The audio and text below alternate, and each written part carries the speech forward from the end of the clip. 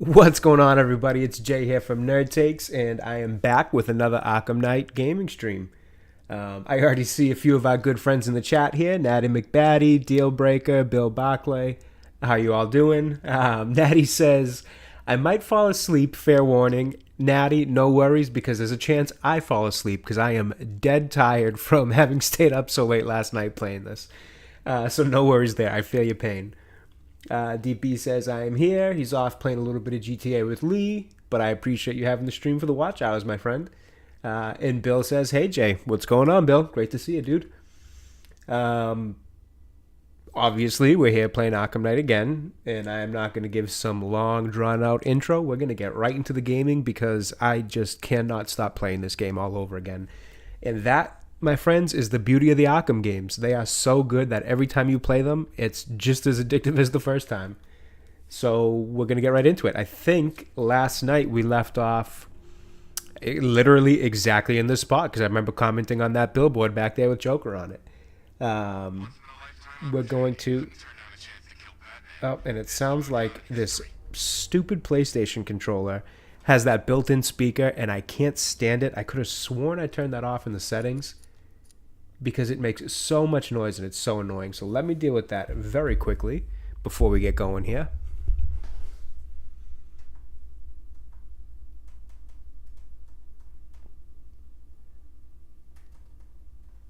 Okay, should be good now.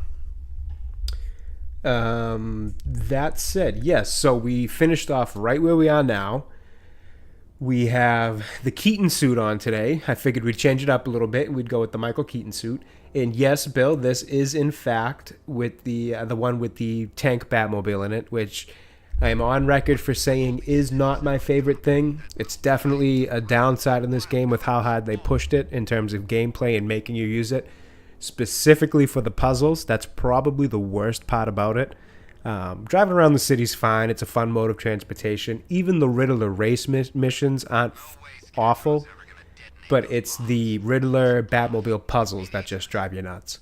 But it is a good game. I do love it. Everything else about it I think is great. The look of it, the mechanics, the fighting, the combat, obviously, the gliding, the gadgets. I mean, so much about it is great. The characters, the voice acting, I could go on. But yeah, so the biggest downside of it to me is the Batmobile puzzle missions and the kind of forced nature of it. And then on top of that, the story isn't as good as the first two games. Or even probably it's not as good as the third game, Arkham Origins, to be honest with you. But as I've said in the past couple streams, it's been a while since I've played that one, so I can't totally remember it. But Natty will be quick to remind everybody that it is a very good game as well in its own right. So that's when we'll be playing again soon, too. Exactly, Natty. If I start now with the just one thing, maybe I'll end up closing the stream before midnight tonight, but we'll see. All right, with all that said, assuming that mic and audio all sounds good on your guys' end, and please feel free to let me know if it doesn't, we're going to get right into this. The first thing we're going to do is get this, what do you call it? No, see, here we go. I'm already indecisive on what I want to do first. I should probably get the Batmobile over here, which means I have to open one of these bridges. I want to say it's this one. But before I do that, why don't we just do the Simon Stagg missions, because I absolutely hate this airship. I always have. And I kind of just want to get it out of the way. And I didn't want to do it yesterday just because it was kind of late in the stream and I didn't feel like dealing with the silly little, like, gravity puzzles that they have in it. So we'll just go ahead and do it now and get it over with.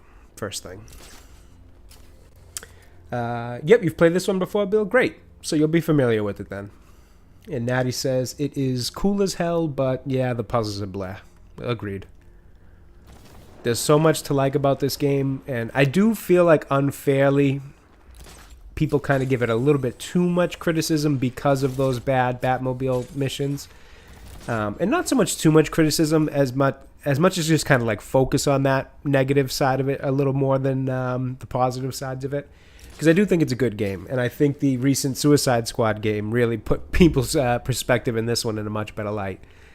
But, you know, you shouldn't always wait for something bad to improve the way you think about something, you know, something else. So It's definitely a critical point of this, but I do still love this game.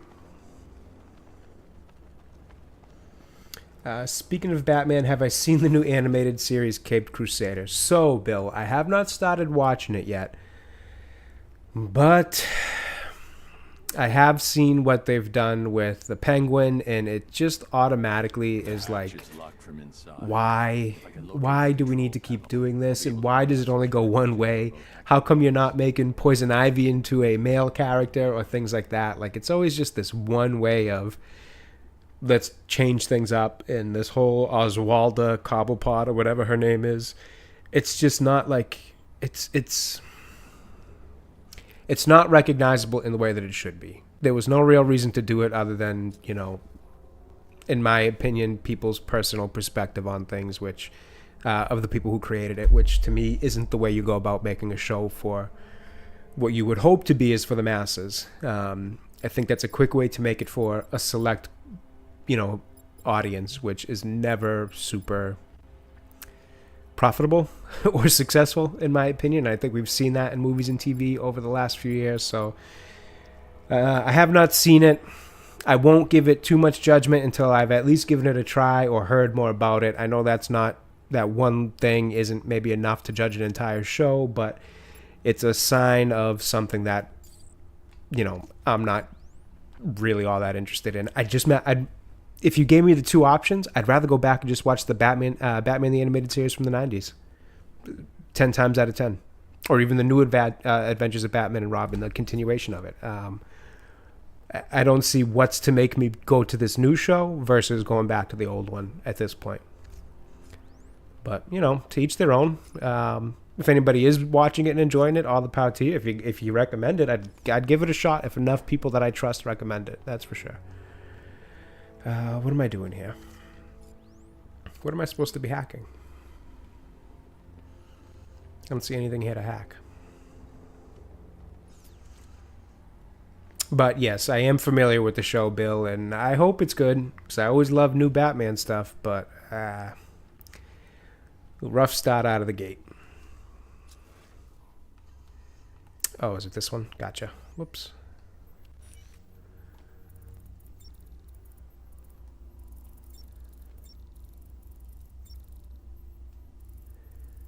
Biochemistry. Easy enough. Every time I see one of those male to female things, in terms of the swaps Natty's talking about, I think that one segment of SpongeBob where he has the number one. Yeah. Mr. Krabs says he wants the hat back and claims it makes SpongeBob look like a girl. SpongeBob replies by fluttering his eyelashes and asking, "Am I a pretty girl?" No.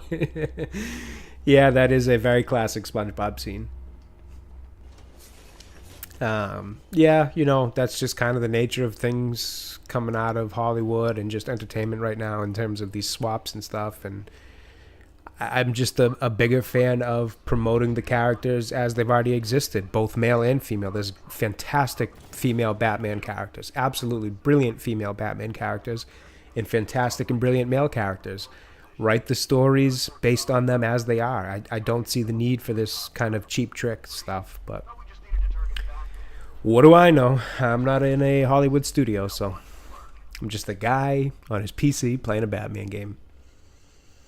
The Penguin live action show, I believe, is to have Pattinson appear in it. That'd be really cool. I will say, I saw the trailer for the Penguin live action show, and as far as these Batman adjacent kind of TV shows go, even though we've really only got like a couple of them. We got Gotham, which was, it was like a guilty pleasure watch for me. I know Gotham wasn't a great show, but I did kind of just like enjoy the ride with it. It was goofy. It was out there. It's one of those things that's not great. It's honestly kind of bad, but I did still enjoy it. And then there was that Alfred Pennyworth show that I didn't actually watch, just because I honestly wasn't interested in it. No real reason otherwise. So as far as these kind of Batman adjacent shows go, I think this Penguin one looks really good. I even like the idea that they're using, obviously they're going to use Colin Farrell's version of the Penguin since it's based off that, but I love the idea that, he was so his performance in that movie was so well received that they wanted to give him a show, because I do think he did a fantastic job as a very different kind of penguin. Usually we kind of get that penguin who's, got more of the British accent and kind of has this air about him that he comes from money and wealth and a family of wealth and all that. So this kind of like mobster version of him in Colin Farrell's take on him was actually really interesting. Get the drone pilot here. Which one's the drone pilot? You are. But yeah, I'm excited for that one. I think it comes out in September, so I'm very interested in that.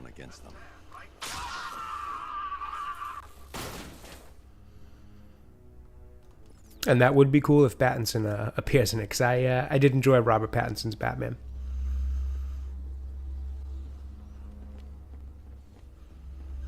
I'm not going to be able to go this way yet, I don't think. Loved Pennyworth. It was much like Peaky Blinders, really. Kind of cool mobster London style. Interesting. Yeah, I had nothing against Pennyworth. I just kind of like didn't end up watching it, but in terms of... Oh, here's Joker, so I must be having to go this way. In terms of, not having watched it, it was really just because I never got around to it. It wasn't any kind of hard opinion either way. Oh, yeah, DB. Let's see if we can get a good look at it here. We got the great suit going. The no neck movement one. Although they did fix that in this game, which is nice. But, yep. We're going with the Keaton one today. I'm going to try to switch it up stream to stream. Yesterday, I forgot to download some of them. And by the time I started the stream, I really didn't want to go through that process. So each stream, we're going to try to work in a different suit. Today's theme is 89, Michael Keaton. All right, so what are we doing here? I think I got to hack something over here. Yep.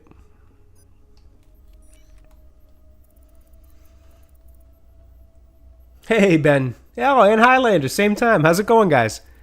Great to see you here, as always, my friends. What's this one?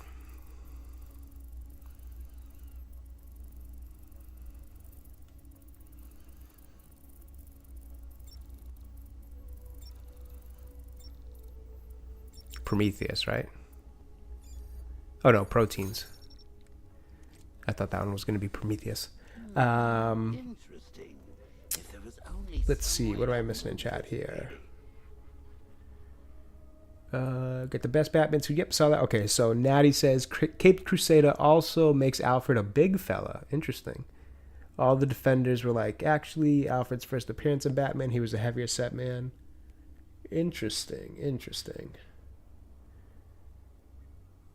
I mean, the thing about like comics and just entertainment in general, it's so visual based, from movies to TV to comics to, whatever. Outside of like books where you're really kind of using the descriptions from authors to kind of try to recreate images of what you think these characters might look like in your head when they don't have pictures. So much of this stuff it's visual mediums, and we get, for better or worse, we get locked into what things or characters generally look like. So when you try to make these changes, yes, there might be a comic line somewhere where so and so looked different in this kind of way, but again, it's when you make shows like this based off IPs like this, it should be about making something that the masses will like.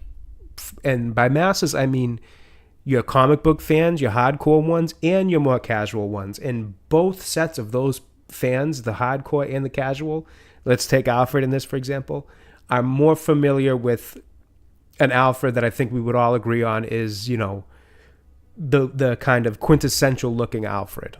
If you want to make him look different, good luck. If it works, great. If it doesn't really have an effect and the core of the character is still there, fantastic, great. But when it doesn't work, you can't just turn around and say, oh, it's because these fans are this, that, or the other thing. I mean, you made the decision to go against the grain of what people recognize these characters are. So if it doesn't work, you have to kind of own that. I'm sorry, but there's no two ways around it. And if it works, fantastic, great. All the power to you. You pulled it off. But if it doesn't, I'm sorry. I don't know what to tell you. Ben Dover says to Daddy, hello multiple times today. Yeah, Ben, I think this is probably like our third or fourth time seeing each other in the stream today. Dealbreaker says he's got the 89 Batmobile Lego set. Fun build. Funny thing you mentioned that, Dealbreaker. Because of Az in all his Lego sets, I recently had asked my wife if at one day, instead of doing, because we like to do puzzles and things like that every so often when we're a little bored and, don't want to do the normal stuff. I asked her if she wanted to do a Lego set sometime, because I've never in my life built a full Lego set. When I was a kid, I wasn't super into Legos. Obviously, as I got older, I never got that into them. So seeing Az and the fun he has building his Lego sets made me want to kind of give it a try. So I do want to pick up something cool, sit down with the wife on a rainy day or something and see if we can build something. So maybe I'll take a look at that Batmobile set. Highlander says finishing up his work shift. Oh, yeah, fair enough. What did you say? You had like a couple 9-hour shifts in a row or something, Highlander? Godspeed there, my friend. Bill asks, did you catch the neck reference in a recent movie? Yep. Wasn't that just in Deadpool and Wolverine? Trying to think. I remember a joke about being able to move the neck. I want to say it was in that one, but yes, if it wasn't, I know that it's in something I've seen recently. Natty says Alfred's Pennyworth is based on the 52 TV series. That's his actual first appearance, and it's stuck due to the actor playing. Oh, interesting. I didn't know that. Natty also says, fight me. I'm not sure who that's exactly to, but beware, because Natty's got some bite to her.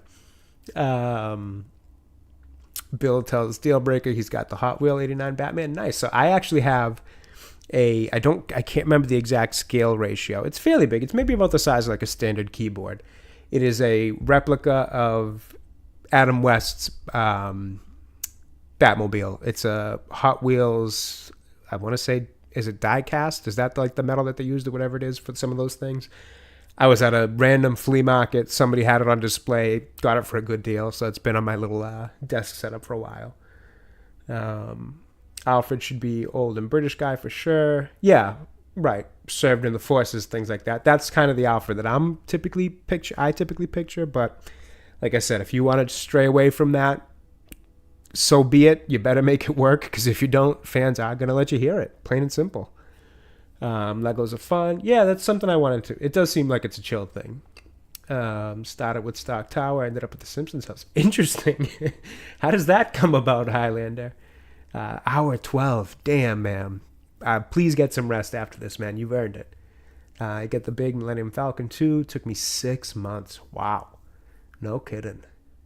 Yeah, that's something I'd like to check out one day, is some Legos. See how fun it is to build them. Not yet, but the Arkham Knight and Scarecrow's forces have moved through this place, killing everyone. They must be there for a reason, sir. What are they planning? Barber's the priority. Stella Maris? I'm going to say Maris. If I'm wrong, feel free to correct me. How you doing, Stella? You're a new name. Great to see you. Thank you for stopping by. Save the whole city. It's what Miss Gordon would want. I'm not losing anyone else up. Is that how you would describe building Legos, Stella? Fair enough.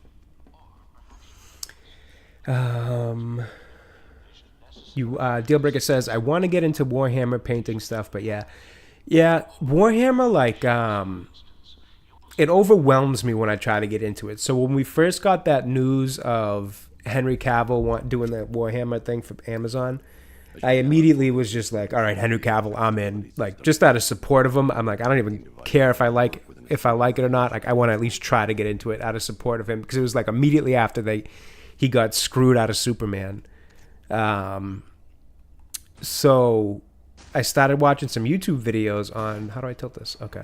I started watching some YouTube videos on Warhammer, and my word, was the lore just like so overwhelming to try to learn as like somebody just trying to get into it now. I mean, my God, they have gone very far with that stuff. So getting into it, I'm not sure if I'll ever be able to in terms of actually playing it and things like that, but the painting of the characters does seem like a really fun little hobby. I don't say little to, demean it or anything. I just mean like, a fun hobby to pick up.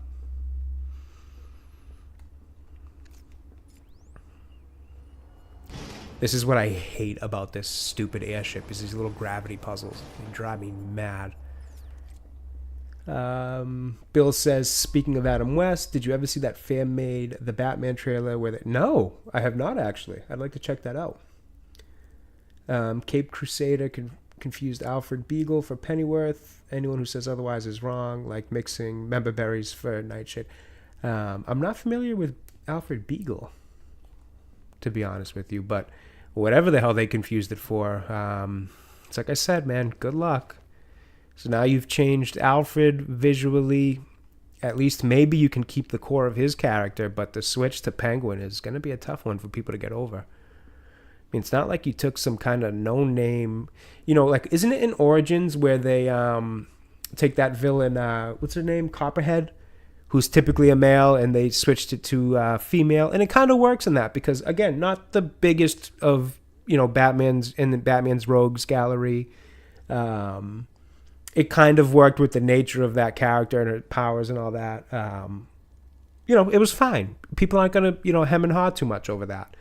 It's when you take something like Penguin, who's such an iconic villain for Batman, that it's like, ugh, good luck. I mean, look at Suicide Squad Kill the Justice League. They just did a similar thing with Mr. Freeze. I mean, again, just good luck.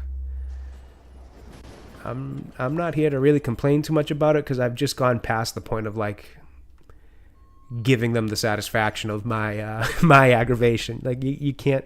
If part of this stuff is to try to drum up that, the rage of fans just so you can get some internet buzz, like you've lost my willingness to participate in that. I'm not going to let your nonsense bother me. And like I said, hey, if it works, if I watch that show and it works and I think, Oswalda Cobblepot or whatever the hell they're calling her is a good change and a good character, then I'll be the first to say, hey, I got to eat my words here. This worked. It was great. Liked it. I just have a hard time believing that'll be the case.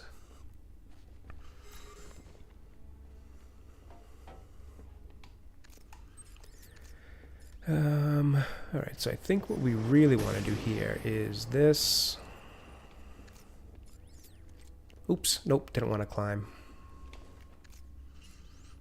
And then we want to activate that and then tip this one out of the way. Yep, that was it. They basically read the Wikipedia page on Alfred and thought, oh, look, yeah. And unfortunately, I think that's what a lot of these writers do. I don't know. And that's the thing. I think it was Star Wars Theory who I heard say this about. Because remember when the actor for, what was his name, Yord in The Acolyte made the mistake of saying Anakin, destroyed the Death Star and all that. He made this point of like, who cares what the actors, if the actors are huge fans or not. It depends on how good of a job they do. And I thought that was a good point. It's like, yes, you would like to know that your actors and actresses kind of know the material they're working with a little bit better. But at the end of the day, their job is to act out what was written for them by writers. So I would say a similar thing with the writers. I would like to think that they know the material, because I do think it's a little bit different where they should really know the material. But even if they don't know it as well as like maybe the most intense fan, have a basic core understanding of it and then write something good. That's what's most important. Even look at Christopher Nolan's Batman movies. They're not complete, they're grounded, they're very different. Bane in his movies isn't Bane in the comics or anything like that. But there was a core kind of understanding of the Batman universe, the world, his rogues, and we got good movies out of it, even if they're not one for one of what they are in the comics. So if you at least have that basic understanding and then you give it a good writing job, you can go pretty far with it. It doesn't have to be, not everything from page is going to translate to screen, but then you have people who just seems like they kind of look up little Wikipedia stuff on these guys, get a basic rundown of it, and try to write, and it just comes out like garbage. What do we have here? He won't last much longer. I need to save him. Sorry, I'm trying to see in chat where I just left off. Basically, I read that one. It's like anyone who slaps on Batman's purple gloves. Do you really know? Yeah, fair enough. I apparently like Batman more than I thought. Yeah, I mean, I think a lot of people do. Once you start talking about something, you find out how passionate you are for it. You kind of realize, like, oh man, I am a much bigger fan than I even thought I was. Bill says, I know they just did a Knight Rider one, but would love to see a Transformers crossover Batmobile 89 action figure. That would be really cool. I'm saying, like I said, Bill, you know, at this point, I'm not the most, I don't want to say I'm not the biggest Transformers fan, because I do like Transformers. I think it's really cool. I'm just not super knowledgeable on them. And even I think that would be pretty rad to see. A Batman Transformer would be pretty damn cool. Was going to say, Highlander says, dude, I'm so tired and been listening to you talk. Just answered this last call with a bit of a Boston accent. Hey, nothing wrong with that. You got to have a little bit of fun at work. James Brighter, how's it going, man? I think you're a new name in here. I don't think I've seen you before. Thanks for stopping by. Says, hey chat, hey bots. Yeah, sometimes when I'm gaming, I play a little bit like a bot, but you know, we do what we can here.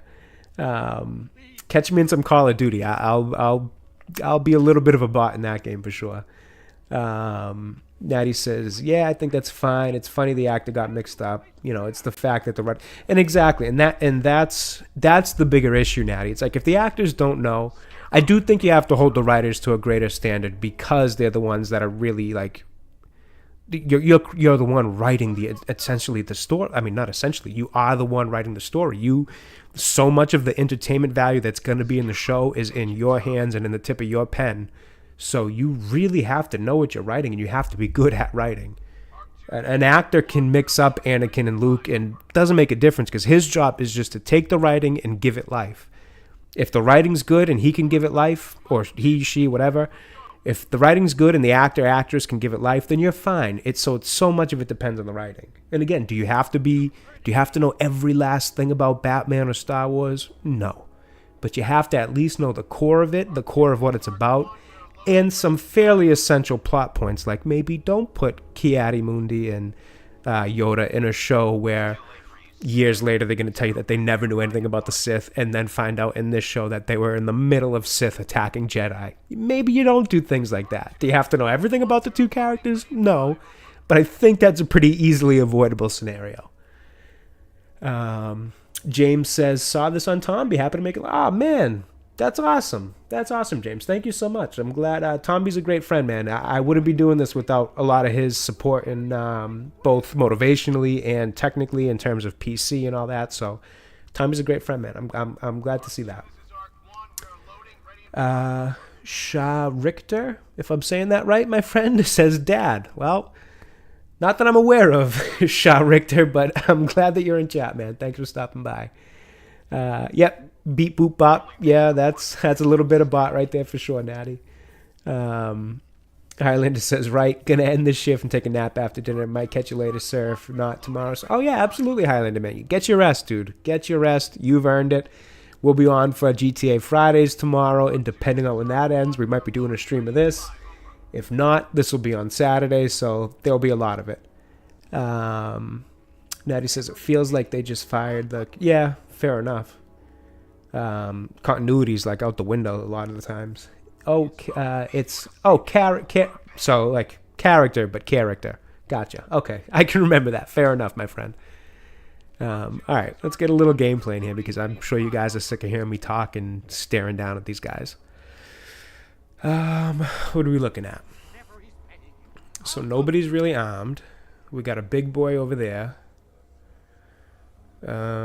Just some batons, which aren't a big deal. We'll take that big boy out by using one of those blue areas, probably that light that he's next to. So what we're going to do is attack this guy in the left corner. That should bring the blue guy over. We're going to stick his head into the light, get rid of him, and then just beat the crap out of everybody else. Sound like a plan? Plan.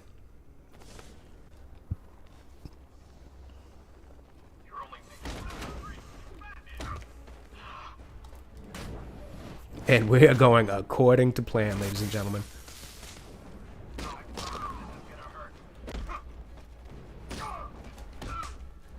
Oh, that was not according to plan. That should have been a 3-person hit.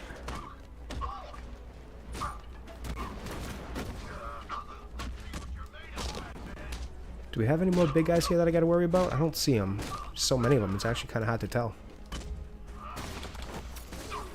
Man, this Keaton suit looks so badass. It's such a good bat suit. The yellow symbol. Oh. Oops. Didn't even take that hit.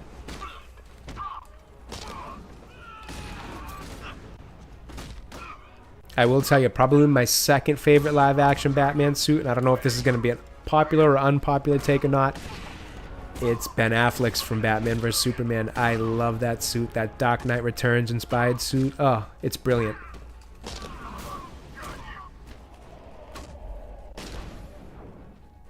All right, there we go. Tell me that was not exactly how we drew it up, chat. Come on now. Oh, like Rick Grimes. Oh, is that your picture there? Character? I didn't even realize that. Is that Rick Grimes in your picture? I can't see. It's so small on my screen right now. DB says, I do need to say something about GTA Fridays, though, and I'm just going to skip to his follow-up, and then I'll get back to Bill and James there. It appears that a lot of people want to join. Like I said, Heist the Captain Force, so we'll have to rotate people on the front. Yeah, DB, that's totally fine, man. I have, even if we got to do stuff like that, I've been doing a little bit of off-stream playing, so I've got like the auto shop set up, so I can, run some things while we're just chatting in the background, just to have some, some visual entertainment on screen while we're all kind of chatting it up. So no worries there. We'll have to do some rotating. I do like the fact that so many people want to join because it makes it such a fun little like community fellowship thing we can do with everybody in the group. So yeah, we'll figure that out. No worries. Would suck if folks are streaming need to sit on us. Yeah, we'll figure it out one way or another though. No big deal there. All right, so back up to that. Under Deal Breaker's first thing about having to say something about GTA, we had Bill saying, loved Batman vs. TMNT, the animated movie, and The Return of the Cape Crusader. So, I didn't realize that had Adam West and Burt Ward. That's one I haven't watched yet. I'll have to watch that.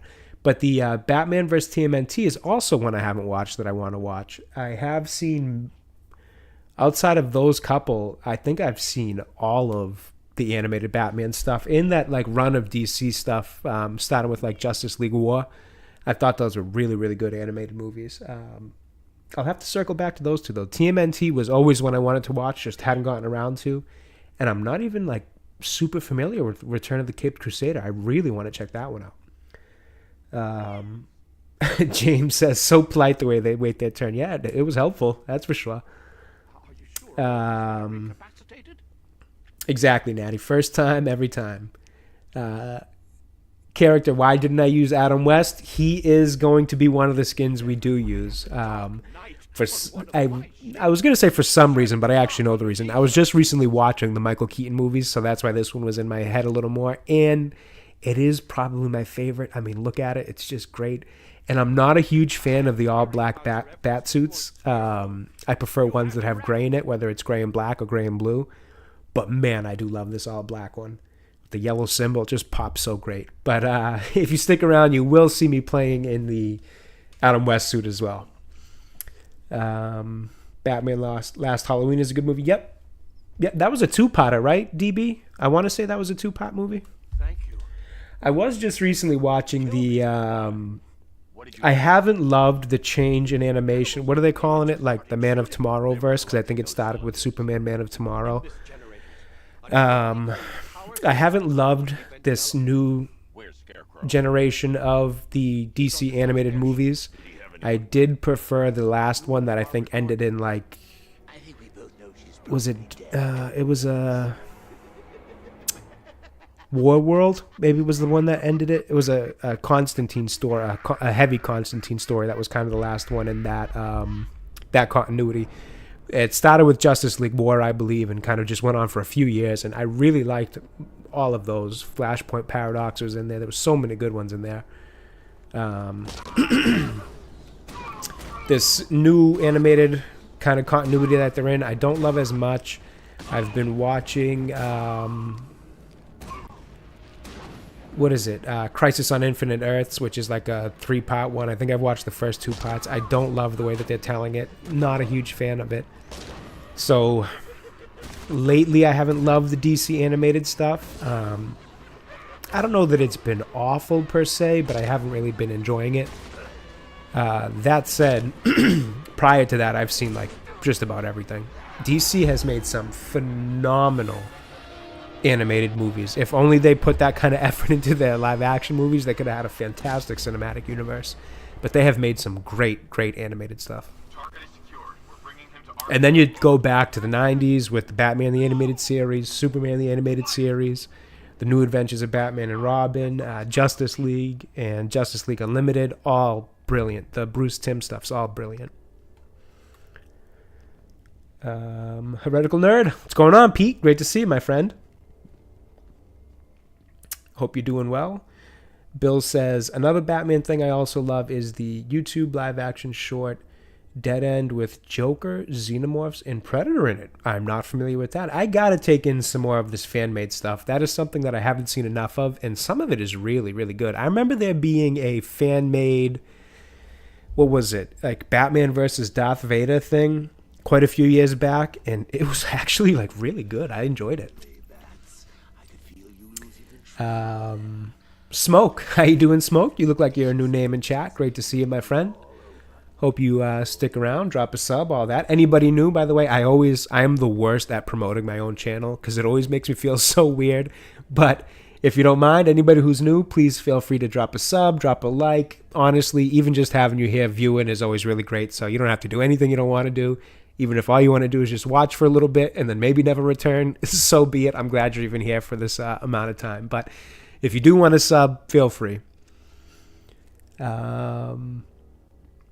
Pete with a nice little hail bend over. All the good people are showing up in chat today. The usuals, as Tomby says, the usual suspects. Great to see you all.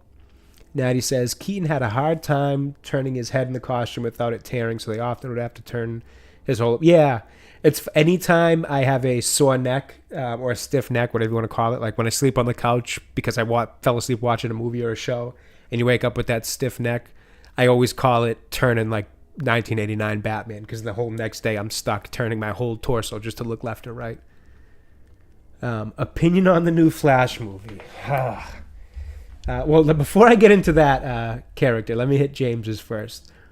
What is your suggestion to watch for the new DC animations? Top 3.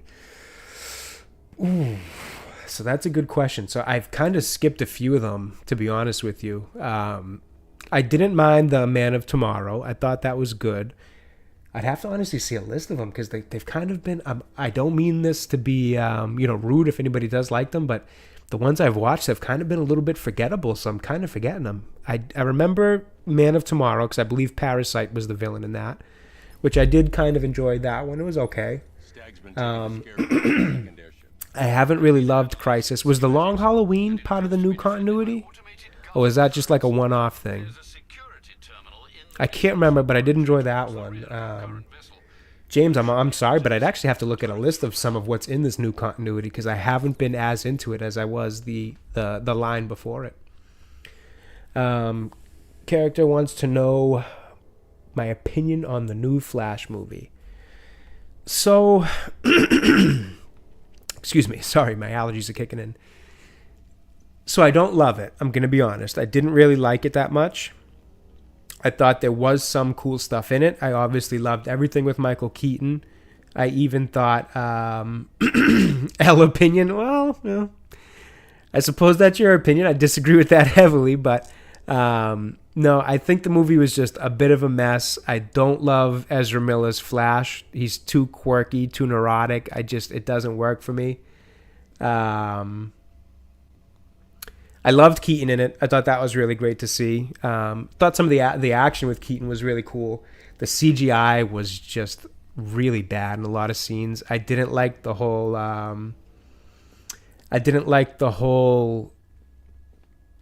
Like him running in a stadium for that visual of the Speed Force.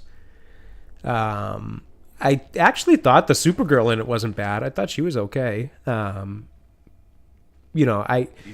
prefer a more traditional Flashpoint story. Even though I thought it was cool to see Michael Keaton back, I just would have preferred, the Thomas Wayne story, all that. But even that aside, I don't want to criticize it for what it wasn't. I kind of want to talk about what it was. So it just, sorry, I have the worst ability to multitask. I'm not going anywhere in the game progress here, just chatting. But,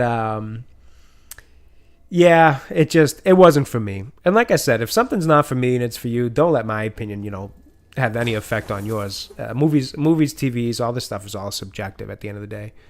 But no, unfortunately, not something I really enjoyed. I just really don't like Ezra Miller's Flash either. I don't know. I don't think he's a good actor. I don't like the way he portrayed Barry Allen. And then there was a little bit of him as a person and the stuff he had going on that was kind of difficult for me to kind of just look past.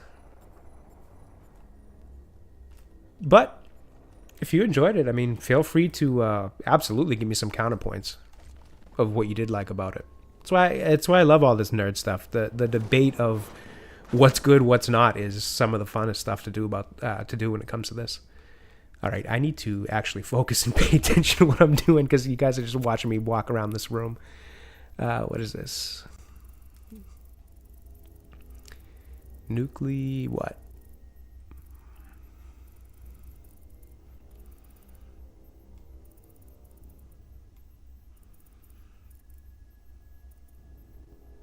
Where does this want to settle in? Okay, there's one.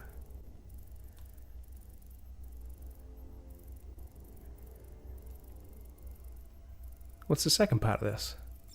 There we go.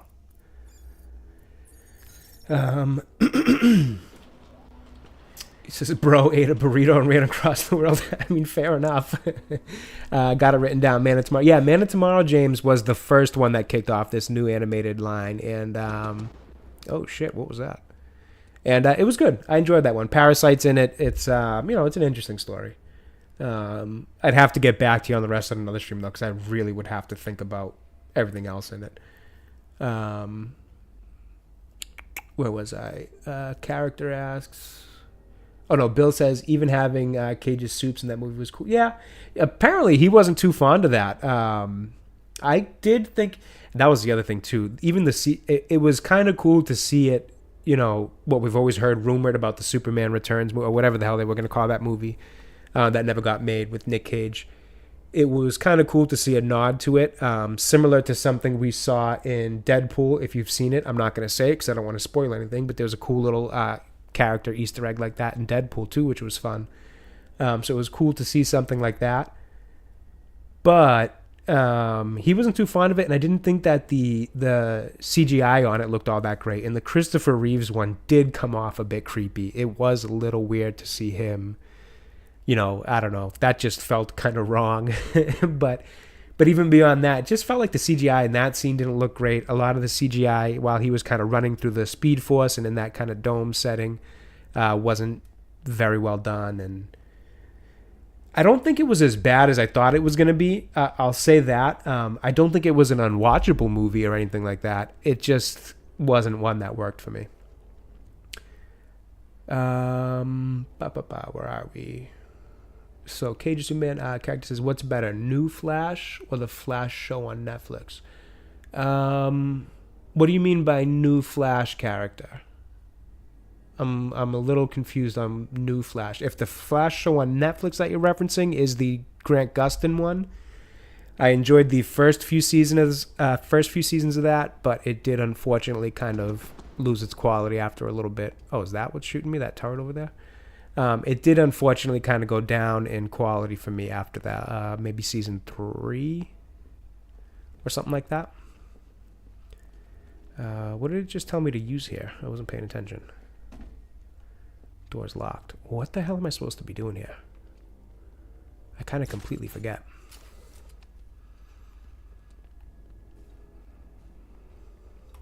All right, maybe my bad vision will help.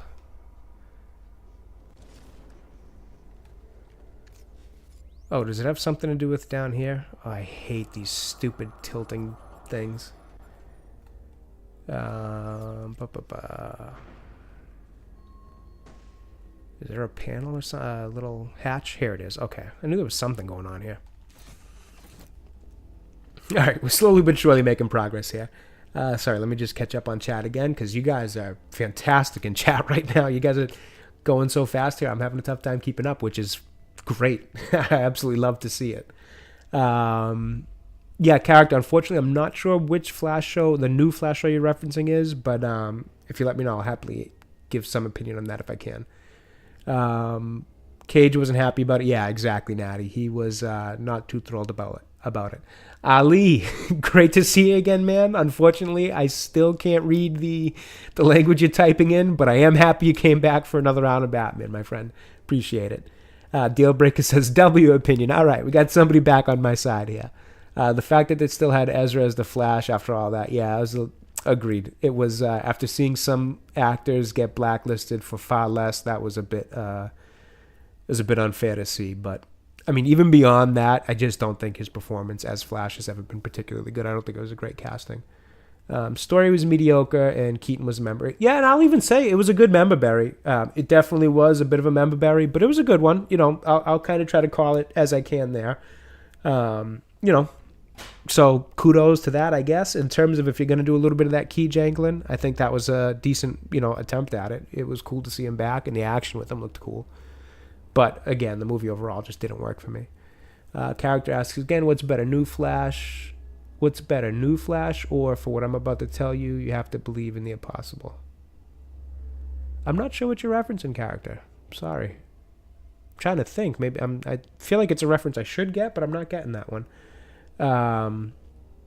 Bill says, FYI, I would love to see the Batgirl movie get leaked sometime. Yeah, I kind of honestly, between the idea of wanting to see more of Keaton back as Batman and just being really curious of what that product was, seeing as it was enough for them to completely can it after having been finished, I definitely would like to see that as well, Bill. Dealbreaker agrees.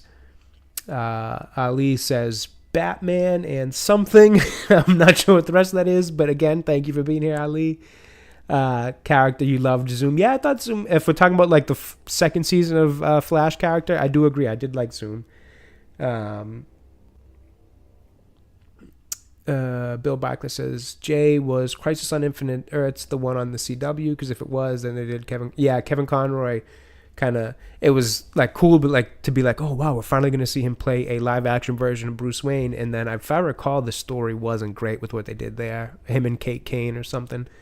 I kind of forget. But the Crisis on Infinite Earths was the CW one, Bill, but they're also doing an animated one right now in the new continuity of the DC animated stuff. I think they just released Part 3 recently, actually. Anthony Jameson says, hi. What's going on, Anthony? Thank you for stopping by, my friend. You're a new face. Or I always say new face, but you guys know I mean. A new name to see in chat. Much appreciated. Character asks, what did Ezra do? For the sake of not wanting to venture into stuff that YouTube probably doesn't want, YouTube's tough with kind of the things you say on streams and stuff like that, and even in videos. So unfortunately, I don't want to go into it. I know people have covered it in YouTube videos, but its channel is much bigger than mine that probably have a better chance at standing up to YouTube pushing back on them for what they talk about. So unfortunately, I don't really want to talk about it on stream just to be on the safe side of my channel character. But if you, if you look it up, there was some legal issues that he, leading up to the release of that movie that he got himself into that weren't great. You've seen actors kind of lose roles for less, from Johnny Depp to, even guys like, recent stuff you've seen with Jonathan Majors. It's been interesting to see.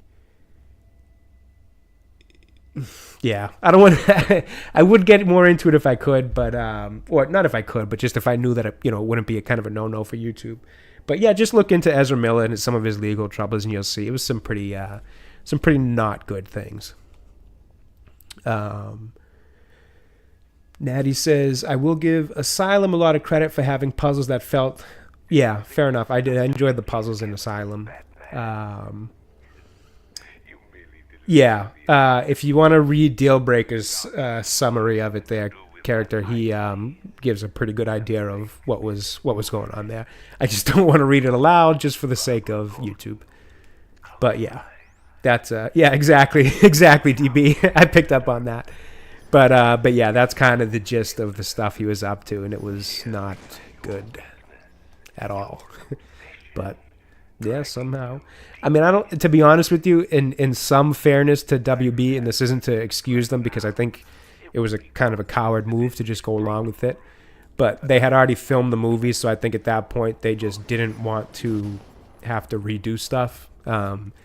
Obviously, they've kind of distanced themselves from him since then, and it doesn't seem like he'll not any longer be the Flash.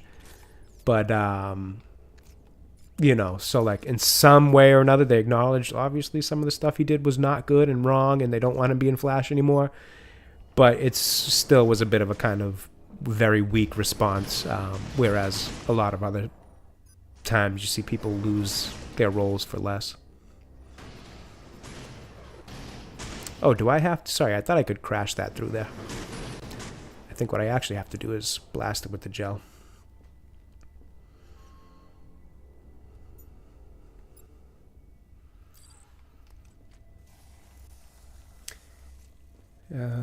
If I remember, this game has a detective mode in it, kind of like... Yeah, he does. This is it, Bill. You get this kind of like bat vision.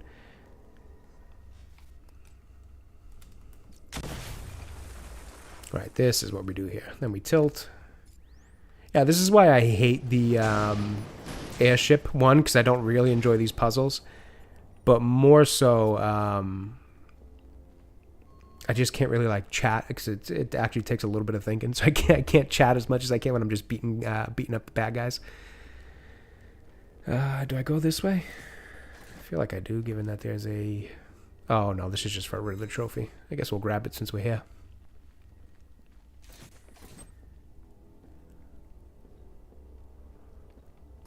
And then... I should stand clear of the containers before tilting the airship.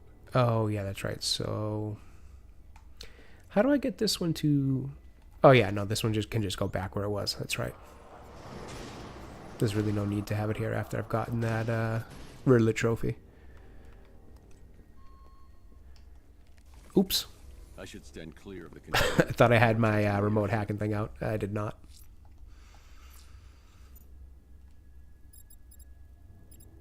Where is it? There it is. Ugh, smoke pellet, come on.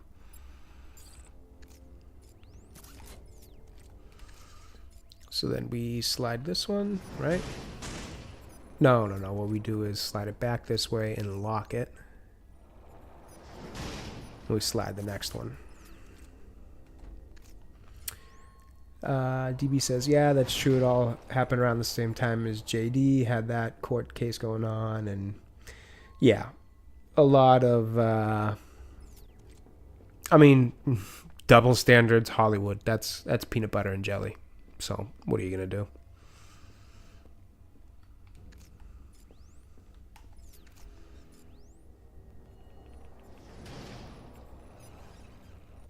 Why is this one? Why is this the stop over here? God, I loathe this mission. I just find this to be so not fun.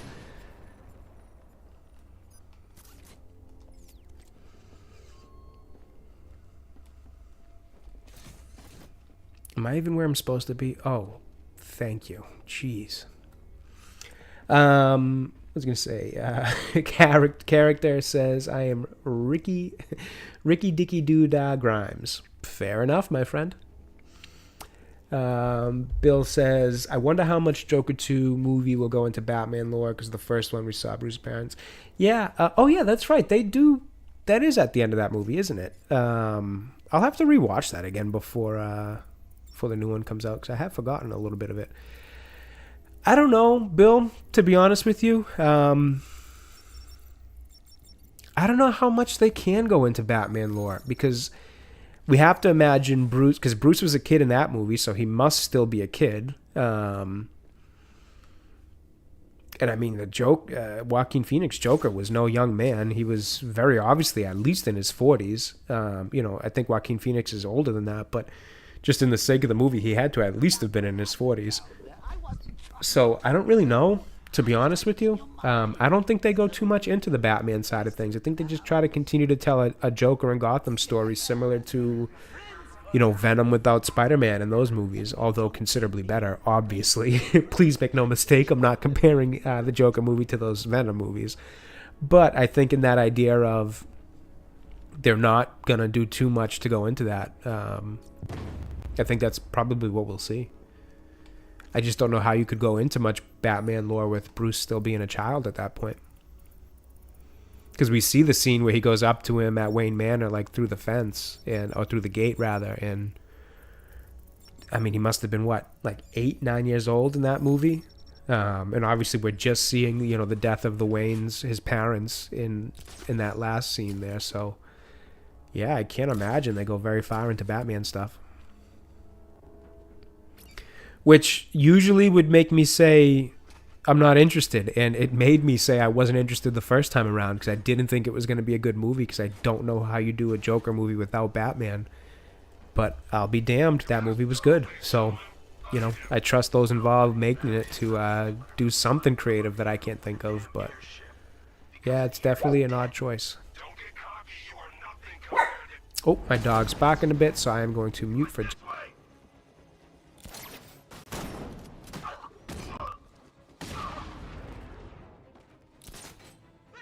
Okay, sorry about that. Dog was barking, and I'm sure nobody wants to listen to that. Oh, and it got me distracted. It's alright. He's a good boy, so no big deal. We'll forgive him. He was just alerting me. Good little watchdog. Joker 2 will be fire. I love the movie. You will love it. If you are still reading some... That was a good one, character. That was a good one. No, I do think it'll be good. I trust Todd Phillips. I trust Joaquin Phoenix. He's a phenomenal actor. And Lady Gaga, for as much as I'm not really a fan of her, she's a talented actress and a talented singer. So I do think it'll be a good movie. And yes, character, I have a bit of Ron Burgundy syndrome. If you type it, I'm typically going to read it. So I do my best to slow read it to make sure nobody sets me up for failure.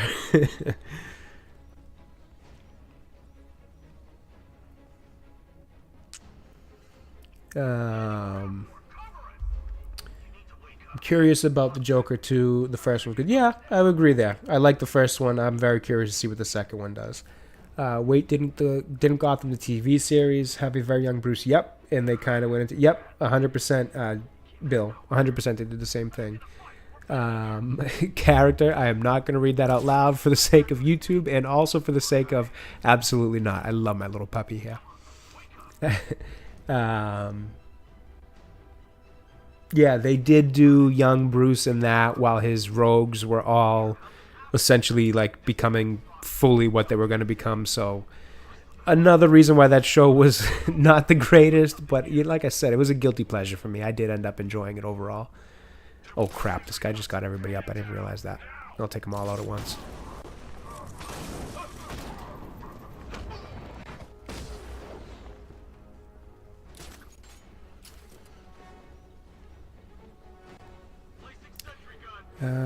All right, who else do we have here? Let's start with this guy since he's on his own here. He should be easy to get. Oh, I guess he's not totally on his own. We got one guy over here, so why don't we wait for you to go? Take you out. Come on, do the ground takedown. What are you doing? Oh, see, that's what happens when the game glitches. Took forever to do the ground takedown. Oh my word. I blame the game for that.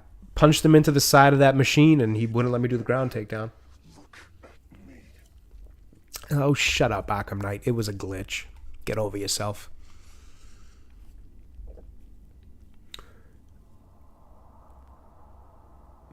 And Bill, to your point about Gotham and that Bruce, that was one thing I never really cared for with the Joker story that they told in there, because the Joker Batman creation is like not synonymous with each other, but it's you know, in the stories that I like at least, which is Killing Joke and Batman 89 actually, for example, while we're wearing the suit, Batman is what creates the Joker.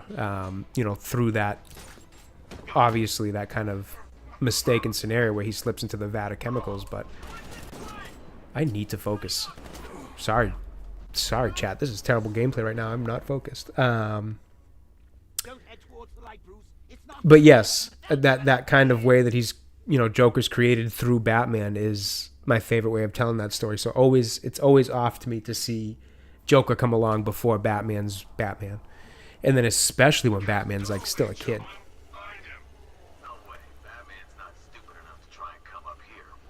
Yeah, they went with the Jack Napier route and all that, but you know that was essentially what they were kind of aiming for with that telling of the story, was a bit of that what do you call it? That Killing Joke. Sorry, name was slipping my mind. That Killing Joke story. All right, now let's take this guy out. And then let's zip out of here immediately, because that guy is going to see me. How did he not see me? That's a time when the game glitches in your benefit.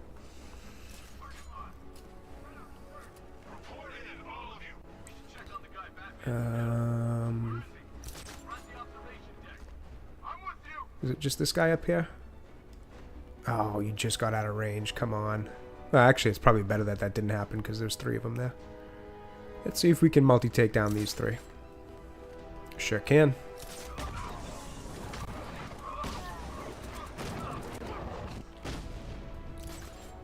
This is the way it should have went down the first time, but was not nearly focused enough. We got one here.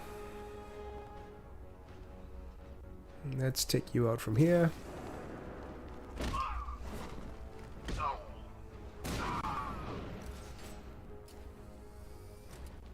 How many more do we have in this room? Oh, just the one.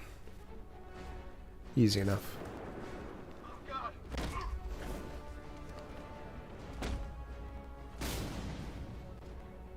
Now There we go. the way, I can use that console to disable the airship's defenses.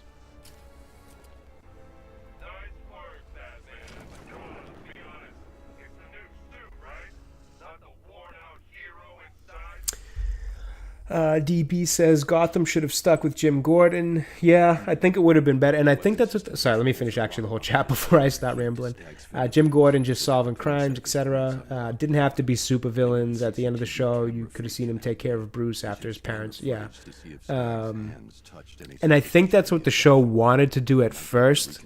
But the more they touched on Bruce Wayne's story, I feel like the more they felt either obligated or just compelled to try to tease us with more of that Batman stuff. And it just didn't work. Like, if you remember some of those episodes with him and Selina going off, trying to go on adventures, and he built his own little Batmobile out of like a Ford Mustang. It just... Oh, I think maybe Alfred trains him a bit. And it's like, it wasn't working. It was too much of a, a kind of force of wanting to be Batman, a little too Batman adjacent. Or I guess actually a little too little of being Batman adjacent. You know, the show started with being a show that was in the realm of Batman, but not. And then the more you saw Bruce, the more they kind of tried to make it about Batman, which it just wasn't working, because Bruce was, 14, 15 years old in that show, if even. It just didn't work.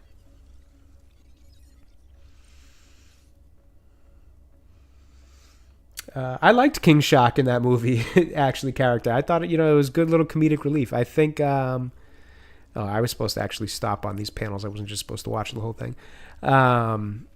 I think that was another case of James Gunn being very good with making kind of these quirky, odd characters likable. I thought King Shark was funny. I really liked the second Suicide Squad movie, actually. I mean, when he can take a giant starfish and make it relatable, because that last line in that movie from Starro was brilliant. It's that little line where he kind of just looks sad and he's like, "I was happy, floating among the stars, peaceful." It was such a brilliant line, because it gave a sense of humanity to this like bizarre creature. I mean, obviously Starro is a crazy creature to have put into a movie, and a hard one to sell to your normal audience that isn't big superhero fans, that don't know who Starro is. So to give him that little shred of that little time, more than just a shred, that little bit of heart, that little bit of humanity was really good writing. I really liked that little line.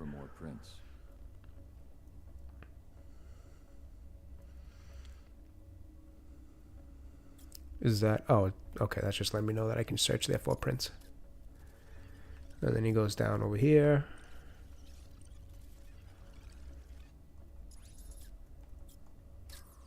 He touched that railing when he steadied himself. I should find more prints. Ugh, I hate this I was gonna say Starship airship mission.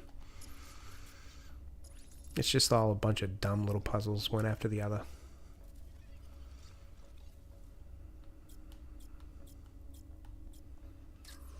Stagg left a handprint near the exit to the room. Yeah, Rick, I Might know feel where like Stagg that left his is prints. a fairly Now I common just have to take. scan those locations. I think King Shark was very likable in that movie. Oops, that's not what I wanted to do. I'm supposed to follow this guy's prints.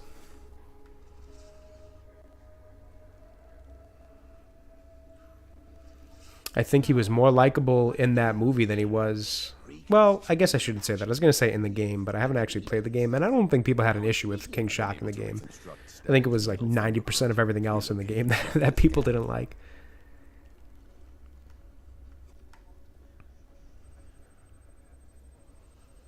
I've completed reconstruction of Stagg's thumbprint.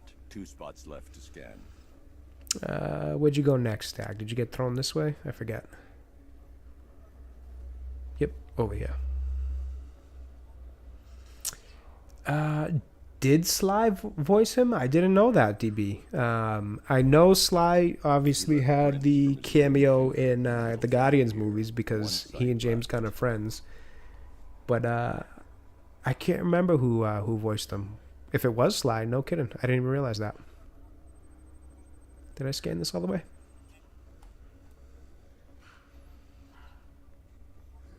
What do you mean no evidence? His hand is right here.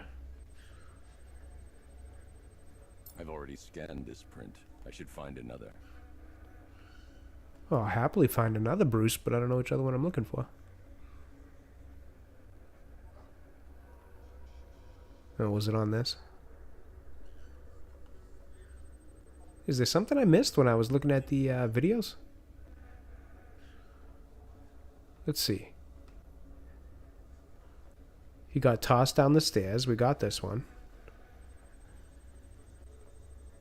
I've already scanned this print. I should find another. And we got this one. Right? I've already scanned this print. I should find another. Okay, I'm missing one of 4. Oh, it was this one. I didn't even see him because all these little bodies here completely threw me off.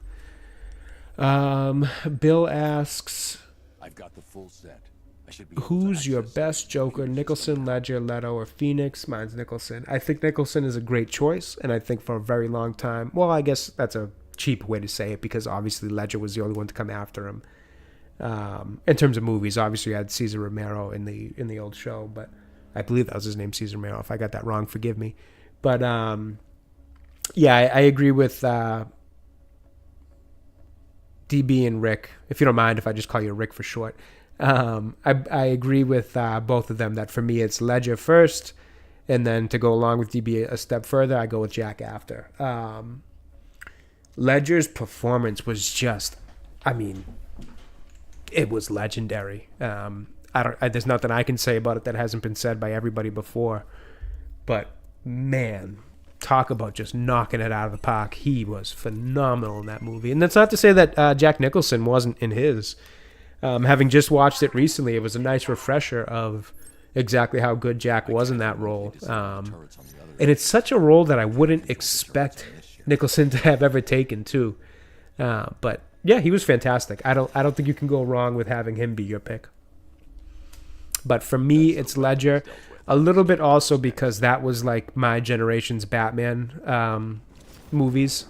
You know, it's just kind of like that the way that movie took over that summer of '08 was crazy.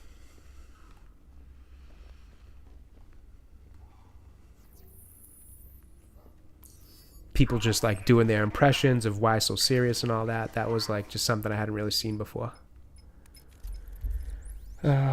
Jack did the comical side, but yes, exactly. Heath really hit that psychopath, anarchy, you know, he had his dark sense of humor. It wasn't as kind of animated as Jack Nicholson's was. I think Jack's was a lot more animated and kind of in the light of, you know, a Joker from the comics, whereas again, this is part of Chris Nolan's directing. It was a more grounded attempt in The Dark Knight.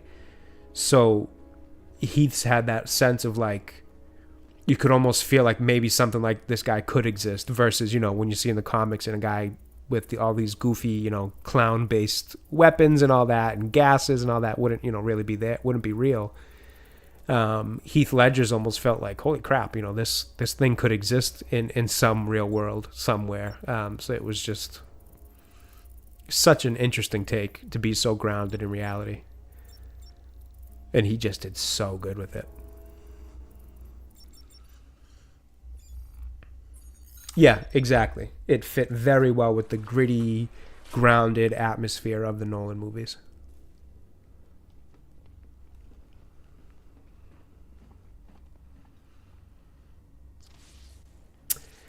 So it's funny you say that, Bill, because I would say that like my two favorite versions of, I mean, my favorite versions of either Batman or Joker probably come from that Batman the Animated Series. That version of Bruce and Batman from Kevin Conroy's voice acting work, along with the animation style, that like kind of Art Deco style of look, mixed with Mark Hamill's voice acting, and the animation obviously was in the same show, so it shared that same great animation. But they're two of my favorite versions of either character. They're just phenomenal. All right, do we have a big guy down there? We've got a healer. I feel like that guy behind that bat logo might be a big guy, but I can't tell. Pretty sure he is. So what we're going to do is test that theory by taking this guy out first, so we can get close. Oh, nope, regular size guy. Why was I not allowed to do this? Maybe because he had the electrical field around him.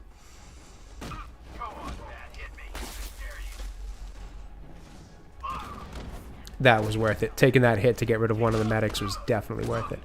Now, while they're all over here... Oh, he got to me first.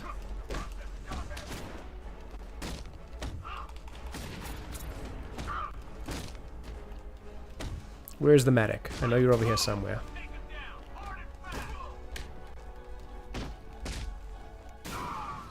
When do you come closer? There you go. See ya. Yep. Hamill voiced Joker in these games as well. And Conroy's Batman as well. So this is actually another favorite version of Batman and Joker for me.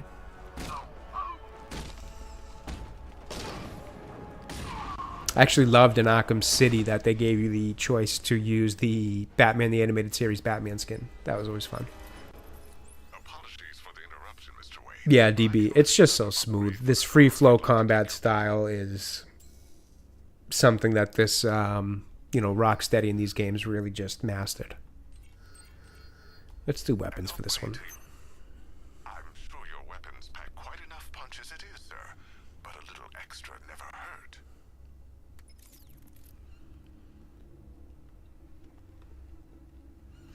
All right, let's open this up. And by the way, chat, you guys have been phenomenal today. I've very much enjoyed this conversation. I love talking nerd stuff like this. Obviously, I mean, that is the basis of the channel, but you guys have been awesome. To the point where we are an hour and 17 minutes in, and we're still stuck on this airship just because I've had more fun talking to you guys than I have playing this game, and that's saying something because I love this game. Now let's go kick this guy in the back of the head here.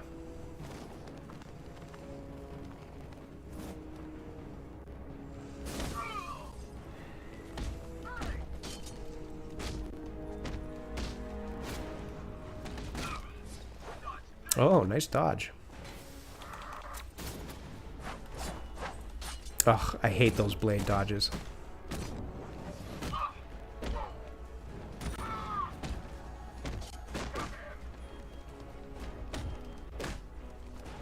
And this is the thing about this game, DB, is that I know everybody criticizes it for its overuse of the Batmobile, which just isn't very fun game mechanics, and I don't disagree that they're not. But everything else is still a really good entry into the Batman games, the Arkham series. How come I'm not getting that last dodge? There we go.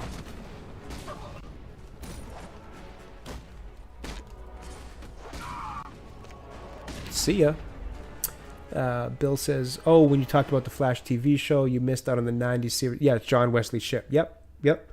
Which, funny enough, had Hamill in it as the Trickster. Yep. And so he reprised his role as the Trickster in Grant Gustin's Flash as well, where John Wesley Shipp was also obviously in that show playing Barry's dad, and then plays the other Earth's Flash of Jay Garrick and all that. I can't remember exactly which Earth that Jay Garrick came from, but yep. I actually watched John Wesley Shipp's. I think they only did one season.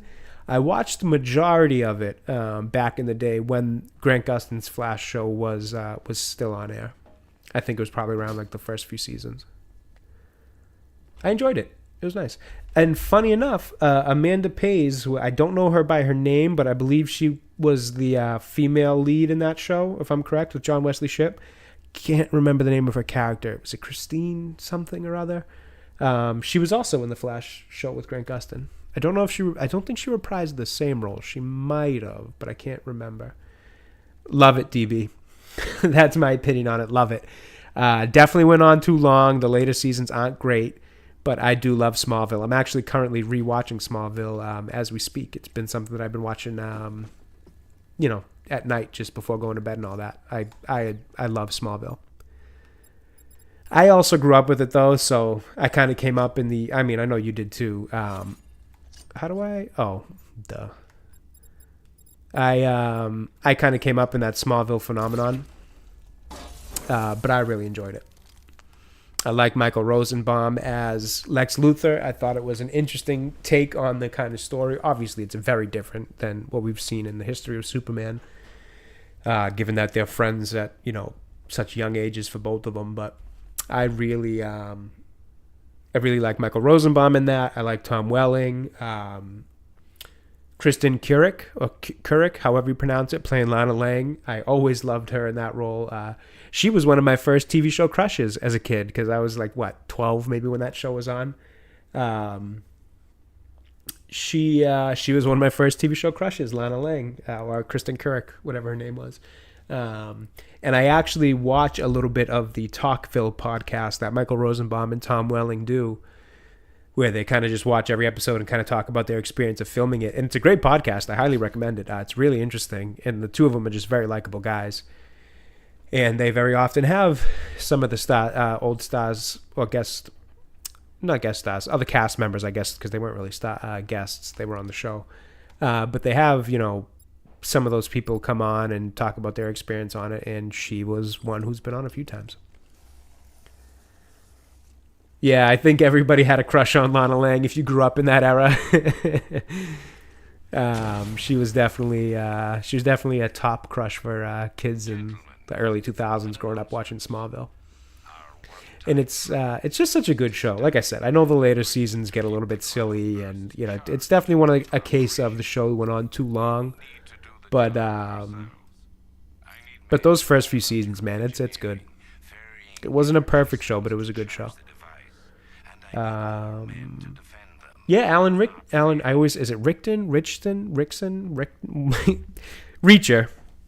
The guy who plays Reacher is the easier way to say it. But yes, Alan, he was a good Aquaman in that. I actually recently stumbled across an interesting interview. I forget where he was. It was like a podcast. It might have actually been with Michael Rosenbaum, because he has that other podcast called like Inside of You or something. It might have been with him, where he was kind of telling the story of how that happened. So allegedly, he obviously got that role to be Aquaman in the Smallville episode that he was in. And they wanted to then go to series with a Aquaman show. And so apparently he wasn't initially cast to be the lead of that Aquaman show. It was kind of like he was up for it, but they wanted some other actors.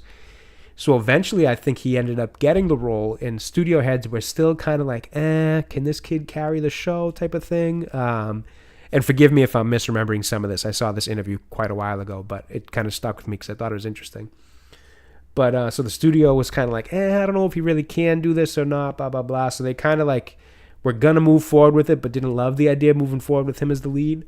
And then I think at like the last minute, they decided to go with that guy, Justin Hartley, who was coincidentally had played Oliver Queen on Smallville. And I think they had done an episode or two together with some team-up episode. So coincidentally, at the time, he was just a bit of a bigger name and a hotter actor in terms of career. So they went with Justin Hartley for a pilot of that Aquaman show, which I happened to catch some of on YouTube recently. I know I saw it somewhere. I don't know. I don't think the pilot ever actually got released.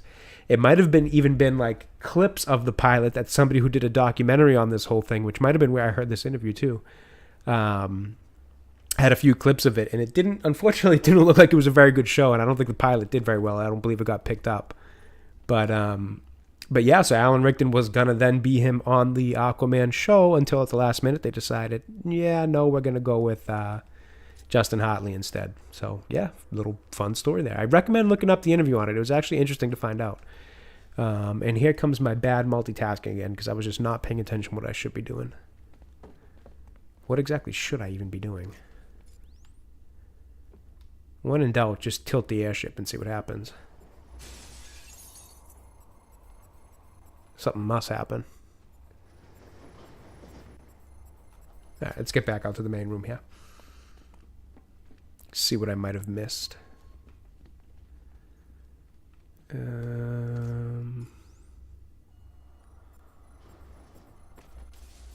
Oh, and there it is. Yeah, see, when in doubt, tilt the ship. That's the basis of this of this entire mission.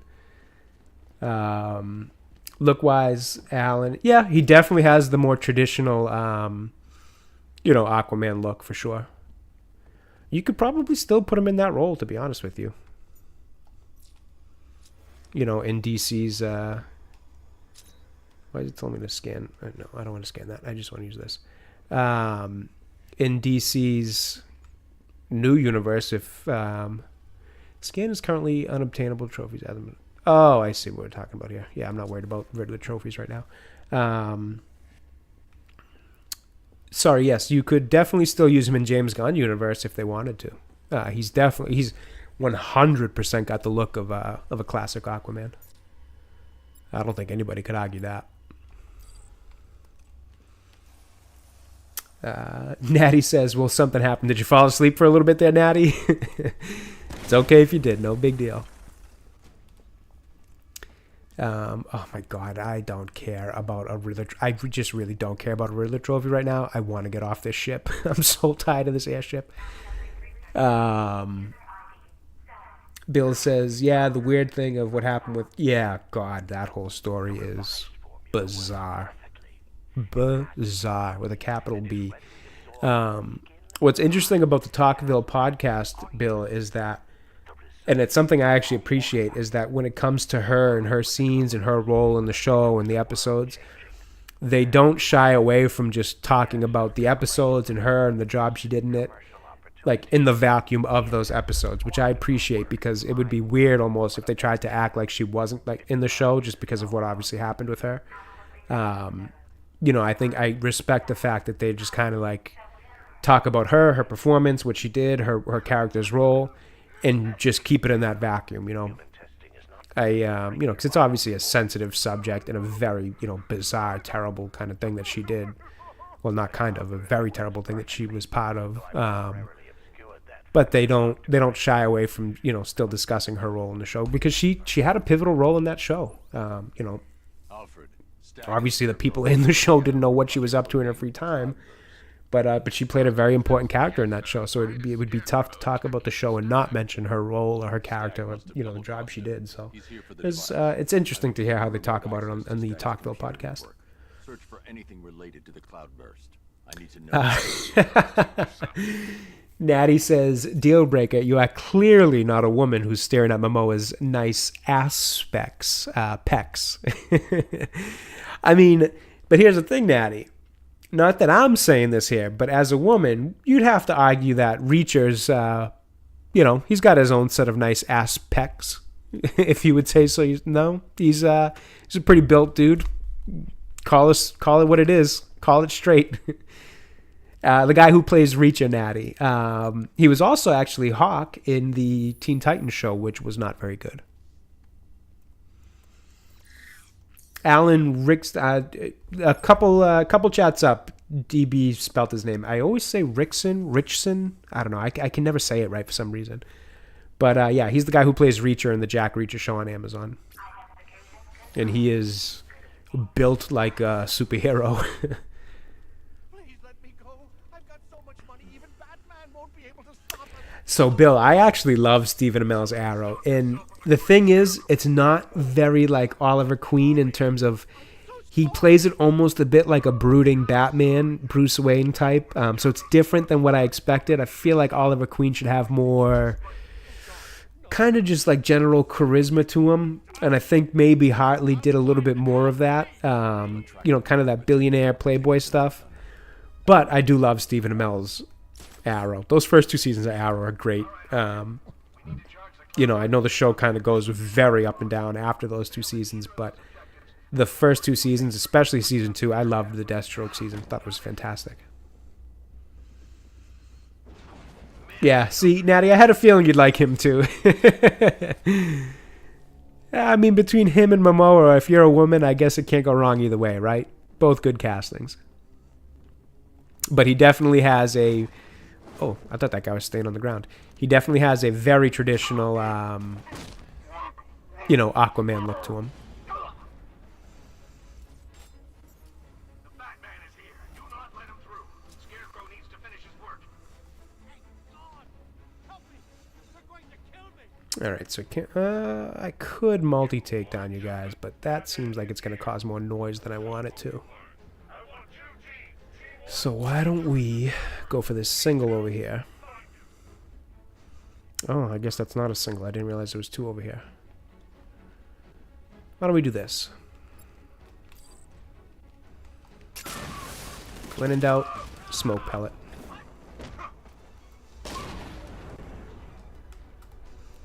Oh, I'm going to run out of smoke here for sure.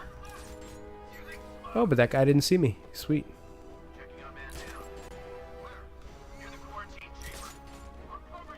And it's only 1, so we'll take you out too.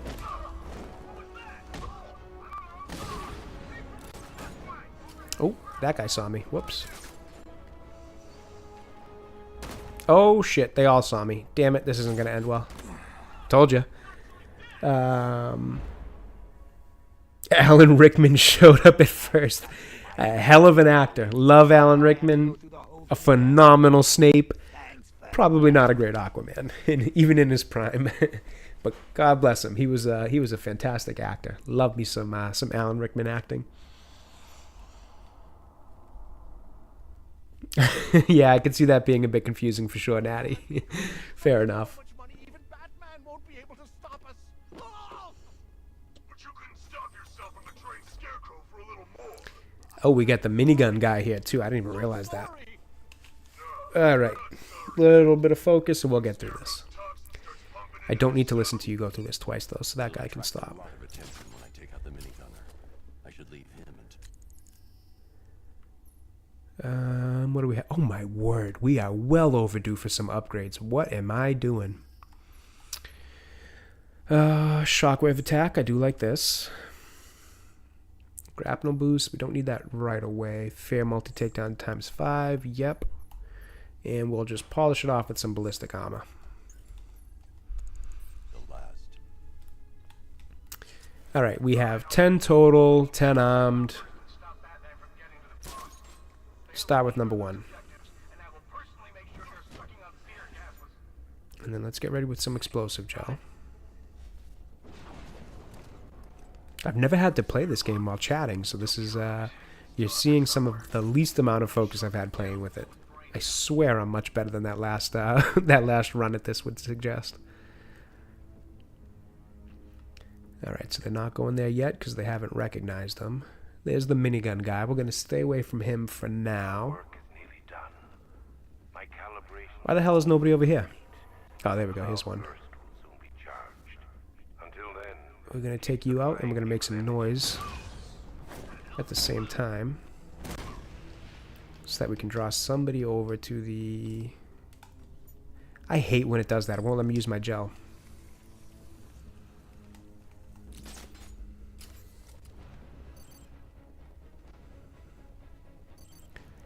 Alright, so we're going to have a couple guys going over here. do not let him through. Scarecrow needs to finish his work. There goes that one. And while they're looking at this, we take out this one. See, there's a whole method to the madness here. We're not going to have time to gel right now, though, so we're going to go back up. Oh, now this guy's over here. Oh, I already exploded both gels at once. That was a mistake. I like the upgrade that allows you to do them individually. It's very helpful. Oh, you little shit. You just threw that right next to me. I don't want to make noise because the other guy's right there. So we'll go silent.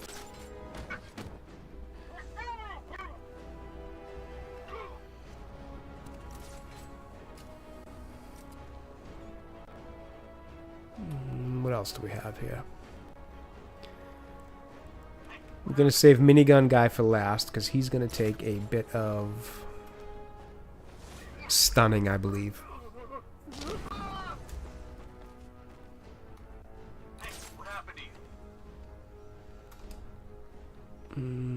I just missed my opportunity for that multi-takedown.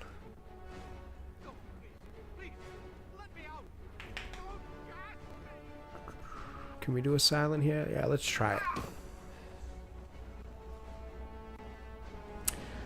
Yeah, I actually like the Telltale Batman game. It's unfortunately one that I feel like I've started and made a ton of progress through like 6 different times, but I've never totally finished, Bill, for some reason, and I don't know why I keep doing that.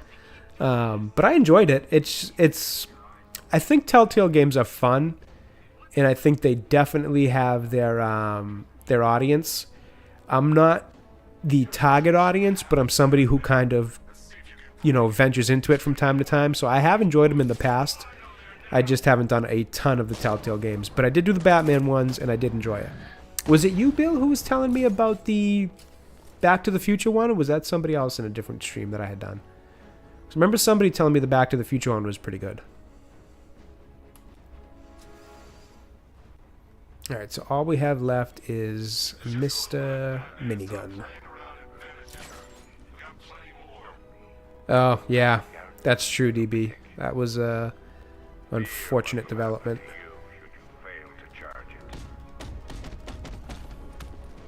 Oh, did he just pop me?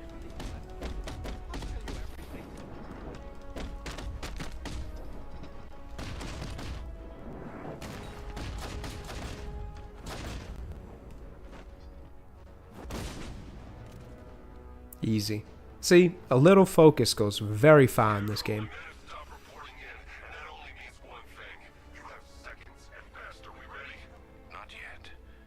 Yeah, fair enough, Natty. They're definitely not for everybody. I didn't think they would be for me until I did the Batman one. I did enjoy that. But mostly, you know, it's the Batman story that I enjoyed. It's a little bit different. The Joker origins in that is a little bit different and all that. But, you know, I did like the Batman ones. I haven't done the Game of Thrones ones or the Back to the Future ones, though. And I don't know that I will, because I do, you know, it is definitely a bit of kind of playing through a movie to a degree. But for Batman, it was enjoyable. Bill says, Jay, can you remember? I believe there was a Batman versus Predator story. Not that I remember, but that sounds like it'd be pretty damn interesting. Natty says, I would rather sit and watch a movie for 4 hours than waste time selecting options. Yeah, fair enough. Fair enough. So where's our first contestant?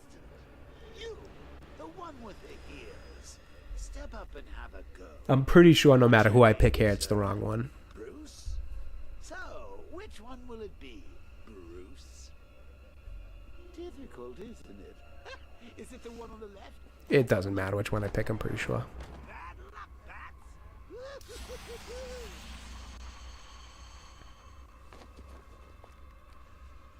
Oh, shoot. Was I supposed to release Simon Stagg from that cage before I came in here? Because I didn't. You're not dying. It just feels like you are. My toxin is filling your lungs, drowning you in your great... Oh, comic book story. What can you see? The city in ghosts. It sounds like that's something that I've heard of before, Bill. I can't say for sure off the top of my head, and I'm definitely not familiar with it enough to be sure. But that does sound like something I've heard of being done before. As I tear your mind apart, Gotham will They really made a menacing looking Scarecrow in this. The whole world will see the fear in your eyes. Then they too will understand. There is no savior. No more hope. No more Batman. Oh, we are up to 389 subs. Thank you for whoever subbed today. Very much appreciate that. Anybody new, if you are enjoying the stream, feel free to drop a like, drop a sub. As I always say, even just a view is fantastic, so I appreciate that. But if you want to drop a sub, we will be doing a lot more Batman games going forward, so feel free. And I do a lot of other stuff, movie reviews, video game talk, TV, all that. So if you are a nerd like myself who enjoys that kind of stuff, feel free to drop a sub for the channel.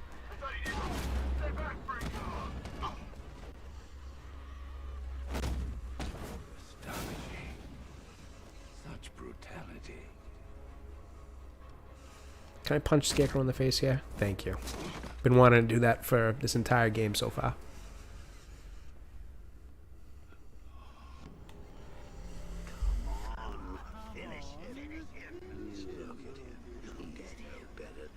DB says, I like Telltale games where choices do have consequences. Yeah. I believe the Batman one did, if I recall. I think they're, they definitely have their audience. For sure.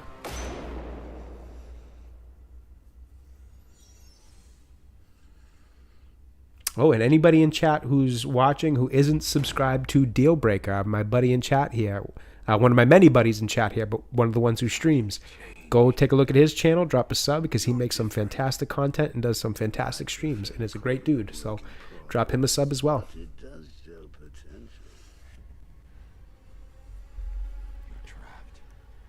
Yeah, DB.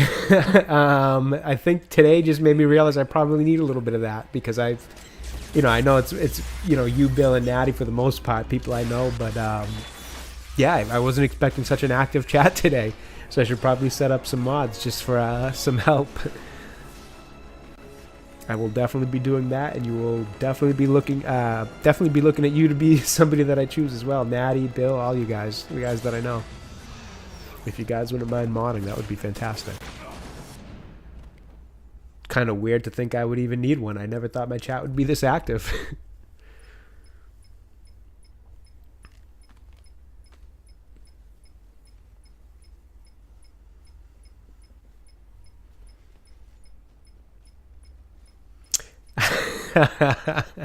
Is it that obvious, Josh? Yeah, you guessed it. The accent tends to give me away a bit.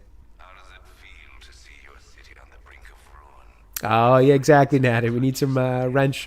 I can never say it. It's such a tongue twister, but yes, if you wouldn't mind. This time, Batman. And now your failure is all but complete. As that final dying breath escapes her body, Bill says, funny thing about Cillian Murphy was that people's choice for Doctor Doom before RDJ got chosen. Yeah, I would have liked to see Cillian Murphy. I think DB had a really good casting in mind with Mads Mikkelsen. I know obviously he was already something else in the MCU, but I mean, so wasn't Robert Downey Jr., so who cares about that? But yeah, I think Mads Mikkelsen would have been a great choice. Cillian Murphy. There's a lot. There's a lot that they could have done, to be honest with you. As much as I say I am not even optimistically, I am cautiously intrigued. Did I not save Simon Stagg, or do I just leave him in that cell? I forget. As much as I say that I'm kind of cautiously intrigued by what they might do for that movie, I think the better call would have been to just cast somebody else.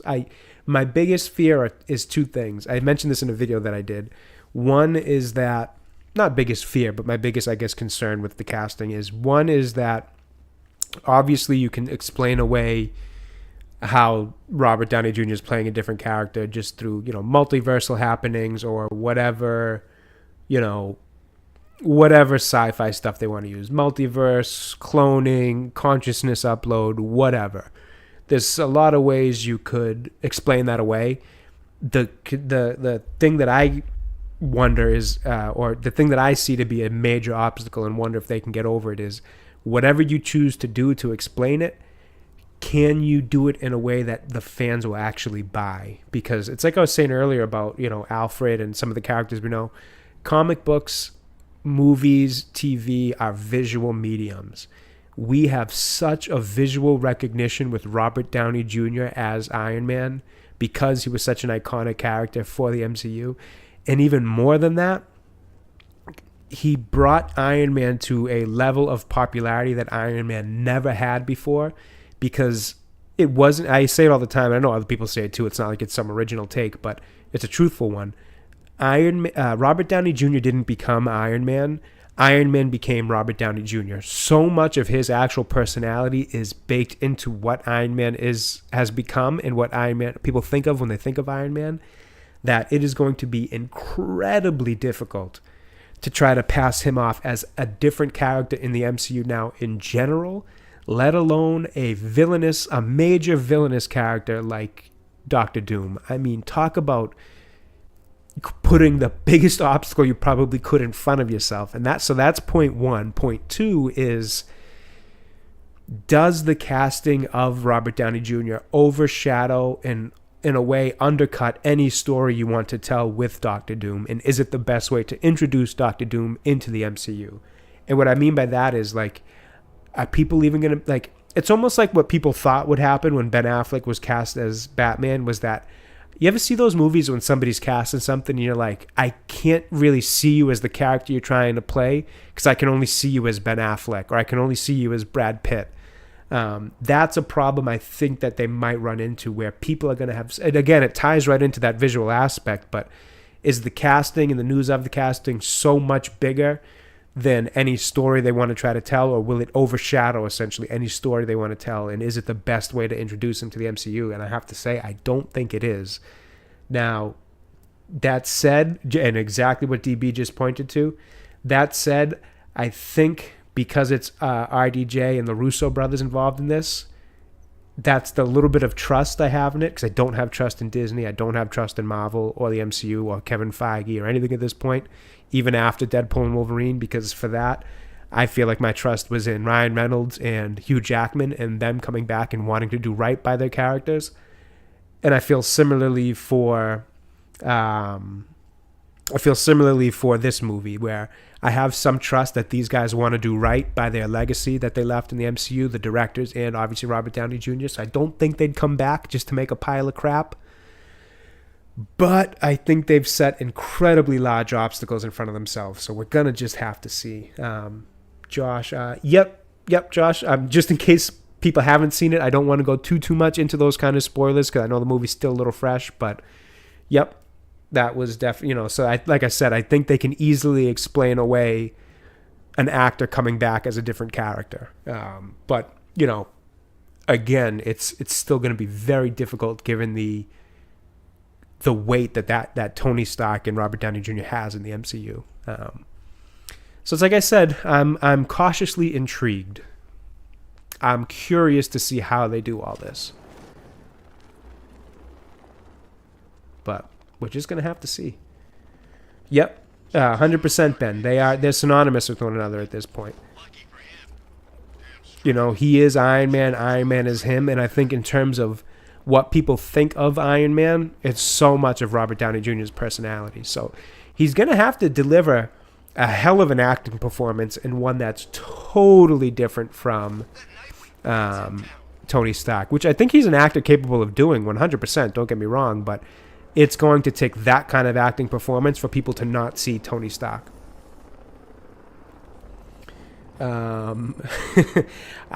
If it is, that's not how I saw it, Josh. I did see it in theaters, actually twice, because I really enjoyed it. Oh no, chat. We have our first oh, okay, never mind. I thought we had our first broken game glitch. I thought I was stuck in there for a second. Yeah, I actually saw it twice in theaters, and I really enjoyed it. I thought it was a very fun movie. It was a nice return to form, so to speak, for Marvel and just the summer blockbuster as a whole. I really hope. Sorry, let me try to miss anything there. Natty says, oh, sorry, no, I got to go back actually up to Bill here. Bill says, funny you say that, because some interesting theories have come up, and what if RDJ's Doom ends either Pepper Potts, or Stark's daughter. Even though, I mean, who knows? There's so much they could do, so much they might do, so much they might not do. It's like the amount of stuff they have to kind of figure. I have to assume that the Russos and RDJ have some idea of what they want to do.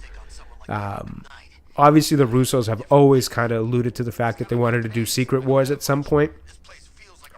So I have to have, I like to try to have some belief at least that they have a general like outline of how they want to do it.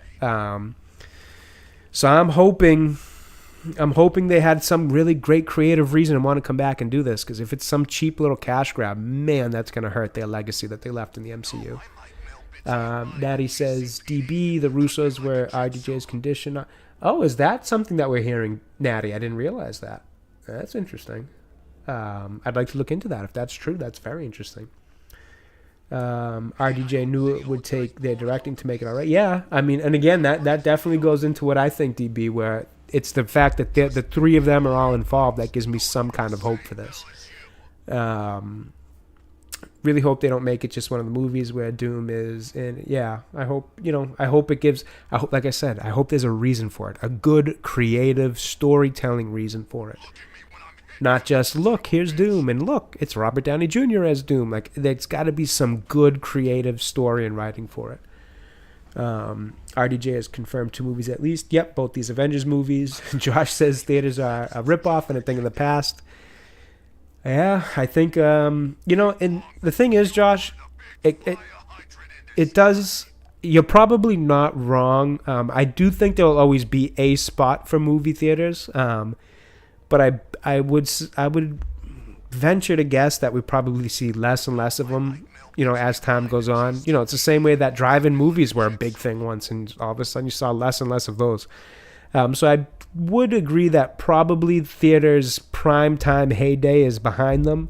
I do think they'll always exist, and I think there's something that'll always be there for fans. And it just kind of breaks my heart a bit, because I do love going to see a movie at a theater. I know a lot of people have their different opinions on movies now and whether they're worth going to the theaters to pay all that money for. The snacks are expensive. I get it. It is a lot of money, and a box of, or a bag of crappy popcorn and a little thing of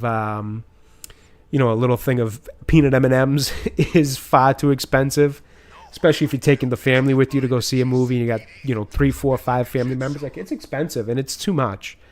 But there is something that I do just love about being in a theater for a good movie, especially blockbusters like No Way Home, for example. It was so fun to see that movie in theaters and just experience it with so many other strangers and people who you probably don't agree with on most things in life.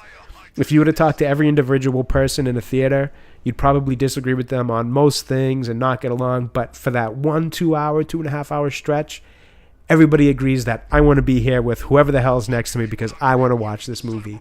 And No Way Home was such a good example of that, because seeing so many people in a theater just like doing the oohs and ahs and the cheers for Toby and all that, it was such a fun experience. It's such a fun way to watch a movie. So there's the movie watching romantic in me will always love the theaters, and it's going to be a shame to see them kind of, most likely a lot of them fall by the wayside as we go forward in time because streaming and all that. But man, I will always be one to fight for the idea that movies are the best way to watch a movie.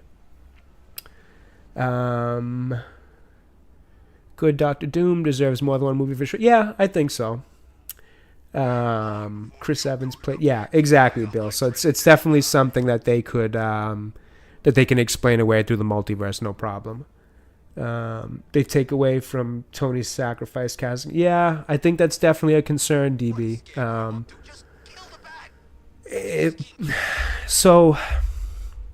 And here's the thing, I would have, and I'm sorry for just, let me give you guys a better view of Michael Keaton's suit while I'm just standing here talking. I'm sorry, I have a tough time doing 2 things at once. But I do want to answer these questions because you guys are having a great chat right now, and I want to be part of it. So with that in mind, DB, I think it definitely could take away from that, and I felt like that would be the case with Deadpool and Wolverine, because Wolverine does have a fantastic sacrifice at the end of Logan. But I gotta say, they did it in a way. If Deadpool and Wolverine hadn't just come out before this news, DB, I'd probably be less than how did I say I was? Cautiously intrigued. I'd probably just flat out be out on it before having seen Deadpool and Wolverine. But something about the way Marvel pulled off that movie, the way they had a little bit of self-awareness in the jokes towards themselves and the MCU and the state that it's in the way that they pulled off kind of somewhat undercutting that sacrifice of Wolverine, but still giving you a good version of Wolverine and a likable story behind it with some heart. I thought it's really making me think that maybe they could pull this off. Like I said, I don't have a ton of optimism because I still don't trust the MCU and Disney at this point, and one good movie isn't going to make me, flip on all the other, the 70, not even the 90% of phases 4 and 5 that I didn't like. But man, it was good timing for them to announce this because they have a little shred of goodwill back from Deadpool and Wolverine and being able to kind of pull off that story. Look up Nerd with a K Gaming. Sure, it's a good channel. I love seeing new channels. The glitches are fun to use in this game. Yeah, there's definitely a few. Where am I here? Sorry, this chat's so active today. I'm actually losing my place. This is fantastic, guys. You guys have been great tonight. Where was I? Oh man, hearing Toby Spidey it was DB. It was such a cool moment seeing even the reaction to Andrew Spider-Man, because there's two different kind of generations for Spider-Man. There was the Toby guys, and then there was the group that grew up with some of Andrew's movies. So to see both kind of reactions, so I was a Toby guy. I grew up in the Toby era. Obviously, I then caught the Andrew era too, but it wasn't my favorite. Although I thought he was a fine Peter Parker and a fine Spider-Man. But seeing the reaction to him, the reaction to Toby though was like, oh man, it was that was a movie theater experience I'll never forget. It was such an awesome experience. Everybody just freaking out, standing up, cheering. Like you don't see that very often in movies anymore. So that was really cool. Natty says, there are films that I think deserve the big screen. Saw Godfather, released on the big screen, loved it. Yeah, 100%. The big screen, a lot of times the big screen is such a great way to watch movies. I think in many cases it's the intended way. You'll hear it from directors often too, like Chris Nolan and, all these guys, Spielberg, like they believe in Scorsese. They believe in the theater being the way to experience movies 100%. Chris Nolan actually got pissed at Warner Brothers when they decided to release Tenet at home on the streaming service, because he was like, dude, I made this movie for theaters and even IMAX theaters at that. Like he was, if I recall at least, again, forgive me if I'm misremembering, but he was pissed that Warner Brothers did that. Plus, obviously, it changes the bottom line too. You're not getting that movie theater money, so I'm sure that didn't make him thrilled either. But yeah, no, a lot of directors, a lot of actors. I mean, a lot of people who just love movies. They don't even have to be people involved in the making of them. Believe that it's the best way to watch movies, and I'm a believer of that as well. It sucks that they're so. Firefighter guy here. Let's take this. It sucks that they're so damn expensive to the point where it makes people kind of like pissed off about them. I understand that. There's a lot of my friends even who are like, dude, I don't want to go to the movies. Why are these guys hitting me? How are they hitting me? Who's hitting me? There's a lot of my friends who are like, dude, I don't want to go spend that movie. Like, I'll just wait till it's at home on theater, on streaming, whatever. And I don't blame them because it's expensive, man. To the point where it's like, it's not even sometimes so much that like people don't have the money for it. It's more of like a principle of the matter of like, I don't want to spend that. I don't want to spend that to see a movie. So I'm like, yeah, I get it. So it's a shame that it is so expensive because it is, to me, the best way to watch movies. Even like, I had seen the Alien Romulus trailer on YouTube, and it wasn't one that really was, I was like, oh yeah, I can't wait to see that. It was kind of just like, looks okay. Dude, I gotta tell you, when I saw that trailer before Deadpool and Wolverine, I was like, holy crap, this actually looks like it's going to be pretty good. So like now I'm actually really excited about seeing Alien Romulus. Is it going to be good or not? I don't know, but the intensity and the thrilling nature of that trailer on the big screen with the sound, with the speakers rocking your seat was so cool. So cool. Where was I? Josh says, I bought a Honda Odyssey after watching that. I actually appreciated the Honda Odyssey joke in that movie. It was a good one. Bill says, well, Superman had an evil version, either Red Crypt, or the Bizarro version. Yep. I actually, speaking of Smallville, which we were talking earlier, I was just on the Red Kryptonite episodes just recently, and man, I just love that show. I'll talk about Smallville any chance I can get. Hugh Jackman played Wolverine in all the movies, though. RDJ is going to play a whole other... Yeah, I do think that that's an important distinction as well, TB, for sure. For sure. He did come back to play Wolverine and still play a hero.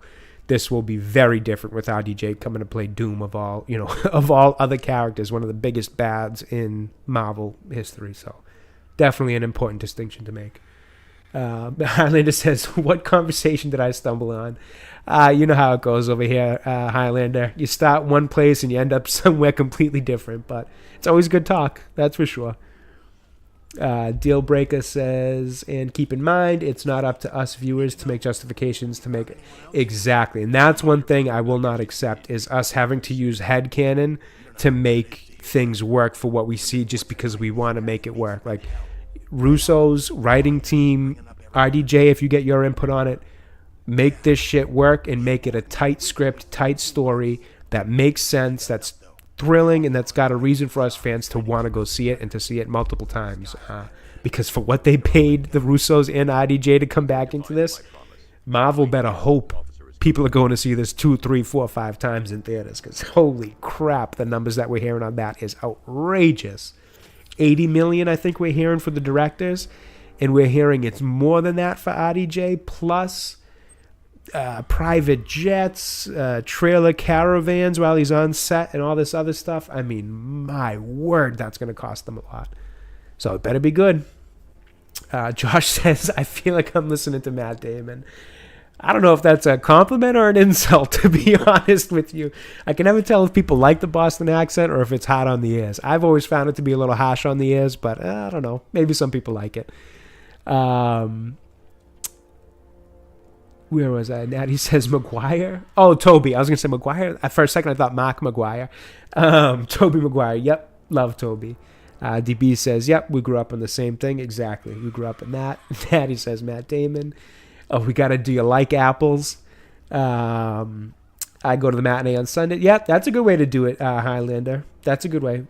Cheaper ticket. Sometimes we have over here, we have... what's it called? Like cheap. It's not $2 Tuesdays. I forget what they call it, but it's cheaper on Tuesdays to go. So we'll do a little bit of that too, just to try to make it a little bit cheaper on the wallet. But yeah, and sneak in your own snacks. 100%. I buy my snacks in bulk at the big box stores, and let's just say every so often some peanut M&Ms make their way into the theater with me. I do always get what my go-to theater snacks though that I do buy every time, because you just gotta, for me, in order to enjoy the movie properly, is obviously some popcorn with a bunch of that artificial butter on it, and then a blue, typically blue. If they don't have blue, I'll go with the red, but the ices. I'm assuming ices isn't just a regional thing. I'm pretty sure that's a statewide thing. I'm hoping a worldwide thing, because the world needs to experience an icy at the movies. But yes, a blue raspberry, whatever the hell it is. I just call it a blue icy, and popcorn is the way to go for me. Yeah, Natty, the prices definitely aren't entirely the theater's fault. It's true. That's for sure. But it is still, at the end of the day, just, it's unfortunate that it can be so expensive that it turns people away. You know, that really is such a shame, because it's such a good way to see movies and experience movies with others. And the other side of it, though, is occasionally you do get into a theater with people who are just like on their phones or, you know, talking. I'll tell you this, which obviously can annoy you during the movie theater experience. I'll tell you this. When I went to see Deadpool, somebody brought a fucking baby. Like, I'm talking like, and I don't mean to say nothing against the baby, but some fucking dummies brought like an infant baby who was crying through the opening scene because it was so loud. And I'm looking at my wife next to me. I'm like, is that a baby? At first I thought it was something in the movie. And then I'm like, did somebody bring a baby to see Deadpool and Wolverine? Sure enough, like 25 minutes in, they get up, they pack the carriage, they had to get out because the baby was crying. I'm like, dude, how did you think that was going to work out when you brought a poor baby a small little infant to go see this movie where it was so loud that even I at times was like, damn, this shit's loud. It's kind of hurting my ears. That poor child was in there stuck in the movie theater. It was, I couldn't believe it. They actually brought the baby could not have been more than 1 year old. And they brought him to the theater. I'm like, my wife looked at me. She's like, typically, like when you go places like that, like you'll see it. You know, sometimes people will bring a kid to a sporting event, which I think that's silly to do too. But they'll even put earmuffs on them to protect their ears because it's too loud. And these dummies brought their baby to Deadpool and Wolverine of all fucking movies. It wasn't like Iron Man 1, where it's at least like not the most vulgar or violent movie. They went to Deadpool and Wolverine. Blew my mind. To this day, blows my mind that they actually thought that was going to go well for them or that they'd be able to sit through the whole movie. But yeah, so needless to say, every so often you can go to see a movie in theaters and kind of get an annoying couple people in the crowd. But generally speaking, it's to me the best way to watch a movie, assuming nobody brings a baby and nobody is on their cell phone. Where was I there? Sorry, I just went on a tangent there because I forgot about that till right now. Cheapest tickets you bought before was 25 cents. Oh, that's actually pretty cheap. It's about as cheap as I've ever heard it. I just heard Man Bat somewhere, so we'll chase him down in a second as soon as I catch up on chat here. Where were we? The time frame in this game is not too realistic. It might be 80 million each. 80 million each? That would be insane. I assumed it was 80 million both. Highlander says the accent is endearing enough because it's not over the top. Fair enough. Does no one remember the Amazing Spider-Man live action TV series with Nicholas? Or Japanese? Yeah, wasn't that something that like Marvel and Stan Lee were very embarrassed by, the live action Japanese Spider-Man thing, if I recall? I've never seen it, but I've always heard that they were like embarrassed by how poor quality it was. Yes, the cheery attitude helps. Well, thank you. I'm glad you guys appreciate it. I would like to try a Wawa one day. What is a Wawa? Is that a theater chain? I'm not familiar. I need to go to the cinema for the fancy popcorn buckets. Yep, and I actually got my Wolverine one for this movie. I don't often buy those, but I loved the Wolverine one. Yes, there was a baby pool in the final scene there. Fair enough. Maybe that's where they got the idea of taking their baby from. Not sure. Yep, poor baby. I felt bad for the baby because it was like, obviously it was way too loud for the poor thing's eardrums, but sure enough, their parents brought them. We should let you focus on the chat. No worries. I love, honestly, this kind of chatting. I hope it's entertaining for you guys. I know the gameplay has not been as good as the past couple nights because I've been chatting, but I hope at least the conversation's fun. DB says, have an idea? Yeah, anytime, man. DM me whenever. If there was no AC in the theaters, it could make it cheaper. Yeah, but it would also make it a hell of a lot more uncomfortable, Josh. So I think I'm willing to pay the couple extra bucks for that cool air. Yeah, speedrun time. Try to make up for some of this. All right, let's see if we can get a little bit done here, because I think all we've done is that airship mission, and that's not the most productive, but I am really enjoying the conversation, guys. So as long as you guys are having fun, then that's fine by me. All right, we got to get a little bit of air because I got to get above this Man Bat. There we go. That should be good. There we go. All right, speed run. Let's see what we can get done here.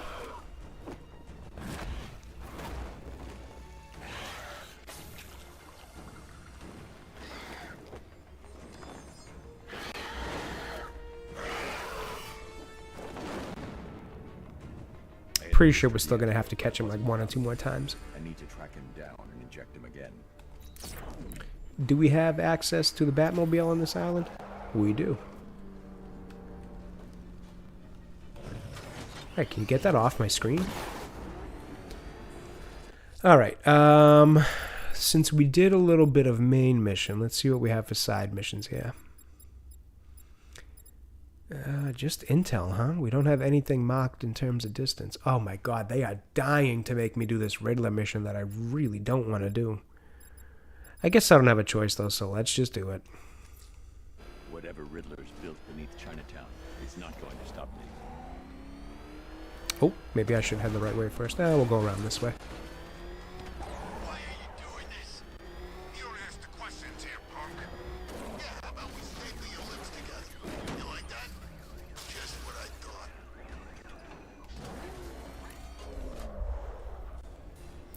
All right, Riddler, here we come. Well, Dark Knight, eager for more? It's humbling, isn't it? The opportunity to even glimpse my greatness, the dawning realization of just how Yeah, feel free to send me any ideas you have now, too, DB. I don't mind looking at it while I'm, trials are my you know, I've got Discord, I've got everything open on my side monitor here, so no worries. to my genius. Testaments to your stupidity. Crowds of school children will pack themselves in this elevator. Here we go with the ever-long monologues of Edward. They Guy won't never shuts understand up. a thing, of course, but they'll come.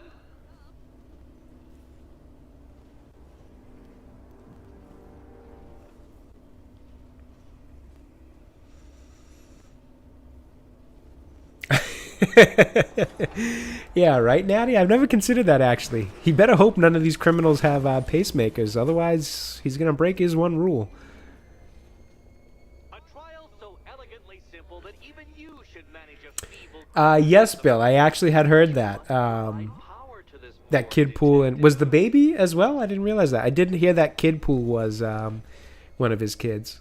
Oh, here we go. The missions I hate the most. I actually would have preferred a Riddler race over a Riddler Batmobile puzzle. I did know that his yeah, no worries, DB. I did know that one of his kids was Kid Pool. One of the soccer players, I think it's Paul Mullins, or football players if you're from Europe, who's on his team, Wrexham, was Welsh Pool. And then his wife was Lady Pool. What's her name? Blake Lively. Which I thought was all fun little, things to do. You know, Dark Knight, Alright, let me try to remember what this puzzle is. I vaguely remember this one.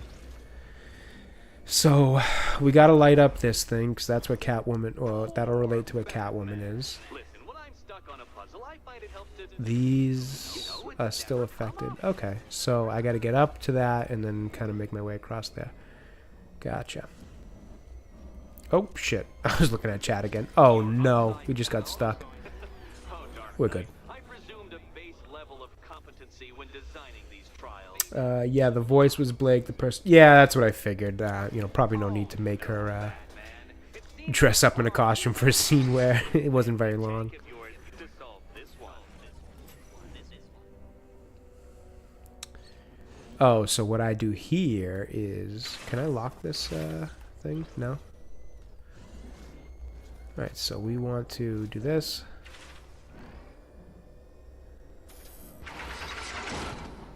But we don't want to do that. Oh, I think I remember here, actually. I think we want to get you up here. Right? And I hop out. I go and step on this thing. Oops, shit. Almost fell. Yep, exactly, Josh. I just put that. I just remembered now as I'm sitting here. Yep. Not a fan of these missions. Alright, so Batmobile forward. Is there a... Is that a... Okay, I couldn't... It's so dark over there, I couldn't tell what that was. Take this out. This isn't just a test of intelligence, Dark Knight. It's a test of skill. Okay, so here, if I recall, we're going to have to jet off of this and then switch things at the same time. Oh, that's the idea. I just messed it up. What a fall, and what a fool. I take it you are a fan of these games, Josh? Played them before? Oops. Forgot Batman was standing there. Yeah, 100% DB. And this, on top of so much forced Batmobile play in order to kind of justify all the work they put in, putting the Batmobile in the game, These are the worst Batmobile missions, the puzzle ones. Like, at least let me race around the Riddler tunnels. This is just painful. Like, Batmobile puzzles? What were they thinking?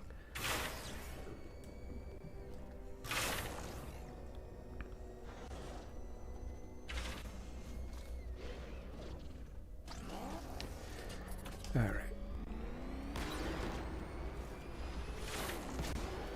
There we go. Well done, detective. Your true calling as a third-rate circus stuntman becomes clearer by the day. Right, exactly, Natty. It's not so much the Batmobile as much as it is the puzzles. I could deal with the racing. I like actually going through the city on this in the Batmobile. I even don't mind some of the tank fighting, although I think they pushed a little too many tank fighting missions.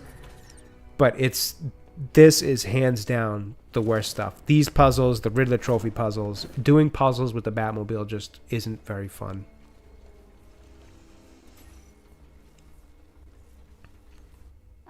Oops, I forgot to actually read the puzzle. So the key is the side with 3. We want the left one if we're facing forward. Oh, this is too tense to watch. Okay, so Thank goodness I'm the side with recording 3. for posterity. Thank goodness. I think it's this one. Right? Yeah, should be this one. You better be right, Batman. I will always love a Batmobile. Yeah, I can't wait once I'm done with the Batmobile missions just to kind of cruise around in the Keaton Batmobile, the Ben Affleck one, the Christian Bale one. Still attached? Because I do enjoy that side of it. Batmobile is great. It's just the way they forced you to use it in this is not always great.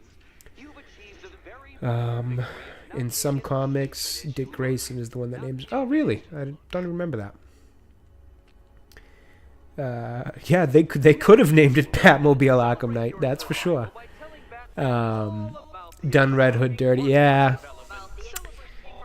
It's like... to me, it's not even so much that I don't know that they hurt Red Hood's character or anything. It's more like it was just kind of lame how they tried to act like it wasn't Red Hood and it was some brand new character. And like within the first 30 seconds of seeing him, you obviously know that it's Jason Todd. And you know that it's obviously going to end up with him being the Red Hood. So it's like, you know, it was just lame. The whole like, oh, it's not Red Hood. It's not Red Hood. Like, yes, it is, dude. Obviously it is. It's just kind of lame. Not lame enough to make me hate it, but lame enough to make me think you guys could have done a better story. Come on.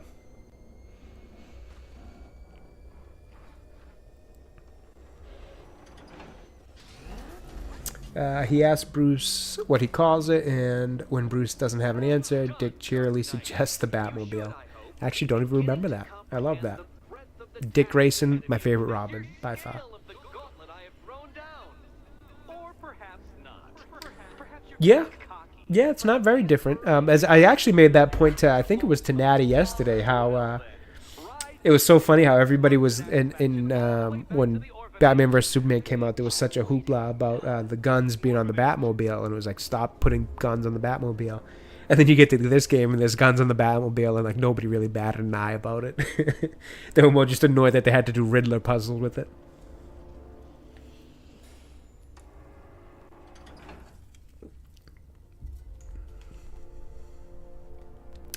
It's said that Batman knew who the Arkham Knight was, but just didn't want to believe it. Now, correct me if I'm wrong, because it's been a little while since I've watched Under the Red Hood, but isn't that very similar to Under the Red Hood, too, where like halfway through the movie he kind of figures out who it is, and you don't really know that he does, but by the end of it, he's kind of like, I didn't want to believe it was, I didn't think it was possible, or some shit like that. Or am I just completely misremembering Under the Red Hood? It's been a little while since I've watched it. I got a taste of Scarecrow's fear gas once. I really don't want another one. Alright, where to next? I'd love to catch up on some of these side missions if we can. I could go back to the orphanage and get the next one done. Right. Which is fair, Daddy. They do kind of sidestep it with that. In Batman vs Superman, he most certainly does end a few people through some of the shit that he does with the Batmobile. So fair enough. Another important distinction to make. Oops, that's actually not the one I wanted to do. I figure we'll go back to the orphanage and... Selena's still... Actually, you know what? This is a little closer. So why don't we do this, and then we go back to the orphanage and see what Catwoman's up to. Near Perdition Bridge. Not anymore. There's no half measures with these soldiers, Master Bruce. They're equipped with firearms and sentry gun placements. Batfleck already lost Robin to the Joker, so the Red Hood, so explains why he's bitter. And yeah. And you get a little bit of that, too, right in that movie. By the way, I don't know if we've mentioned this in the past couple days since we've been playing this game, but Jeremy Irons' Alfred, loved it. Fantastic Alfred. And he has that great line as Bruce is kind of telling him how, why he sees or perceives Clark and Superman to be a threat. Jeremy Irons' Alfred has that great line of, it's that hopelessness that turns good men cruel. And to me, I always took that as kind of him, kind of giving Bruce that warning of like, I can see what you've been turning into ever since the loss of that Robin.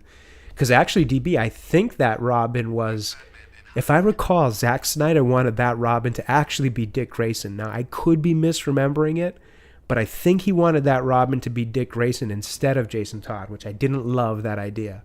But regardless, I think Alfred in that moment is kind of alluding to the fact that, like, Bruce, be careful. Like, I can see what you're slipping away into. And I just always liked that. I thought that was really good.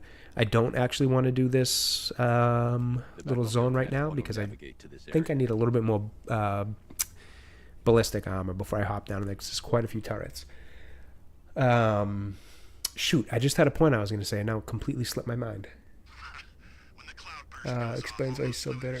Yeah, but that does, the loss of that Robin and all that does explain why he's gone. And that's kind of the whole theme, too, of, when Clark is investigating Batman over in Gotham and he runs into that guy who's sitting outside of the apartments and the guy's like, oh, there's a mean streak in him now or something like that. Like he's meaner than ever type of thing. So, yeah, you do kind of get the hint that, the reason he's going a little bit darker than we've experienced with Batman or that we know for the more quintessential versions of Batman is that, Gotham's kind of... He even has that bit of dialogue, too, where he's like, how many criminals how many years have we been at this, Alfred? How many people have stayed, good? Or I'm misremembering the line, but there's a lot of that tone of Bruce just being fed up with kind of the never-ending battle. No matter how much good he does, Gotham still stays bad. It's an interesting take. It's why I like that version of Batman. I know it's not everybody's favorite, and I know it's not the most classic telling of him, but I enjoyed what they tried to do with that. Sucks that Arkham Shadows is on VR only. Yeah, it's pretty unfortunate. I do actually have VR. I was saying, I think we were talking about this just the other day. I do have MetaQuest, so I will be checking it out, but I feel for those who don't, because as a Batman fan, I would be pissed if I wasn't able to try it out. The Batman, what was it called? The other virtual reality Batman thing that came out for like the PSVR years ago was a pretty fun little experience. It's short, it's nothing crazy, but it was a fun little thing. It was very immersive. That part of it was really cool. Well, Batfleck is a veteran at that point. Yeah, for sure. Batfleck and Irons are both bitter in that movie for different reasons. Yeah, fair enough. God, I just love Jeremy Irons as an actor. I think he's fantastic, and he was such a good Alfred. At the end of The Dark Knight Rises, wasn't Joseph Gordon-Levitt nearly? Yeah, I think that's what they were going for. To be honest, I think they were going for more of a... Yep, Josh. Yep, I know Azrael. Exactly. We'll pop by him soon enough. What was I going to say?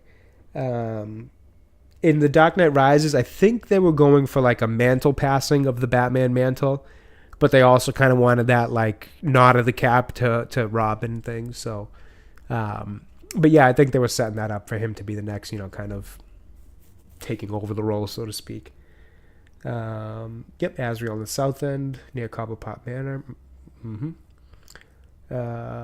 It made my eyes. Yeah, it felt a little cheap in terms of like that. Tongue in cheek kind of like, oh, because I believe Chris Nolan had said at some point, again, I always like to preface this with if I'm misremembering it because these are rumors and things I heard years ago.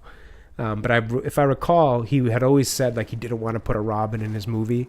So doing that was almost kind of his little like smart ass way of being like, oh, there you go. I told you. Not I told you because he said he wouldn't, but oh, see, I did put Robin in, blah, blah, blah. But I do think it was intended to be more of a mantle passing than Joseph Gordon-Levitt coming in as a Robin. All right, what do we want to do? Well, I don't have my Batmobile capabilities over here yet, so why don't we just go ahead and head to the orphanage? We'll head back this way. Yes, I believe that is where Az got his name from, because he's a big Azrael fan. And yes, Azrael absolutely is a badass. Great character. I believe this is actually the bridge I have to drop down. How do I drop down this bridge? I forgot. Let's take a look at it from this side.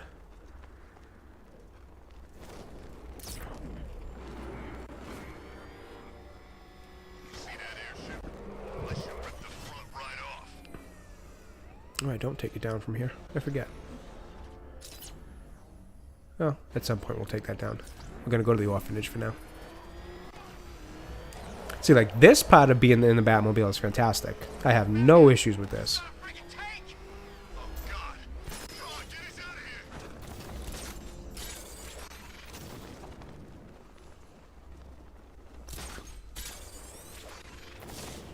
Wait, why am I over here? I thought I was going to the orphanage where Catwoman is.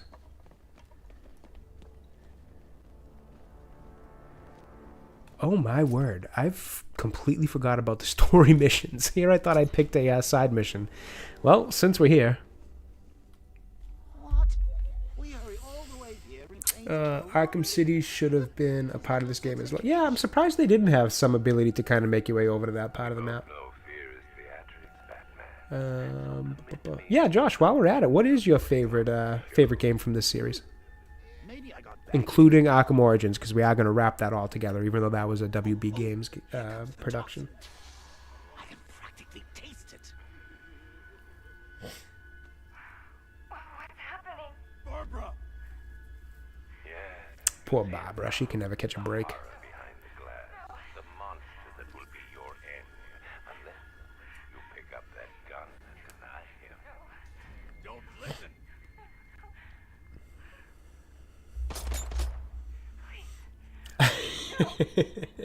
Barbara, it's me. I love that, Natty. That is a fantastic remix. Friend. I agree, Highlander. That's my favorite. I won't let you get me. That is definitely my favorite. You will bring death to all who follow you. Sir, what's happened? She's gone, Alfred. What do you mean? Barbara. Scarecrow was punishing me. I'm actually going to take this as an opportunity to check my phone really quick, because it's been a little bit. Oh, my. Well, sir, we need to focus. The people of Gotham need you. I should have protected her, Alfred. She's dead because of me. Sir, please listen. Stagg's files have revealed what the Cloudburst does. It's a dispersal device. Sir, don't you see? I do like to try to be quiet during the cinematics for anybody who wants to just enjoy these. You stopped him from making it operational, but it's only a matter of time. Sir, did you hear me? He heard you. He's wondering how he can live with himself. Master Bruce, don't let Miss Gordon's death... Don't let it be for nothing. Oh, you can't bring her back. Let Uncle Jay take charge. Interesting, Josh. So Josh is not a fan of Origins. Ah, No okay. more fear. I can't remember Origins enough. I've had I think 3 or 4 people really enjoy, in chat say they really enjoy Origins. Natty is one of them. We had a few people yesterday who really, really liked Origins, and I have to say I've only played, that's the only one that I've played just once. And not for any particular reason, too. I remember enjoying it, just I can't remember why I didn't play it more. So that's going to be the next one we do, Josh, actually, just to kind of so I can get kind of a refreshment on it, because a few people have told me they really, really enjoyed that one. Asylum number 2, agreed, and then tie between City and Knight's actually interesting too. I think a lot of people would have Knight as 3 or 4. So I put way too many bugs in Origin. Interesting. I see. It's been so long since I played it that I don't remember that. My ranking would be City, Asylum, Knight, Origins. I go in that order. Yeah, me too, Jay. I shut up during the cinematics. Yeah, it's kind of a little bit of appreciation for the game, a little appreciation for anybody watching who just kind of wants to, relive the story a bit themselves too. Because I forget some of this stuff, to be honest with you. Like, I actually forgot about this Barbara part until we just went through it. Do we really just leave her here? Would you leave her body here? That seems a little cold, Batman. You'd think you'd make some kind of effort to get in there.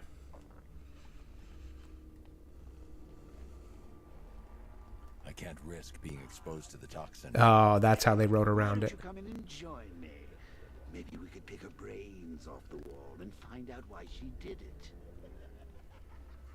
Hello. Oh yeah, I get out of here through the top. One of the Arkham games I didn't. Out of the Arkham games, I didn't play Asylum. Played City. Played this one. Can't remember. Played Origins. I recommend giving Asylum a shot. Bill, it's really good. It's the one that started all this. It's unfortunately lacking some of the developments in gameplay that these, sequels obviously were able to make. But it's still really, really fun. It's a great game, great story, great setting. The whole Arkham Island setting was brilliant. It's a little creepier than these games are. It's got a little bit more of that kind of creepy vibe to it. But really good. I love that game. I just played it recently. The reason we're playing this one instead of City or Asylum is because when Suicide Squad Kill the Justice League came out, and that kind of got everybody to want to go back to these old games since that game was such shit, I myself was playing along. Actually, I think I was playing along while I was watching Mauler streams of him playing Asylum in Arkham City, and I was just kind of playing off stream just for my own personal kind of gaming. But because that was so recent, I wanted something that's a little bit less recent that I played, and I probably haven't played this in like a year and a half, so that's why we are here doing this one. Let's go to the Riddler mission now, since that's what I was intending to do the first time. Well, I don't know. I guess this is a little closer, but yeah, let's do a side mission. We don't want to just crush all the main missions right away. Enigma's got something in store. Knight has the best gameplay, City has the best story. So, and this is where I kind of criticize the Batmobile stuff in Knight, because I have to take the whole game set of gameplay into consideration. And while I do think there was definitely some improvements on the fighting system when it came to this game, and even some of the gadgets, I do think that overall City had the better gameplay and story, whereas this one had slightly better improvements on combat and gadget gameplay, but the gameplay of the Batmobile brings it down, a little bit in the grading system for me, and then the story wasn't as good. So overall, that's why I put City ahead of this one. But outside of that, I mean, the look of it, the feel, the acting, the voice acting, all that was great for both. Snakes. Can't trust them. I think the biggest jump in gameplay probably came from Asylum to City more than the size of the jump from City to Knight, if that makes sense. It was obviously a bit of a gameplay improvement, from City to this game. I just think the one coming from Asylum to City was a bigger jump.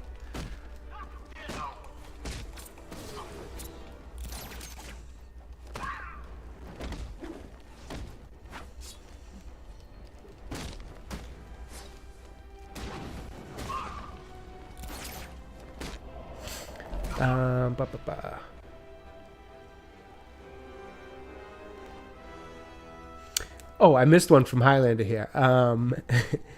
Highlander says, also going full basic white chick here. Bit of fruit splash, Canada dry ginger ale, and strawberry vodka. It's the nectar of the guy. Hey, fair enough. Fair enough. What? And that's where I was seeing Dale Breaker say, might as well drink a White Claw. And I'm like, what does that have to do with anything? Now it makes sense. Hey, enjoy Highlander, man. You've earned it. 12-hour shift. You've earned it. City best story for sure. Yep. Batmobiling sucks. Yeah. So it's like I have to kind of take the whole set of gameplay into consideration when I kind of judge the games. Bill says, I haven't heard any news of a new Batman game. Can you imagine a game with today's massive? Yeah. Well, unfortunately, Rocksteady has completely gone a different direction with their games, and they are doing something very far from what these games were. So not great. And what I've heard is that, Sefton Hill, I think he was one of the studio heads at the time, or one of the lead developers on this game. And there was another gentleman who I believe was a lead developer on this game who used to work at Rocksteady during these days. They are no longer with Rocksteady and haven't been for some time, which is kind of why we got the game we got from them recently. And I thought I had heard, once again, I'm going to just preface this by saying, if I am wrong, forgive me, take this with a grain of salt, because it is another report that I heard a while ago. But I recall hearing that, with James Gunn's taking over of DC and all that, whatever they're calling it now, he had said that he wants animated, movies animated. I don't know if comic books were involved in this plan of his too, but I know video games, animations, and movies and TV shows, he wanted all to be in the same continuity. And I had heard that Sefton Hill and the other guy who was big at Rocksteady at those times may have been going over to work with him on the video games that they'll then create to be in that continuity. So potential we get good games again, if that's true. I will actually, I think I mentioned that the other day too, so I will look that up before the next stream so I can confirm it, whether or not that's actually true or just a rumor. But if that is true and it's not just a rumor, I think that's a great sign for what we might get going forward from some of these Batman games, or just even DC games, whether it be, like, I'd love a Green Lantern game, Green Arrow game, Flash game, I mean, Justice League if you want to do it proper. Give me the whole lot. I would love it. It'd be fantastic. So, I mean, feel free. It doesn't even have to be a Batman game for me. Feel free to hit the rest of the heroes with some great games. I would love that.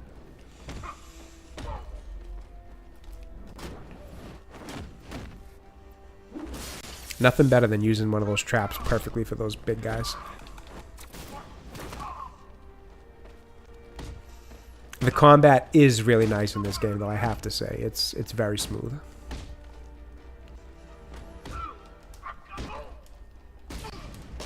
The Keaton suit looks so good, too. They did some really good DLC and, suits and skins and Batmobiles for this game. This game felt like they really did want to, like they knew it was going to be their last one, because I do believe they intended for this to be their last entry into the Batman Arkham games, Rocksteady at the time. And this did feel like it was a bit of a love letter to Batman, to the franchise they'd worked on, to the fans. They did so much DLC, so many skins. That was really cool of them. Natty says, I don't even drink White Claw. Even I don't drink White Claw. Highlander says, true, but I put more vodka in. Hey, fair enough. If that's your drink of choice, by all means, my friend, enjoy. You deserve it. 12-hour shift, you deserve it. As long as you're of age, everybody. I know you are, Highlander, but just for the sake of YouTube, got to make sure I say that. Only if you're of age to be drinking alcohol, depending on where you're from. Josh says it's easier in night to not take a hit. I would definitely agree with that, Josh. And I've noticed that because I remember playing Arkham City a few months back. And honestly, at first, it took me a little bit to get back in the rhythm of the fighting because I kept kind of getting my ass kicked. So this game, the fighting is definitely easier to not. And this is on hard mode because I only ever play these games on hard mode because I've beaten them so many times. And definitely considerably and noticeably easier to not get hit in this.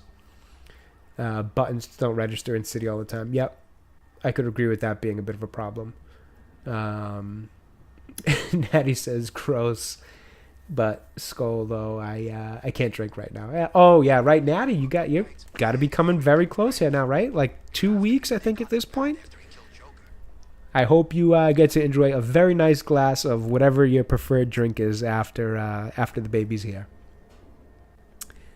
Josh says, I got a 4-digit combo in this game before the Iceberg Lounge Challenge room. Oh, nice. Loved City because there was so much you had to do underground, not just on this. Yeah, I love City. I can't say enough good things about that game. I hate when new games need all these updates, and now I only play on version 1 for every. Yeah, you know what I can't stand, Josh, is the day one patches. That is, to me, one of the most inexcusable things that games and game developers, game studios, the whole kit and caboodle there. That is one of the most inexcusable things that game developers and game studios do, is release a game that needs a day one patch. How on earth can you spend years making a game, allegedly, sell it for $70 a pop, and then the first thing people need to do when they download that game and start to play it is download your day one patch because the game is not made properly. It is half-baked and not ready to be released. That is infuriating to me as a gamer. It's completely inexcusable, and they should be embarrassed anytime they have to do that. But the problem is the gaming community as a whole has just accepted that as a normal thing, to the point where now we just say day one patch as if that's common practice. So why would they change it? Why would they bother taking more time to properly make their games? They won't. It's so frustrating to me. I absolutely cannot stand that.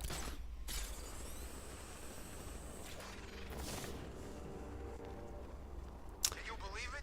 All right, let's pop in here and see what Catwoman's up to. Bill says, yeah, I don't like the constant updates these days. Love the games for the PS2. Or just, yeah, exactly. Games never needed updates.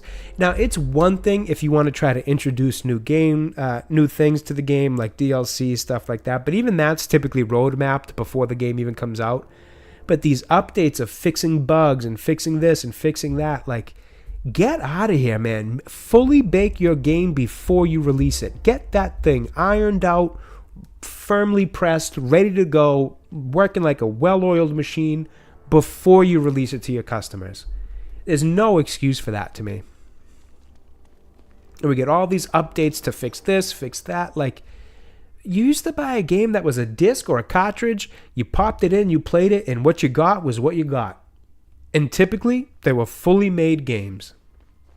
Oh, it's such an inexcusable practice that's just become so common now that drives me nuts. Excuse my rant, everybody. I have no patience for that. None at all.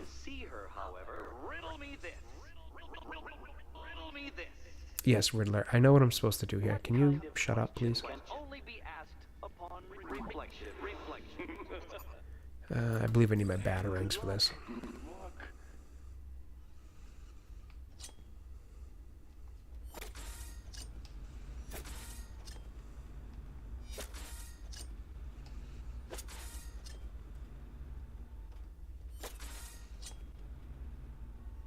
Okay, now we need this one.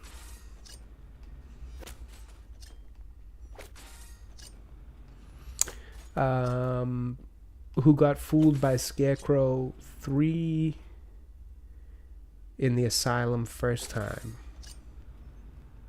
I'm trying to honestly remember which time was the third time.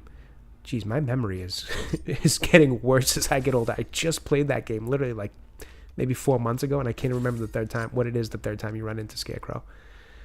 You're going to have to remind me a little bit more, Josh. Sorry, my memory is just not picking that one up right now.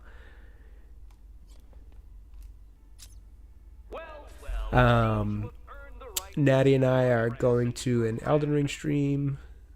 Every death is a show. Good luck. Good luck making it out of that one. 360 and PS2 was the best time for game. Yeah, that was one of my favorite eras. I was a Xbox kid growing up, so I actually went Sega Genesis in the mid 90s, late 90s, early 2000s. Had my PS1. Then when Xbox One came out, I hate the way they titled these Xbox consoles. When the original Xbox came out, I had that. Then moved on to 360. 360 is my favorite console outside of the N64. But in terms of more closer to what more modern day gaming is, Xbox 360 has, like, that was my high school year, so the most memories of playing with all my buddies in that. So I love the 360 era, love the PlayStation 2 era, because those lined up. Xbox One and no, because 360 actually kind of bridged two PlayStations, right? Because it did a little bit of PlayStation 2 and then also was part of the PlayStation 3 era. So it kind of bridged the gap on both of those. Xbox One was a junk console. I didn't like it, to be honest. I had it, but didn't love it. It was such a gimmick with the stupid whole one console for all your entertainment stuff and the Kinect and all that. PlayStation 4 was fine. This is another solid PlayStation console. And then I actually have PS5 and the new Xbox Series. I have the S. I don't have the big one. I have the smaller digital one. Both fine. But finally, I broke away from my consoles and got a PC, and that is now my favorite thing. I have to say, I finally understand what PC gamers have been saying all this time. Oh, right on. That's exactly. Scarecrow 3 breaks the fourth wall. Oh, okay. I remember now. Josh. Is that's when you are flipped into being like the position where Joker, you're like in the beginning of the game when Joker's being wheeled in on that like stretcher thing, then you flip and that's when Batman is, right?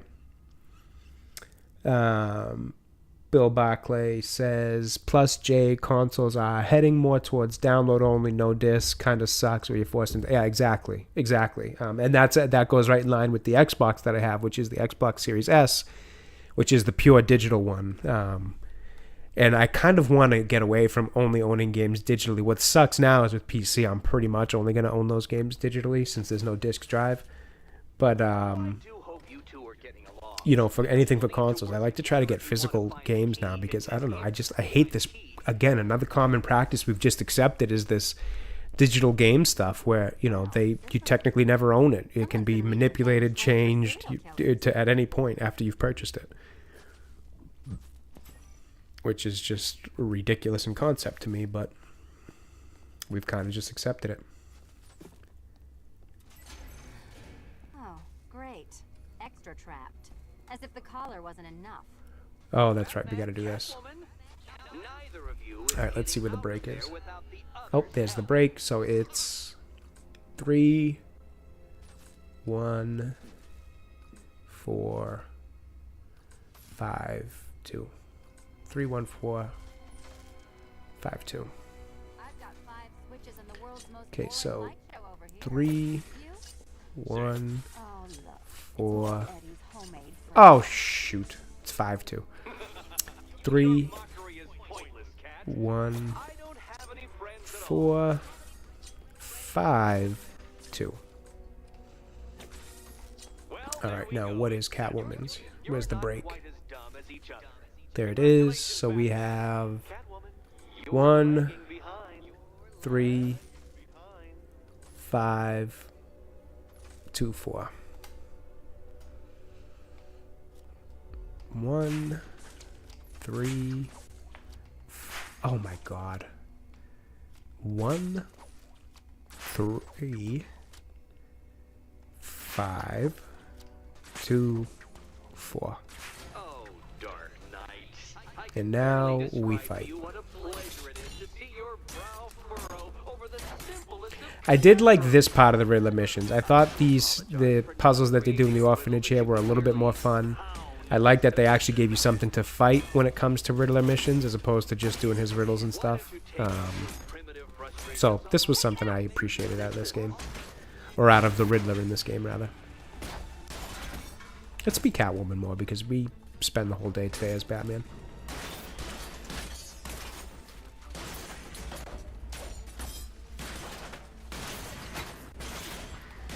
I also did love that about Arkham City 2 was that they actually gave you a chance to be Catwoman for the first time in the series, or just even a different character than Batman for the first time in the series, which was fun. It'd be hilarious if anyone falls for it on digital. I come from the era of This is going to take all night, ZX isn't it? Spectrum, Sega Master System, SNES, Game Boy, N64. So my lineage starts, my gaming lineage starts at SNES. I'm not even familiar with the ZX Spectrum or Sega Master System, but I did play, family members had SNES. Obviously, I had Game Boys. One of my cousins had N64, so I loved N64. I had Sega Genesis. My uncle had Sega Dreamcast. So I got starting at the S. Actually, I even had an NES because my grandparents had an NES in their house. So I actually started with the NES and then forward from there. Don't forget to like and subscribe to this chat, assuming me. I appreciate that, TB. Yes, I really got to get better at remembering to plug my own channel here because I just get caught up in the conversation and always forget. And I always just feel weird doing it. I know I got to get over that and just do it, but I don't know. It's just always a weird feeling. But anybody who's here, who's new here or stopping by or just kind of viewing in the background, not chatting, but enjoying the stream, feel free to drop a like, a sub, all that kind of stuff. It would mean a lot to me. Obviously, always trying to get the channel to grow, just to get the community to grow, chat to grow, fellowship, whatever we want to call it. So we can have more people in here having fun, doing these streams, doing this kind of stuff, and to be able to do it more often too, which would always be nice. And if you have a chance, also subscribe to my buddy Dealbreaker, who's in chat, because he's got a great channel over there where he does a lot of the same stuff I do. A very chill gamer, does a lot of streams of good games, and it's just a good time to hang out over in his chat as well. So. And the other stuff I do too is some videos on, movie reviews, talking about general kind of nerd news, whether it be stuff like Robert Downey Jr. being Doctor Doom or video games or whatever it may be. So as the channel name suggests, Nerd Takes is all about just having some kind of take on all things nerd. So feel free to drop a sub if you are interested in sticking around. Back to chat. We have Josh with, I still have the city puzzle. The city puzzle like this one memorized is actually the same combination in Night. Really? Oh, I didn't even realize that. I'd have to go back and look. Natty says, I like to be in Catwoman. Her slide underneath the gates was great. Yep. She was really cool in that game. The gameplay with her was fun. The jumping up to the ceiling and kind of crawling around on things like that. Natty says Natty's first game console was N64. Yep. I think a lot of people's was. Great console. Changed gaming. Started to get into the 3D world, camera manipulation, all that. N64 is a fantastic console. I know people give it a hard time now, but so many polygons and the graphics don't look great. Like, yeah, dude, it was freaking mid to late 90s. Like, what did you expect?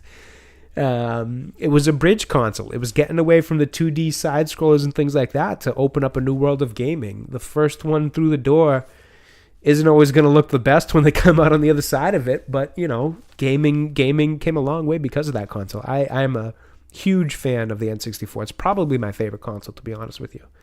Also, just like a ton of memories of playing those games with my cousins when we were younger, my friends when we were younger. Mario Party, Mario Kart, Super Smash Brothers, all that stuff was just such fun party games.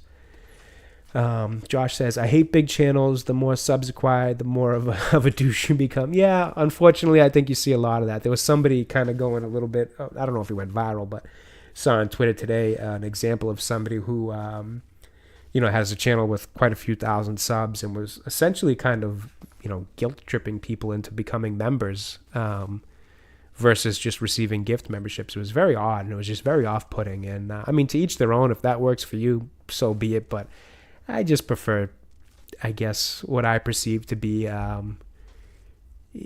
just more genuine nature of just, like I said, it blows my mind that people are even sitting here watching me play this game. That alone is more than enough for me to be happy right now. So yeah, I get what you mean there, Josh. Some people kind of let this stuff get to their head. I like to think that if I ever do become a big channel, I won't, and then that I'll remember our conversations like this and just how much fun it is to just be a small streamer having 5 viewers in your chat and that meaning the world. So I like to think I'm a humble person in that regard. So I'll tell you what, Josh, if I ever become big and you're still hanging around, you hold me to it, my friend.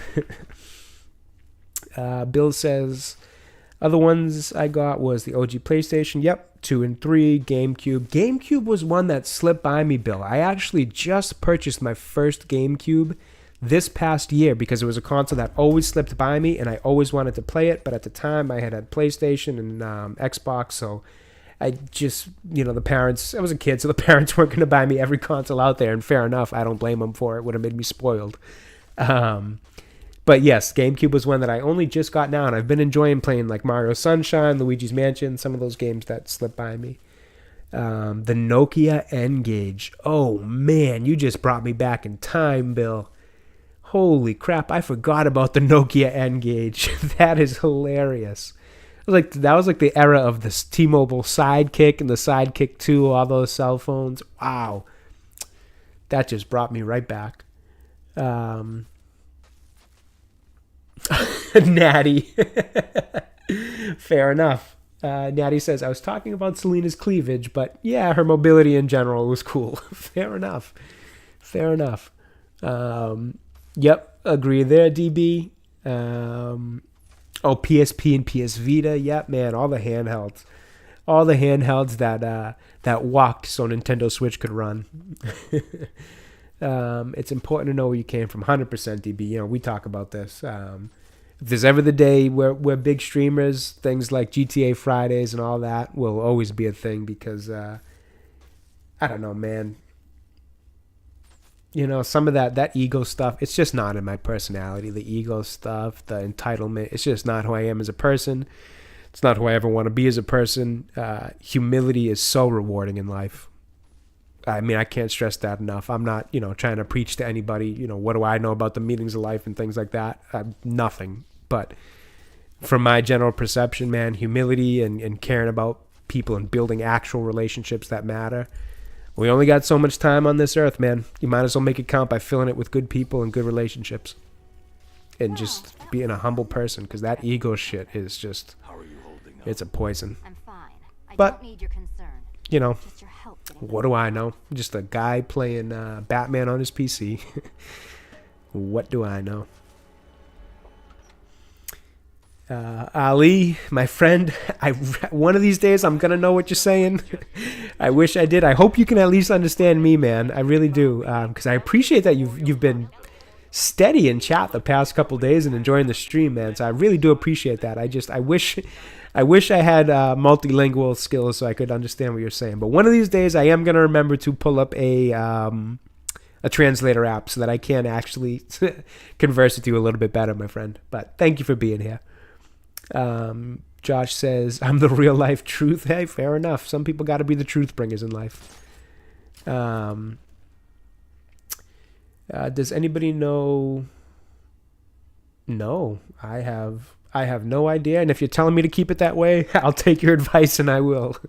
Whenever somebody tells me, if you don't know about this, don't look into it, I like to take that advice. I feel like it's usually pretty good advice.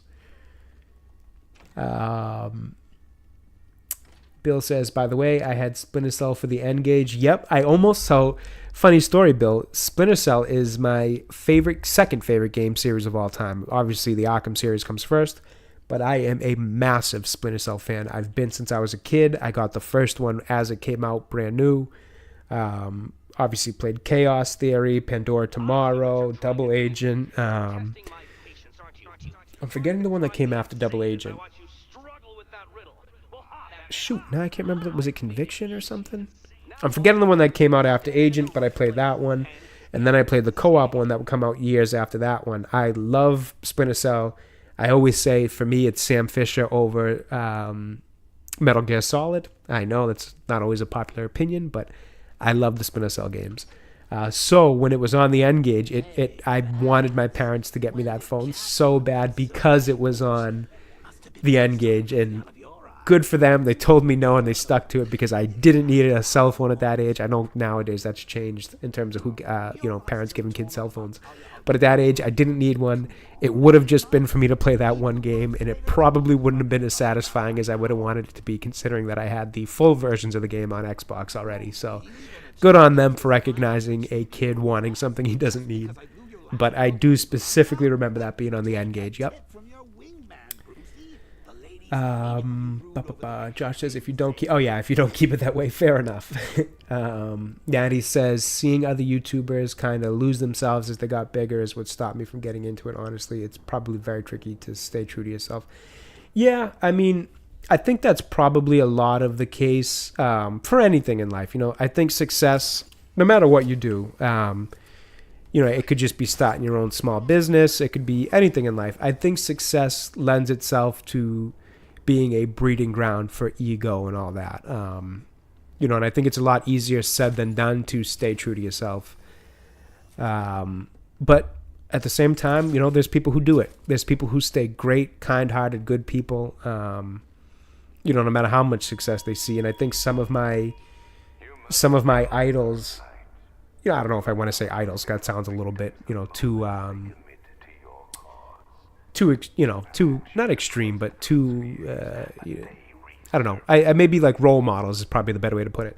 Some of my role models in the streaming world, the guys who made me want to start, your Garys from Nerdrotics, your Critical Drinkers, your Maulers, your Az, all these guys, the Geeks and Gamer guys, all of them who got me to want to start doing this kind of stuff. On top of, Tomby and Smoo and Dealbreaker and Mr. Porkchop on top of all those guys. But the bigger, more successful ones, at least at this point, something about the genuine nature of them makes me feel like it is definitely possible to keep that good, genuine, kind heart as you get bigger, as you get better at doing these. Dan Vask, another one who's over 1 million. All those guys who seem to keep their humility, their good-hearted nature. It was kind of proof to me that, like, okay, you can be successful doing stuff like this and still be a good person. Then you have your other streamers who don't go that route. That is, can be a bit off-putting, but I think, I think it's possible. I think it's easier said than done, but, seeing so many people do it gives me, a good amount of faith in the likelihood of being able to pull it off. If, by the grace of God, I ever have a channel that big, which, if I do, great. If not, honestly, just doing it like this for a hobby is really fun. It's a great use of time. It's a fun hobby. Meeting new people, learning so many new things. I've learned how to do so many things computer-wise that I'm not even a boomer. I'm only in my early 30s. But I still wasn't nearly as good as computers as I thought I was until I started doing this stuff and learning all these skills, video editing, stuff like that. It's stuff that 7 months ago, I started back at the end of December, early January. I'm doing things now that I had no idea how to do just a few months ago. So that alone, just teaching yourself new things, learning, making new friends, it's all so rewarding. So even if this is all it ever is, I'm more than happy with that. It's really cool to know that I've got, people in chat enjoying this kind of fun, and to think that I'm having any part in bringing them some sort of entertainment in their regular day life is a super cool feeling. And then on top of that, making friendships with people all around the world it's surreal. It's hard to put into words. Splinter Cell Pandora Tomorrow is goated. Yep, that's my favorite one. 100% DB. I think for me, my favorite 3 are the first 3, and it probably goes Pandora Tomorrow, Splinter Cell, and then Chaos Theory. Yeah, there's definitely people going for those viral moments, which, hey, I get it. At the end of the day, I think something we all have to realize too is, it is a job and it is a business for a lot of these people, and they need to do things in order to make their money and get their views, and I do respect that. So is it the content I want to make? Maybe not, but I respect that. It's the same way I look at music in a similar way. Like, there's these pop stars who make, to me, what I think is kind of soulless, nothing music that's not really remembered, but it makes a ton of money in the immediate and in the now. And then you have artists like Johnny Cash and Hendrix and, these guys who their music is legendary. Yeah, they made money too, of course, and they were very popular, of course, as well. But I always kind of look at it like that. Like, yeah, some people are going to make pop music. Some people are going to make classics that last for generations. To each their own. I try not to get too wrapped up into that stuff. I just try to make the music I want to make, type of thing. Josh says that crapped. That's me getting a little tired here. That crashed helicopter on Elliott Memorial was caused by Zaz. Is Zaz in this game? He is in this game, right? I vividly remember him in City. Now I'm trying to remember him in this one. Natty says, fair point. Yep. Highlander says, I'm a network engineer. I cover 18 states coast to coast. And I'm shit with computers. That's brilliant, Highlander. Bill says, anyone remembers Spy Hunter, Nowhere to Run game? Dwayne Johnson. Well, there was also talk at the time of a movie, but that never happened. That sounds vaguely familiar. Vaguely familiar. Oh, and I missed one from you, Bill, that I actually meant to go back to because I do remember it. Funny enough, Jay, there was talk eons ago about a Splinter Cell movie, even a Metal Gear Solid movie. Unfortunately, nothing more about those since. So, Bill, I vividly remember the Splinter Cell, and again, forgive me, guys, for just kind of standing here. I'll give you at least a better view of the Keaton suit. So, Bill, I vividly remember in Chaos Theory, there was a section in the menus where you could go and you would see this little teaser trailer of the Splinter Cell movie that they were trying to promote and trying to get going. And for years, I was like, when is this movie going to happen? When is it going to happen? And it just never did. But I very much remember that part of the menus in Chaos Theory.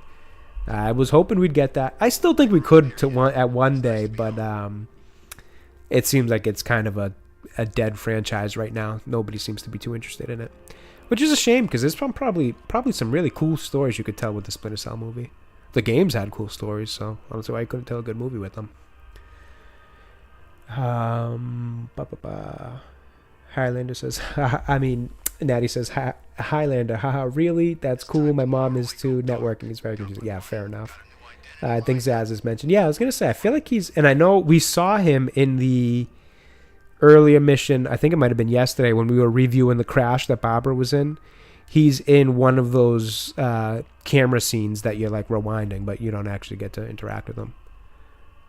I hear this music, so let me try to track down this guy before I lose it, because I don't think I have a ton of Professor Pig's missions left. Okay, which way do I have to face to hear the music?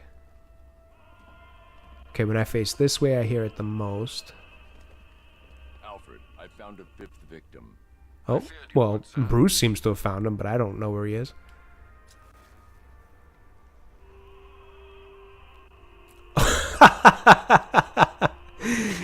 All right, well, I guess he's right there. No kidding.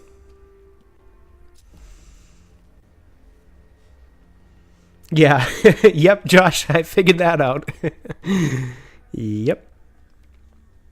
All right, while we do this, I'll read a little bit more chat. VZ is the only security camera observed while searching for Barbara.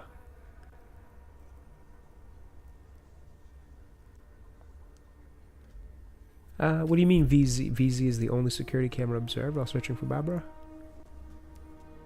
I don't know what you mean by that, Josh. I remember seeing Zaz in one of those camera shots. Well, let me just try to find the next one and start scanning while I keep reading chat here.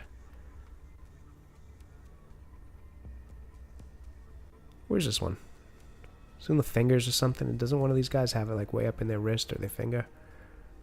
Oh, there it is. I can network like crazy, connect market states apart, but troubleshooting computers nowadays, no. Yeah, fair enough.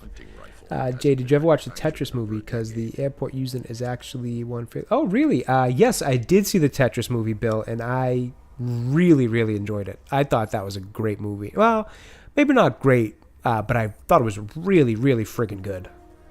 I always try to reserve great because I don't like to throw great out too often because then it kind of waters it down. But I thought that was a really good movie. My wife actually enjoyed it as well. We watched it together. And I didn't think she was going to be super interested in a movie about the creation of Tetris, but she really enjoyed it. The site of amputation suggests the removal of non-viable tissue in the treatment of frostbite. So, Natty, I actually was never a huge Invader Zim fan as a kid. I always thought it was just kind of creepy. I was never too into it. It was actually, believe it or not, it was a cartoon that when it would come on, I'd actually switch to Cartoon Network or another channel. I was that not into it. Oh, we definitely got a Batman fan in the chat now. We have I am Batman Arkham 209 says hi. What's going on, Arkham? Thank you for being here. Someone is attempting to cover their tracks. Find out Always anything great you to see can some about new it. names in chat. Couldn't have done anything to prevent these deaths. Natty says nope, same. Yeah, it was. I don't know. Something about the animation in that show was just. I don't know.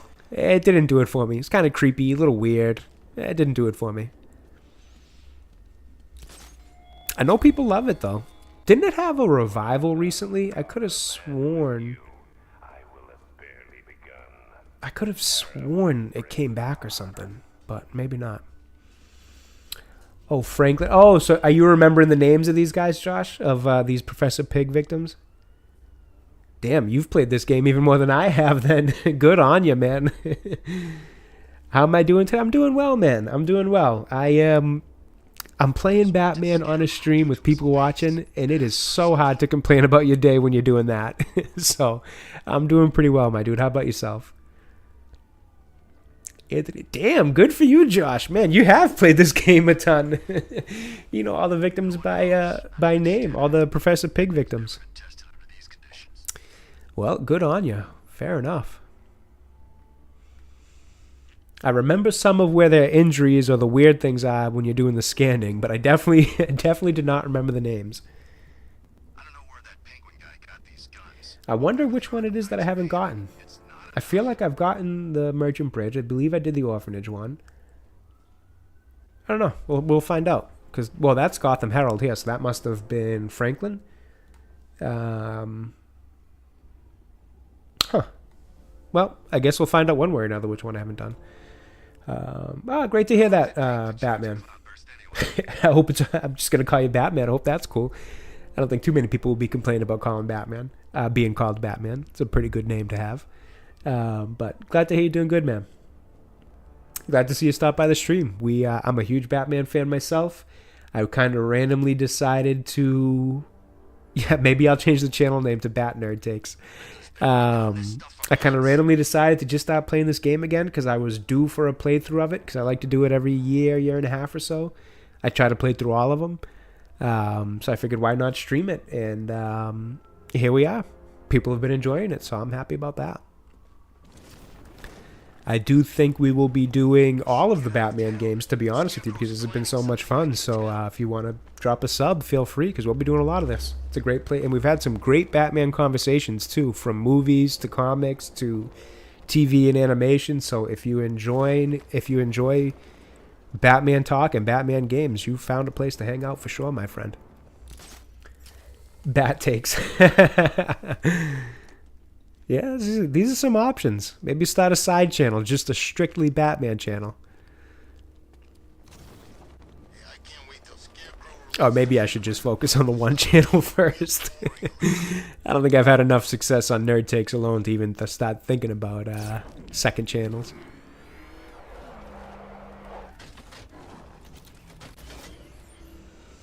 I might have to watch this new Batman animated show just to review it because why not, right? I don't know that I'm thrilled about the prospect of it with the Oswaldo Cobblepot or whatever the hell they're doing with that, but maybe we'll see. Yeah, one channel at a time, exactly, Natty. One at a time. Am I supposed to be down here? I feel like it was telling me to come down here. Work with Ivy. Oh yeah, she's in the lockup, yeah. Would you do Batman Arkham Origins? Funny you should ask that, Batman, because many people have already been in and out of chat. Natty's actually one of them who's been in chat this whole time, who loves Batman Arkham Origins, and it's always been my least favorite of the series. And the good word of mouth from everybody, and not for any particular reason, it's just one that I played like the least and haven't been able to really remember. And the good word of mouth it's been getting in this chat the past couple days has made me decide that it is going to be the next one we play after this so that I can kind of refresh my memory on it. So, yep, we will be playing Batman Arkham Origins next. Oh yeah, that's right. This guy works with Hey, Riddler. Batman. How you doing? Let me know if you need anything. Same bat time, same bat channel, exactly. Nerd Man takes, and we have Man takes Batman. Oh, that's it, Natty. That's it. I'm penciling that one down for the second channel once this one takes off. You know, confidential. Come straight to me. You're working Oops. for Riddler. Just hit my mic over here. Crazy. Batman's gone crazy, guys. What are you doing, Batman? Back off. Stand down, Batman. It's so funny seeing so many people love the Batman Origins game. That's awesome. I am 100% playing that one next because all your guys' good praise of it is making me think that I must have just missed something during that first playthrough. So I am very excited to go back and go through it again. Plus, it'll kind of feel like the first time because that is the only one of this entire series that I've only played once. So I forget just about everything about it except for the Black Mask reveal.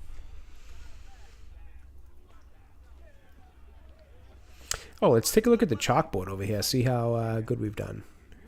Oh, man, we still got work to do. Only one maximum security. The holding cells aren't even close. We got a lot of Gotham to clean up, folks. Oh, yeah, I didn't even think of that, Josh. Too late now, though. He's locked up.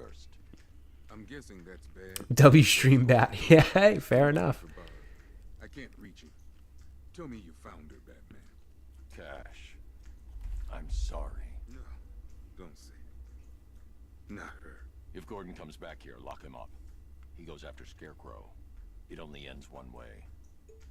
I think... Oh, yeah. There it is. I was going to say a souvenir from a previous life. I was going to say I'm pretty sure he is a riddle answer. And it is. However, it won't let me... Hold on one second.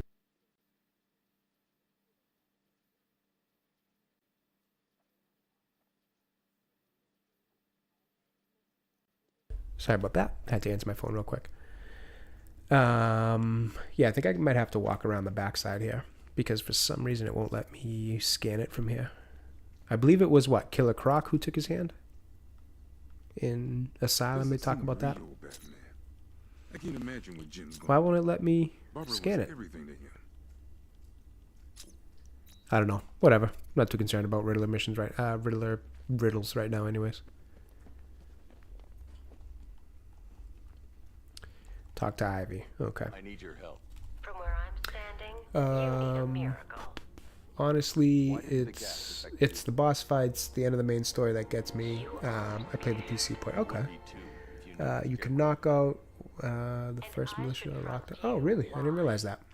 Because without your help, every plan to Batman says, I love Arkham Origins. It has a good story with Batman, Alfred, and the best boss fights in Batman Arkham games. Better than Suicide Squad, Oh, yeah. Jeez. Better than Suicide Squad, Kill the Justice League. Not a great game. Yeah, I think everybody in chat will agree with you there, Batman. That game was garbage. I can't even sugarcoat it. Everything about that game, just from the gameplay to the story to everything they chose to do with it, just garbage. I'd so much rather go back and play any of these games, where to? which I would have done anyways because I always replay these games, but all of these games completely blow that game out of the water.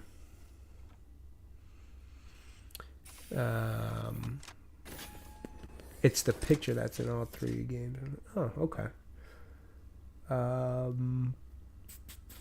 Bill says, I remember GoldenEye for the N64, but also more recently GoldenEye Rogue Agent, which had Daniel Craig. Oh, I didn't realize that. GoldenEye, I know they just recently, well, I guess probably not recently at this point, probably been a little while, but it's on Xbox, I believe, and I think they did it for Switch too. Brought it back. I was going to say, why am I not driving? The door isn't opening. What's happening? There's one big mother of a tank driving around out there. It doesn't look friendly. Neither do I. Open the shutter door and I'll scan it from the rooftops. See if I can find a weakness. I'll open it. Try not to get killed.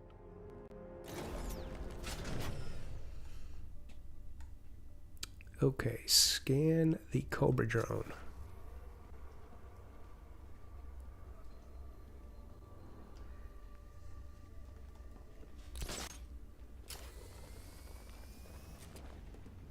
There's the tank. I'll need to scan its hull to find a weakness I can exploit. I need to zoom and focus on the Oh, target. to duh. scan the Obviously, I rear. have to zoom. I'm not going to be able to scan That's it from the here. left side scanned. Now I need to scan the rear and the right side. The Batmobile doesn't own these roads. That's the rear scanned. I just need to scan the right side. Can't get a clear shot. I need to find Really? a better angle. Can't get a clear shot. Oh, of course it turns right at the worst time to turn.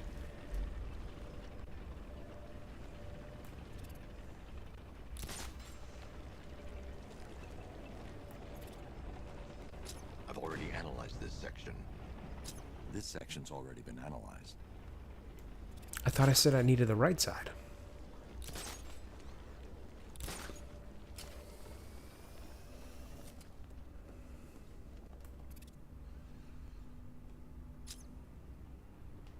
The Cobra drone has enough firepower to Okay, rip the there we Batmobile go. to shreds in just a few shots.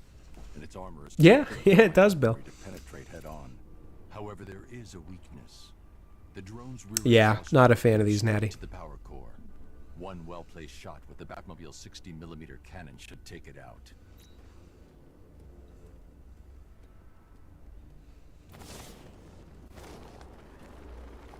I need to get out of the tank's range before I can call in the Batmobile.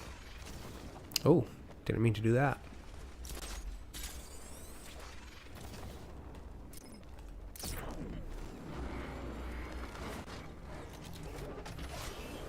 I can All right, use where the is this radar thing? to track the drone's movements and get behind it for a clear shot at the exhaust port.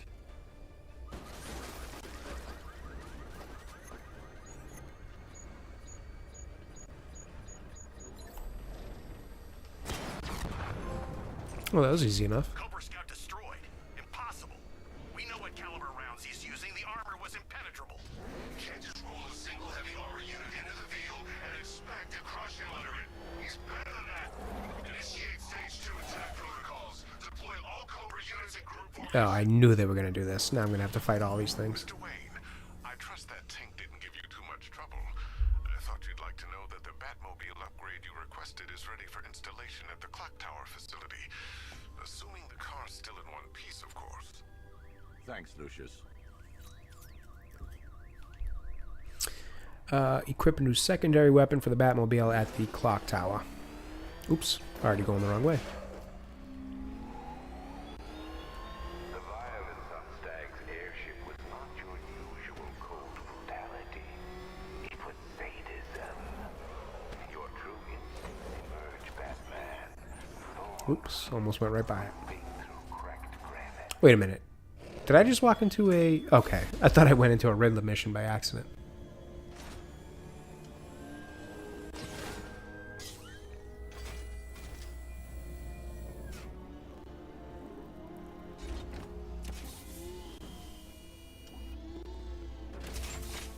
Near the clock tower. Batman's in pursuit. I need reinforcements immediately. Okay, so this was the weapons generator. What do I think about Batman Arkham Shadow? So is that the one that's virtual reality Batman? Ivy to the Botanic Gardens. If it is, I am fortunate enough to have a MetaQuest, so I will be able to check it out. Is it out already? I didn't realize it was, if it is.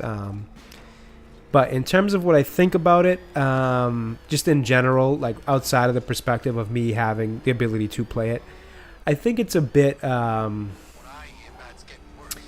don't know. I don't know if I want to say unfair, because like it is what it is. It's being released on the system it is. You know, it definitely does kind of suck for anybody who isn't going to be able to play it. I feel for them, because if I didn't have the ability to play it, I'd be pretty upset as a huge Batman fan. Now, in general, how do I feel about, you know, these virtual reality games? I think they're really cool. I think they're a fun, immersive experience. I've played the Batman Arkham VR game that's on, what do you call it? That was on PSVR. I can't remember exactly what the name of it was. It was Arkham something or other. And it was fun. It was a little bit short, but it was a fun, really immersive type of experience, which I enjoyed. But it doesn't have the same punch as playing a game like this. Like, this is the true Batman video game experience. All of these games are. So as much as I do think it'll probably be fun and probably be interesting, I don't think I'll get the same enjoyment out of it as I do, you know, games like this. But, you know, in the same breath, I don't think it's trying to be a game like this. I think it's trying to do something with VR, so, like, fair enough there. You know, I do feel for anybody who's not going to be able to play it, though, because they don't have the MetaQuest or whatever. Yeah, MetaQuest, that's what it's called. I happen to have just got one, you know, as a birthday gift, just because I'm kind of a tech fan. I find technology to be really cool and all that, so I'm interested in trying out new things. So VR has always been something I've thought is a really cool thing, and I think as it develops, we'll have some really cool applicability kind of circumstances going forward where it'll have some really fun and interesting uses. So I just kind of wanted to get ahead on testing it out and trying it, all that. So so I do have one myself, and I will be able to play it. So after I play it, I'll be able to give you a much better opinion on it. Maybe I'll actually even do a review of it. That would be kind of fun. But yeah, in general, you know, I think if it's good, it's something I'll enjoy. I enjoyed the first one they did years ago, even though it's a little bit short. But even that, it's not, you know, it's not the same experience as playing one of these. You can just sink so many hours into these. You can spend so much time in this world. You can do so many different things versus like again, don't know exactly what this one's going to be, but the previous one was kind of just like a little bit of detective work and kind of playing around with his gadgets. And as cool as it was, I mean, I don't know if you've ever done VR, but VR is actually like really wild, man. When you put one of those headsets on and you go into one of these worlds, your brain really does start to be like, almost think that you're in it. Like you see those videos online all the time of people like, you know, crashing into TVs and walls because they get way too into what they're doing, and it's because like it really does trick your brain into thinking you're in this world. So it's a phenomenal piece of technology. It's really cool. So I'm excited to check it out, excited to play it, and as soon as I do, I'll be able to give you a way better opinion on it. But just my going into it is, I'm interested in it. I think it'll be fun and think it'll be kind of interesting to play. I don't think it'll be something I love as much as these games, and I also do feel for the people who won't be able to play it because they don't have a MetaQuest. You know, that kind of sucks.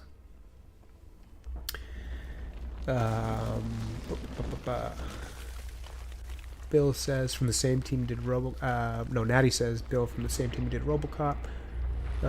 Some of us get violent motion sickness from yeah, my wife can't do VR. She thinks it's really cool and really fun too, but the second she puts one of the headsets on, it's like 10 minutes in and she's like, oh my god, I don't feel good. So I'm like, yeah, I get you. Takes even sometimes if I have it on too long, I'll get a little bit nauseous, so I totally get it.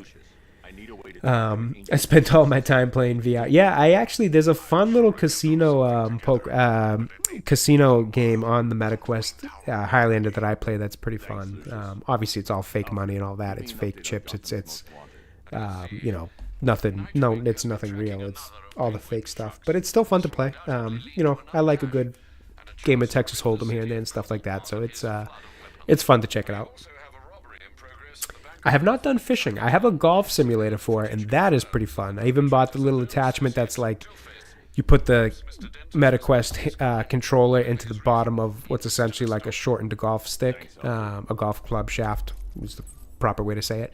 And that's really fun. It's really cool, and it's pretty accurate too. So that's been pretty fun, but I haven't tried fishing yet. I'd like to. WB Games only put their effort into the first cutscene. Oh, is that for Origins? Origins can be part of the... Oh, interesting. So you really aren't a fan of Origins then, Josh. That's interesting. VR fishing when you get a few... Fair enough, Highlander. Have I played Injustice 2? Yes, Batman. I am a massive fan of the Injustice games. I was so disappointed when NetherRealm decided to break the cycle, because they had been on a cycle of Mortal Kombat game, Injustice game, Mortal Kombat game, Injustice game, in that pattern. And after Mortal Kombat 11, I obviously assumed it would be Injustice 3, and I was very disappointed to see them go with Mortal Kombat 1 instead. I love the Injustice games. I like them more than I like Mortal Kombat, to be honest. Now, that's a bit of my bias, because I'm a huge DC fan, so obviously I'm always going to like that a little bit more than other things. Oh, we finally unlocked the Two-Face missions. We'll probably do one of those. So obviously I'm going to like, you know, something that's DC-based more than I am Mortal Kombat. And I like Mortal Kombat, don't get me wrong. But yes, I am a huge fan of those. Two-Face's crew is I robbing didn't the like the Injustice animated movie that they did. It was so far off from the Injustice story that I know and like. I was not a fan of it. But yep, I love the games. Enemy spotted at the botanical Oh, gardens.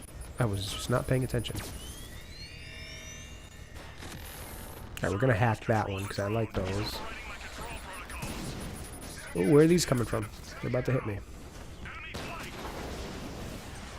Oh, we have 2 of these guys locked onto us right now. Nice. Perfect. I mean, hacked. Not locked on, hacked. Batman's taken out a Rattler.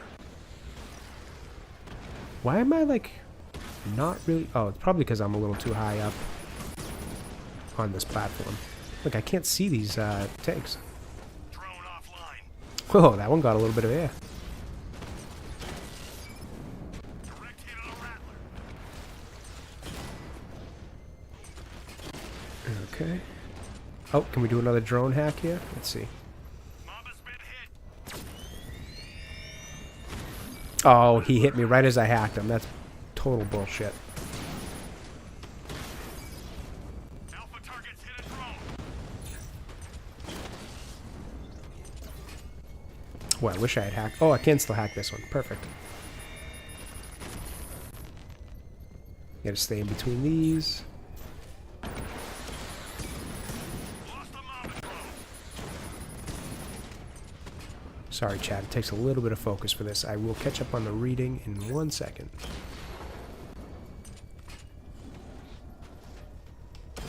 Target hit a drone. Speaking of motion sickness, I hope nobody's getting motion sick watching me maneuver this thing around. I am myself a little bit. I'm all over the place. Rattler's been hit. Oh, I forgot I had this capability. Where the hell did he go? It's right there. Get him. That was easy. Okay, where did I leave off? I can use the power wave Have I to played trigger Injustice 2? control Yep. Okay, I saw that one. Yep. Love Injustice. VR mini golf is fun too. I have not done mini golf yet. Why does any card game need to be VR? Oh, I think Highlander actually probably answers this perfectly. He says, Josh playing with others, plus they were like props and crap to play with at the table, voice chat and others. Yeah, I bet you were playing the same one as I was, Highlander. I can't think of the name of it now, but it was on MetaQuest, is in the store. I bet you were playing the same one as me because I remember there being props and all that. Yeah, it's really fun, and that's actually exactly it, Josh. It kind of just gives you like...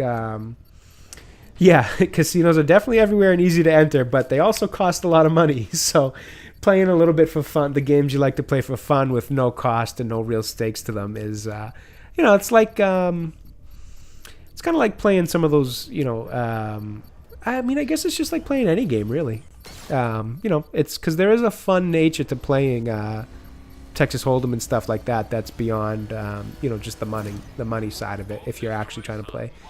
It's just a fun, like, strategy type of game. How you play a hit. Like they say, it's not the hand you dealt, it's how you play it. So there's just a fun nature to it. But also playing in those virtual reality settings is, it's interacting with other people and all that kind of stuff. I don't know. It's kind of hard to explain, but it is fun. I got to tell you, it is definitely pretty fun.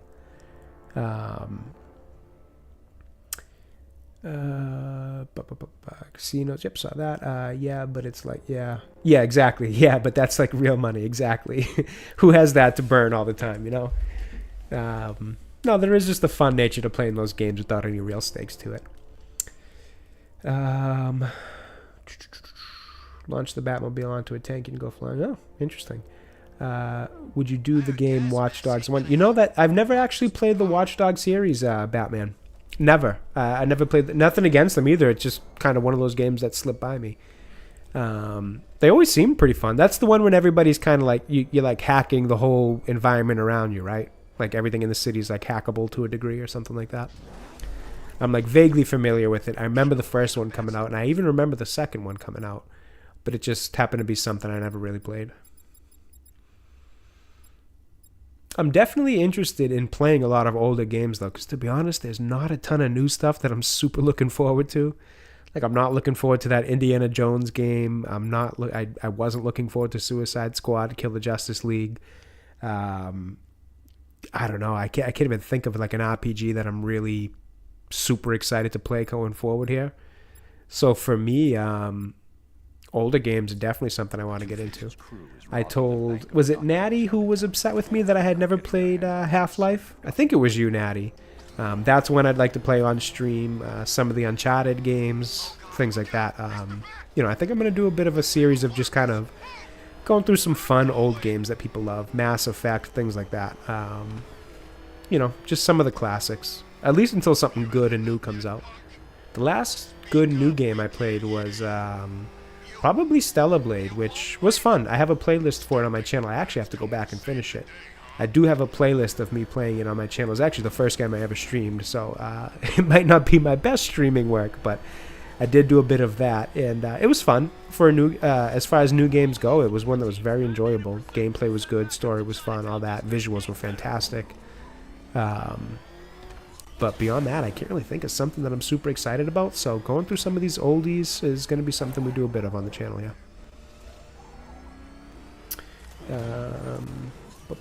It was... Yeah, that's the one.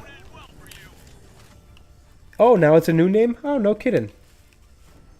Okay, I'll have to look it up. I haven't played in a while, so I'll have to see what it's called now. But I believe that was the one I was playing, Highlander.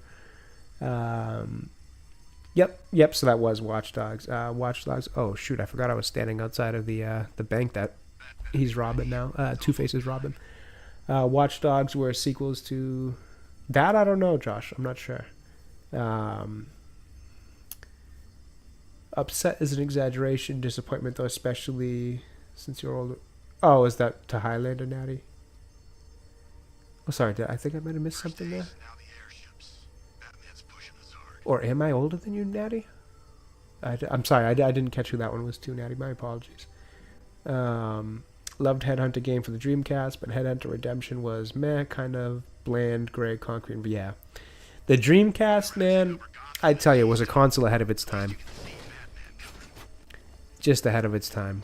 I didn't own it. My uncle owned it, but man, I loved going over and playing those games because at the time he was young. He was like, I don't know, maybe late teens, early 20s when he had it. So he was still at my grandparents' house. And when I would go over there for them to watch me and stuff like that, in terms, you know, when my parents needed a babysitter, he would obviously let me use his Dreamcast. And man, I had a ton of fun playing that. A lot of what I played was like, even some of it was just the demo discs that had,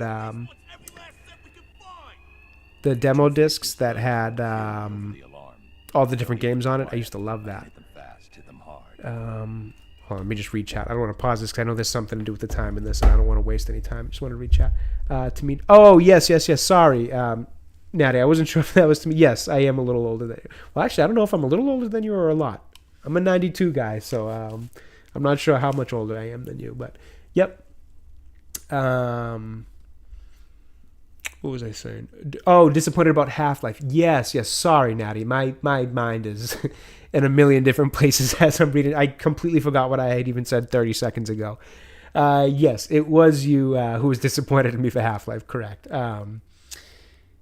Yeah, I will be doing that one on stream too, I believe. Oh, okay, so we're just about the same age, Natty. We're right there.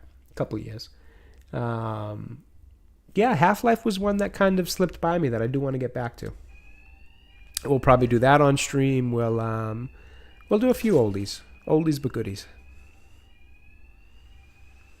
I don't want to take that guy out because he's going to cause an alarm here. So let me take the second guy. Oh crap! I didn't know he was going to go over there. I should have just taken the first one.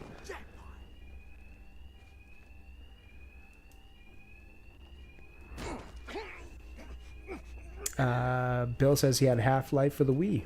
Nice. I actually didn't even know it was on the Wii, to be honest with you.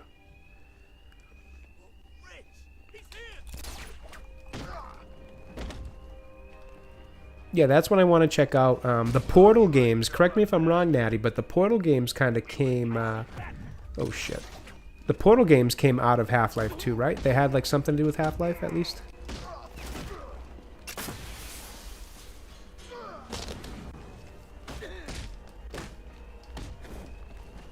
I kind of totally messed this up, but it's kind of working at the same time, so whatever.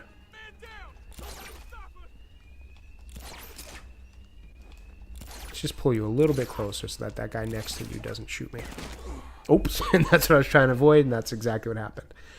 Harvey might. Josh says he's 12 years younger than. Oh, well, then you must be fairly old then, my friend. Yep, also had Far Cry for the Batman says, GG. Yep, that's the product of not focusing enough. Let's see if we can take this out like a real Batman here. Thugs won't hear me over the alarm. No need to be quiet. I can hit them fast. Let's do this. We're just going to go right for you.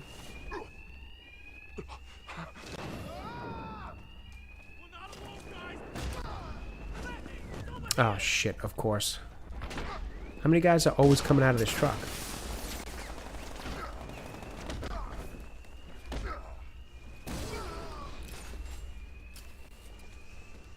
Okay, so they're already trying to steal. So we got 100 grand we got to protect here. Let's see how quickly we can do this.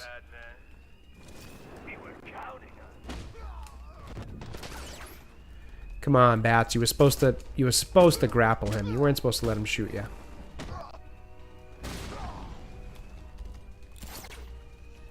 The grapple is getting stuck in that gate.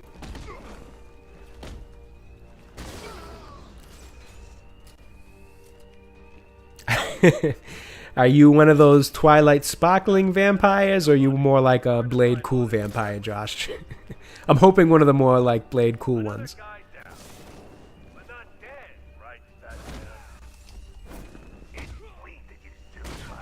You're in the midlife crisis now.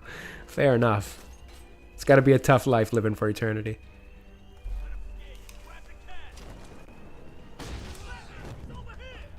Come on, just hit the... If it would let me hit the grapple quicker, I wouldn't have to worry about that guy shooting me. Can't argue with the coin, Batman. All right, Javi. All right. Don't get ahead of yourself. It's been a 3-hour 40-minute stream, Javi. Forgive my getting a little bit of lack of focus here. We'll turn it up right now. Two-Face's thugs won't hear me over the alarm. No need to be quiet. I can hit them fast, hit them hard. All right, 1. We got company. If it's Batman, kill him. 2.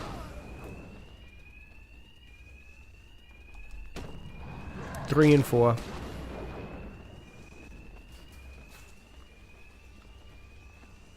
We thought you might show up, Batman. Nobody's in there, huh? Interesting. Nobody's in here either, huh? Okay. Weird. Let's grab you. 5. Exactly, Ben. I'm playing Batman, not Superman. I gotta remember that. I guess I'll grab you. 6.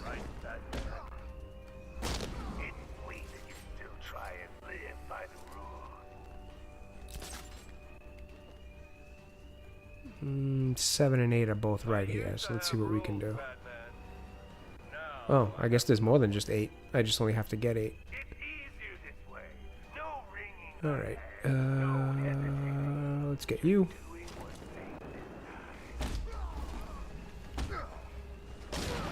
Seven. And let's pick off number 8 here. Who do we want? Why don't we go for a double for 8 just for the fun? We'll get 8 and 9. Oh, I guess we'll just get 8 then. Never mind. I lied. Well then, boys, looks like that's Easy enough. And see, just a little bit of focus goes a long way in this game. Why don't we take care of it for them? Oh, I still gotta take out the rest of yous, huh? Whoever kills the bastard and brings us the bodies gets double their cut. Two-Face locked us Let's in. drop this guy. Thugs aren't after money now. They're after me. And there's no alarm to cover the sound of my attacks. Thank you for the observations, Bruce. I was aware. Come on, somebody give me the multi-attack thing here. There we go.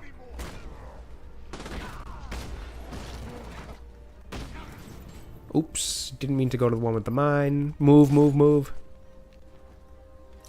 Alright, who's left here? Oh, just you. He ain't getting up, and neither are you, bud. Is this game for real? The drop attacks really aren't working. It's very frustrating.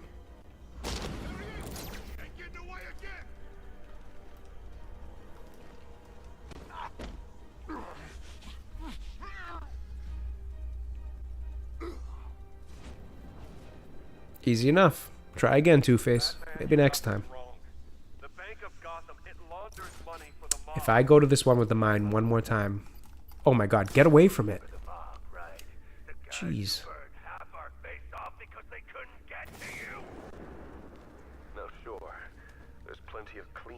How do I get out of here? But what isn't tainted in this town?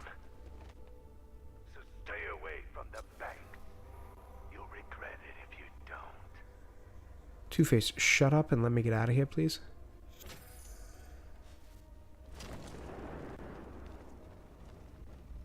Cash. Two-Face's crew went after the Bank of Gotham in Chinatown.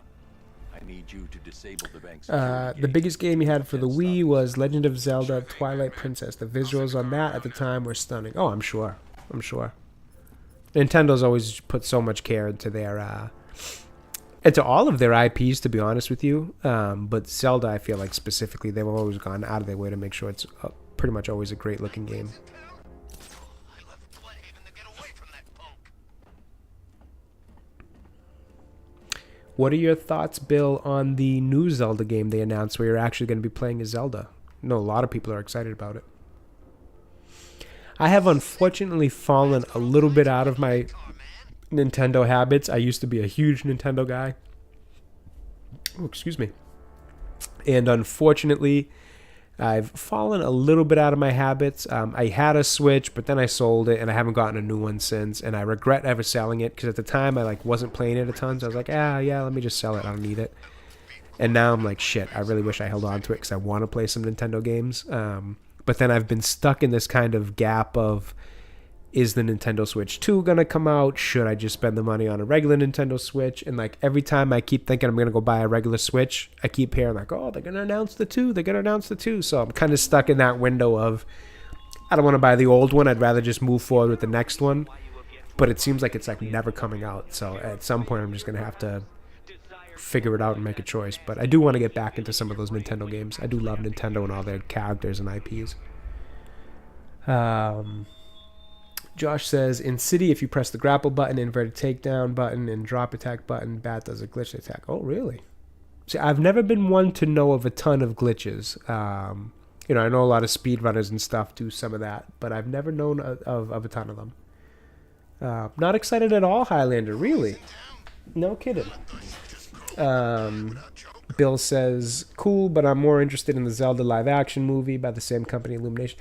Yeah, so I enjoyed the Mario movie. I think Illumination makes some great animated movies. I'm interested to see how the live-action Zelda plays out, to see if it was the right choice, because I feel like I would have done animated, especially after how well the Mario movie did. I would have done animated, again, because we're talking about visual mediums here, like we've mentioned a few times tonight. I feel like seeing Zelda, seeing Link for that matter, in that world, what is it, Hyrule, all kind of in that animated form are up for its entire existence would have been such an easy kind of thing to do in terms of easy path to go with it, I guess is the way I want to say it. And then there's the idea of Zelda and Link being able to interact with the Mario world that was set up in that movie the same way he does with Yoshi. Well, we get the glimpse of the Yoshis, but in Toad and Peach and DK and all that.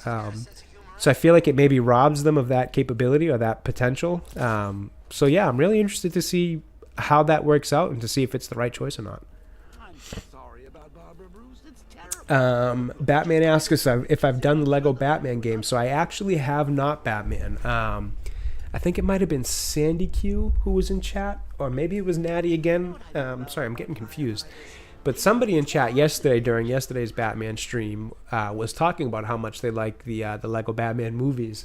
And I had mentioned then that I had never seen the Lego Batman movies or played the Lego Batman games. I have heard good things about them, though. Scarecrow and get yourself gassed again. Josh says that allows you to take down enemies through Saga. Really?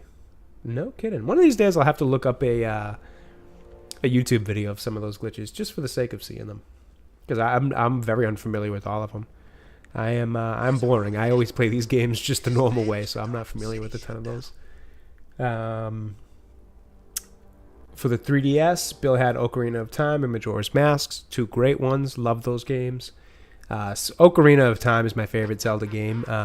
Granted, there's a lot of them that I haven't played because I fell out of the Nintendo kind of swing of things.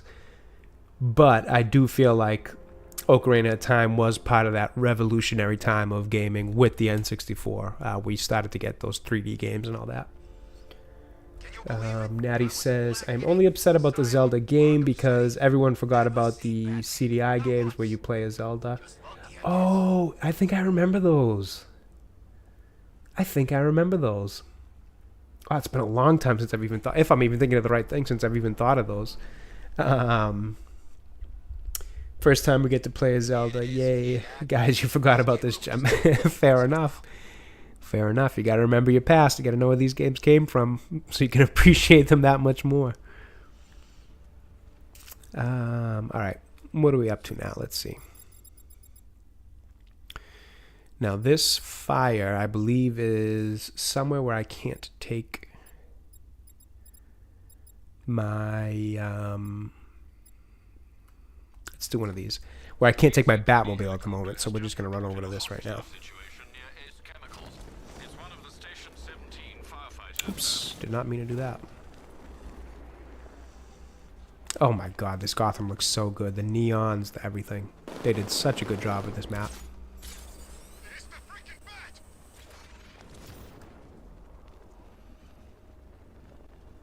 Yeah, wasn't the animation kind of wild in those CDI games too, Natty, if I recall? If I'm thinking of the right thing.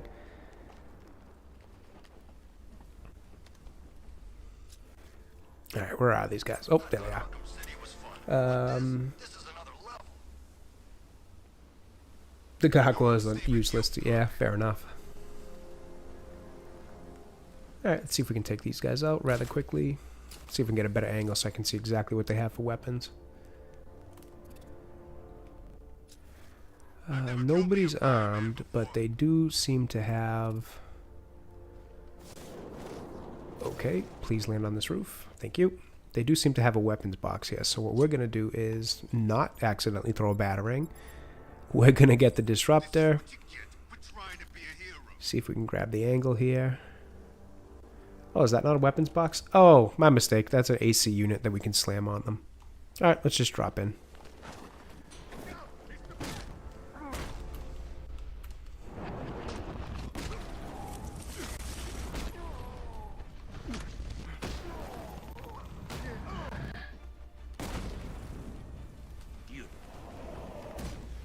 That was pretty easy.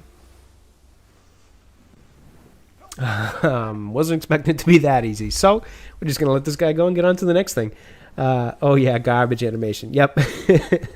But just perfect. Yeah, fair enough. We all got those games that bring us right to those nostalgia points. Love passion projects like that. They tried so hard. Well, that's one thing too you got to appreciate. If you can sense that the people who made it really cared, it can go a long way, even if it's not great.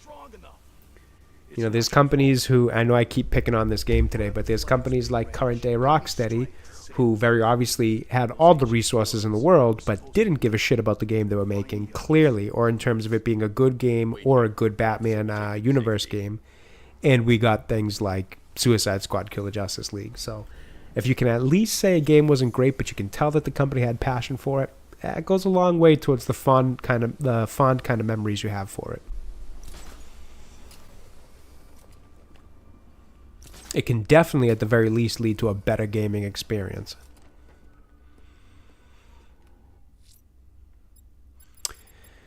All right, that's another firefighter saved. Let's do this.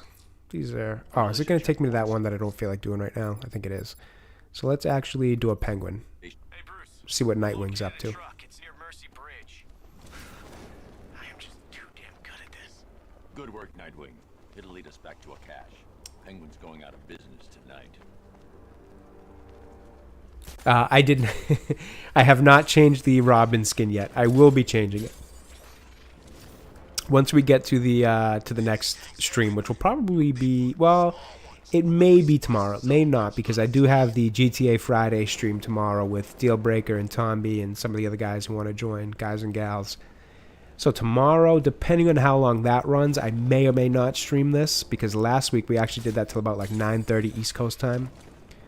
So if we go that long, I probably won't do a Batman stream tomorrow, but I do intend on doing one Saturday. So Saturday I'll take another look at all the skins, and we'll actually do everybody. We'll do Nightwing, we'll take a look at the Catwoman ones, the Robin ones, all that kind of stuff.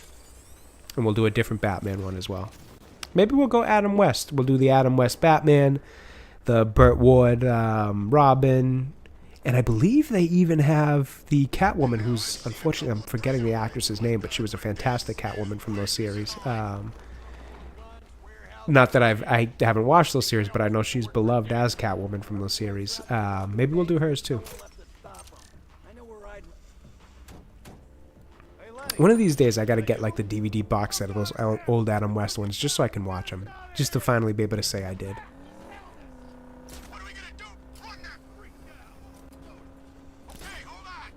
I'm very familiar with them, given their important level in pop culture, but I have not seen them. Anyone see him? I'm trying to drive here. I don't see anything. You think he's still out there? How should I know? And just crashed into Elliott Memorial almost. Hey, boss, we got a problem. What is it? It's the bed. He's following us. We're losing. We're trying. It ain't easy. I don't worry. If you bring him anywhere near my guns, I'll do you some serious damage. Now, just imagine this Penguin, but as a woman. Wouldn't that be so much better? That's literally how the people who made this Batman series for Amazon just thought. Why they thought that, I don't know. Instead of just using one of the many female, great female characters that Batman has, let's just make Penguin a woman for some reason. Okay, good luck. I want to make sure I don't get too close. Good thinking.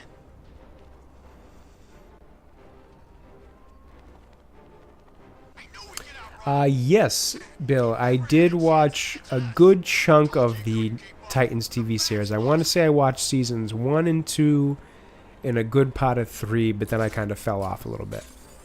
Another show that I didn't hate, you know, it wasn't the best in terms of kind of just fundamental TV show structure, making, acting, writing, all that. But much like Gotham, it was one that I found fun to watch for a while until I just kind of fell out of it and was like, I don't love what they're doing anymore. But I did watch it.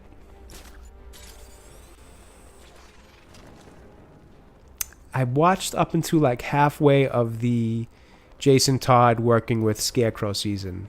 Well, coincidentally, what this game is. I think about halfway through that season, after what happens with Hawk, I was kind of just like, I'm kind of out, and I hadn't gone back to it yet.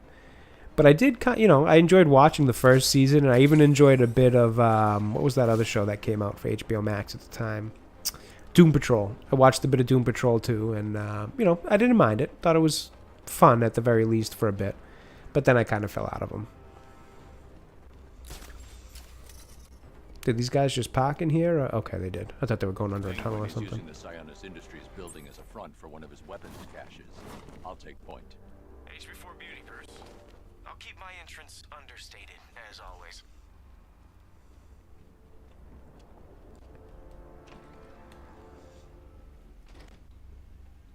Okay, definitely don't want to walk right in front of that.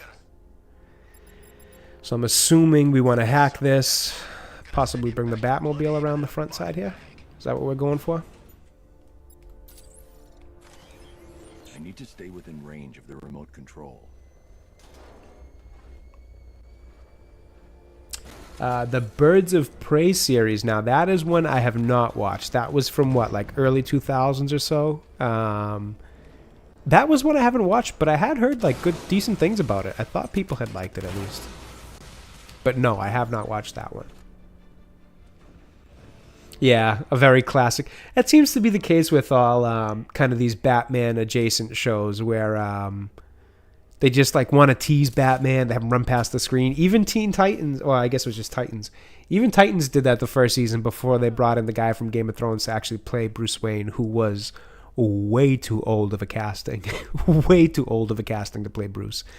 But even in that first season, they had like little kind of back of the head glimpses of him in the suit and glimpses of the Joker's arm and things like that in his purple suit. That was, you know, just like that annoying type of thing they do in the Batman adjacent shows where it's like, we're going to tease you with Batman, just you know what this is all about, but it's really not going to be about him. Which I've even, like I said, I enjoyed Gotham. I know it's not a great show, but I enjoyed watching. It was kind of a fun ride, you know, for the most part. And Titans, a little bit of Titans as well, things like that. But it does always get a little bit like, ugh, you guys teasing us with the Batman stuff. It's like, come on. Where am I going here? I was not paying attention.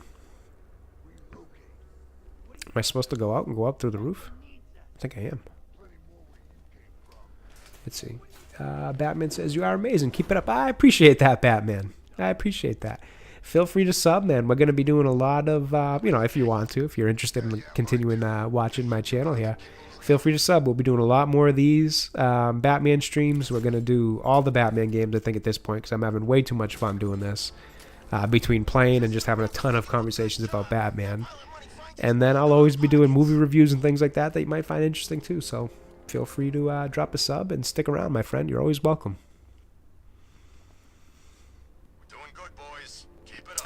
All right, so these guys are way too far away for me to do any kind of fear attack, so we're just going to drop right down, scare the shit out of them.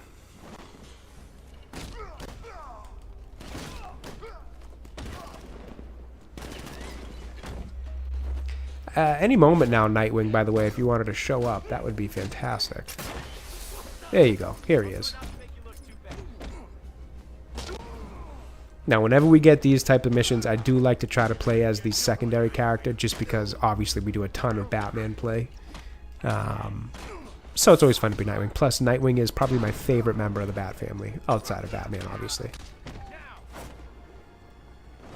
So even when we do a dual takedown, we'll just immediately go back to Nightwing.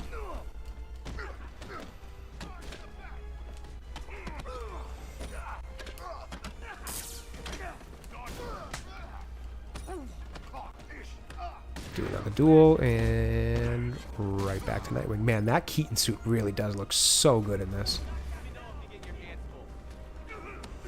Let's see if we can get the big guy over here so we can take him out with this light above us. Oops, he's here, but he actually punched me before I got the chance to. Oh, did we just take out two in one shot? Nice. Yeah, the Scrimza sticks. He's just... Oh, man, I love Nightwing. I was so disappointed with the Gotham Knights game. I wanted it to be so much better, because being the Bat family is a game I think you can sell to people. It's a game that was something I was interested in when I first heard about it, but unfortunately, you know, didn't come out as great as I wanted it to be. But being able to play as Nightwing, Robin, Batgirl, Red Hood, like that's a game you can absolutely sell to people. The Bat family is more than popular enough to carry a game. It has to be a good game at the end of the day. Oops, didn't mean to do that. Why are we just looking at this guy? Why can't we hit him? Batwoman TV series. Yeah, that was when I skipped entirely. I do know everything that happened in it because Az from Heels versus Babyface, who is a fantastic content creator, fantastic YouTuber, one of my favorites, he did a phenomenal coverage of that entire series. My word, I've never laughed so hard watching somebody review a TV show. Brilliant coverage of it. Yeah, that was something. Yeah, just like in everything. Yep, exactly, Highlander. Just like in everything, in Hollywood, games have to have a good story. And on top of that, it has to have good gameplay. So you've got a double whammy there. Because in Hollywood, you can tell, like, look at indie films. You can have low budget, not a lot of effects, if even any at all. It can be no action. It can just be a drama. It can be whatever. But a good story can do so much for a movie or a show. The trick in gaming is not only do you have to have a good story, you really have to have good gameplay, because you can even get by with bad gameplay You can get by with good gameplay and a bad story. It's nearly impossible to get a game to have good reviews if you have bad gameplay but a good story. It's like, it's even trickier in gaming because you really have to have both, and you can get by with one or the other in one specific way.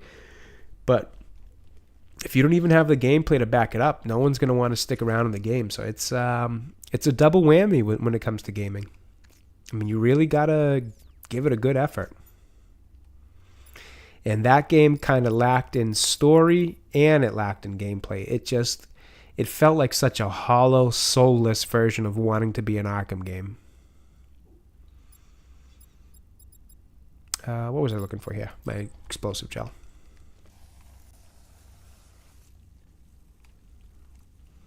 You know, for all of our complaints we have for Arkham Knight and Origins and all this, I think... Oh, well, that's right. I gotta get out of here first. You know, even if there's a game in this series that you really don't like, it's still miles ahead of Gotham Knights and Suicide Squad Kill the Justice League. Because those games just don't have the gameplay, and they certainly don't have the story either. And the worst part about Gotham Knights is they actually had the chance for a good story. You know, with the Court of Owls and you know, Batman being quote unquote, you know, gone. The Bat family taking up the reins. You know, there's a lot of good they could have done with that. They just, it's bland, boring. I should back away from How much further do I gotta back away, dude? It's behind a safe. Yeah, bland, boring story, not particularly interesting. The gameplay was not particularly fun or smooth. One of the worst things in that game is the mode of transportation, traversal, whatever you want to call it. The way those characters move, I don't know what they were thinking. The glider for Nightwing is like a Walmart version of a Fortnite glider. It goes like 4 feet and just goes down. It's bizarre. It doesn't glide at all. Batgirl was fine. It was just regular gliding like Batman does.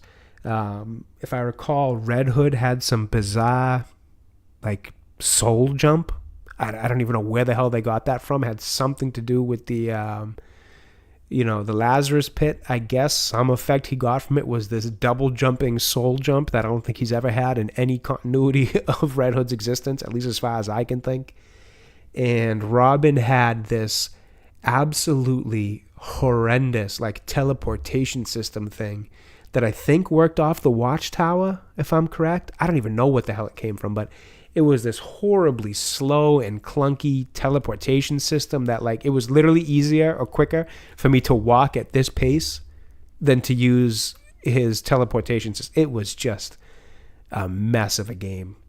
All the potential in the world to be a decent game, but man, they just did not give it an effort. And then the story was bland, boring, and predictable. Gotham Knights put me to sleep after the first cutscene. Yeah, fair enough. Felt like a zombie playing Gotham Knights. Yeah, it was boring, man. It was like sleepwalking through a game. You were just kind of going through the motions. It was, I have no interest in ever touching that game again. They copied Robin's movements from Creative Mode and Infamous 2. I'm not super familiar with it, but I'll take your word for it because it seemed like a cheap idea they took from something else. I felt like they took it from Robin's. Excuse me, I was thinking of Nightwing for a second. I was going to say I think they took Nightwings as a cheap version copied from Fortnite for that side of things. And yeah, the Robin movement was insane. It was such a bizarre choice. It was so slow. It was such a clunky mechanic. There was nothing fun about moving around as Robin. You were better off just gliding and zipline. I don't even know if he could glide. I think maybe, even though he had a cape, I'm not even sure he could glide. I think maybe Batgirl was the only one that could glide because I thought that was... No, Batgirl had a motorcycle, didn't she? Now that I think of it, Josh, didn't Batgirl have a motorcycle? She could glide, but she had a motorcycle, I want to say. Or did they all have the motorcycle? I don't even know. I can't even remember because that game was so bad. Not only was it forgettable to begin with, the few parts that I do remember, I try to forget because I did not enjoy that game whatsoever. Nightwing's glider from Fortnite. Yep, 100%. Jazz Inc. did a huge Batwing model. Interesting. I'd like to see that. I'll have to look that up. I would definitely have to look that up. Yeah. Nightwing's glider was Fortnite. Can you remember what Batgirl's was now, Josh? Because now I'm forgetting. Because I feel like Robin must have been able to glide because he would have had a cape too. Or was she gliding and they all had motorcycles? Because I remember her having a motorcycle. Because I remember it had it was driving me nuts when I first started playing the game. So you'd be on the motorcycle with Batgirl, right? She'd obviously have her cape. The motorcycle would be going full speed ahead, which was very slow. It was not a fun vehicle to ride. It was a very slow thing. And while she was wearing her cape, going on this bike that was allegedly going at full speed, her cape would just be hanging straight down, not blowing in the wind, nothing. I think they eventually patched it to try to fix it. But how on earth do you forget to have her cape blow in the wind as she's on a vehicle? Like, that was the level of detail they put into that game, where it's just like, dude, get lost. I wanted nothing to do with that.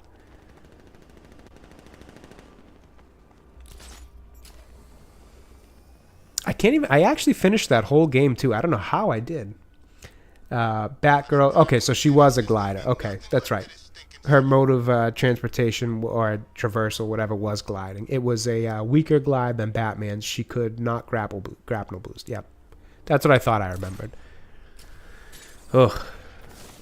Like I said, the parts of that game that I do remember, I try to forget. I'm imagining it. I've got to be imagining it. Who'd chain a body to a wall? Oh, they're talking about chaining a thing to a wall, so that means our last Professor Pig guy should be around here. I think it's the last, at least. Let's see if we can see it by taking a glance around with the bat vision on. Did you hear about the guy working with Scarecrow? Bad case of bat envy. I don't see him anywhere, or see it anywhere, rather. Alright, we'll keep moving along. Let's see if we can take out this helicopter thing here, actually. Drone, helicopter, whatever it is. I think I'm too low. I don't think I'm going to be able to get up there.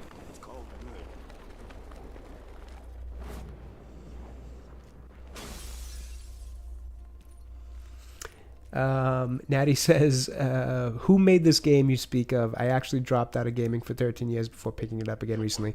So I want to say, so this was the Gotham Knights game that came out a couple of years ago. I want to say like 2021, 2022. It was Gotham Knights. It was outside of the continuity of this Arkham universe. So it was its own like separate universe. I want to say it was WB Games. Same group that did the same name that did Origin. Who knows who was working at WB Games at the point of making this this Gotham Knights game? But I'd have to look it up. But I do think it was WB Games. As always, like I say, grain of salt because I haven't looked this up in a while. So forgive me if I'm wrong. But I do believe WB Games made that one.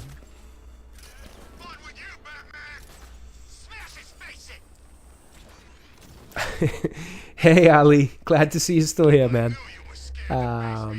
Isley, another new name. Man, we're seeing a lot of new names. How are you, Isley? Thank you so much for stopping by. Hope you're having a good night, enjoying some Batman.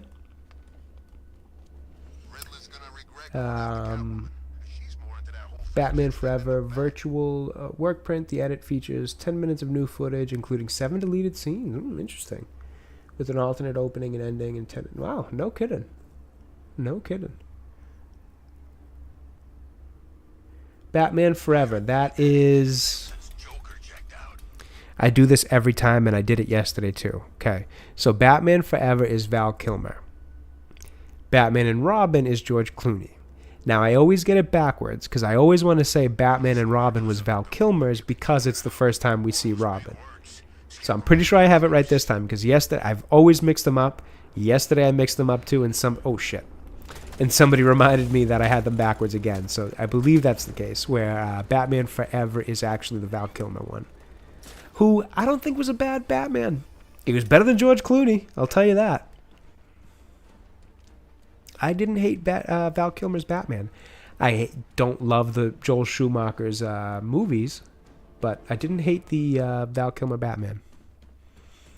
The one thing I hate about and it's funny because part of the reason we're playing this game right now is because my wife and I, she had never seen a lot of the original Batman. She kind of more so knew the Christian Bale ones as her first entry into Batman. And obviously I made her watch the Ben Affleck ones too, because by the Ben Affleck ones, I mean Batman vs. Superman and Justice League and all that. But so she had never seen like Michael Keaton's Batman '89. She never saw the one in '92, Batman Returns, and she never saw the Joel Schumacher ones. She had only had like some, vague memories of Uma Thurman as Poison Ivy from the second Joel Schumacher one, but she couldn't remember it enough to have known that she like saw it type of thing. So we just recently watched all of them, and she loved the Michael Keaton ones. She had a tough time making it through the Joel Schumacher ones. And one of the things that was driving both of us nuts was the overuse of the Dutch angle from Joel Schumacher. And the Dutch angle, for anybody who may not know, I only learned the term. I've always recognized the angle when I've saw it, but I've only learned the term just a few years ago myself. It's when they do that kind of like crooked turned angle with the camera, and kind of coming from like a bit of a lower view as well, looking upwards. And my word, that movie is filmed like 75% in the Dutch angle, and it's so difficult to watch because it's just like, dude, can you please straighten out the camera for the love of God? And for some reason, he did that whole movie that way. Bizarre to me. Not the whole movie, but like, I'm not kidding, like 70% of that movie is from that angle. It's so strange. Let's do this thing. A militia checkpoint stationed near Perdition Bridge. Not anymore. There's no half measures with these soldiers, Master Bruce. Oh, Ali, am I getting the idea that you don't like this? You don't like this suit? I think if I'm reading that correctly, that's kind of what I'm getting out of it. I love this suit, man. You don't like the Keaton one? Don't worry, Ali. We're going to be changing suits every stream. So this was today's theme, Michael Keaton's. I love this suit. And I'm not a huge fan of the all black bat suits. I prefer when there's gray with black or even gray with blue. But this all black one, phenomenal. I love this suit. It looks so good. Okay, we were going over to this thing. No, I have not seen Battlefield Earth, and if it is all Dutch angles, I don't want to see it. I can't do it. I don't mind a proper use of the Dutch angle. It can be very good at times, but the overuse of it can be, like, you almost have to watch the movie with your head tilted just so it can look normal. It can be too much. You use it properly here and there, it can add some artistic value, but man, if you can very easily overuse that thing. Mistletoe can be deadly if you eat it. Great reference there, my friend. Great reference.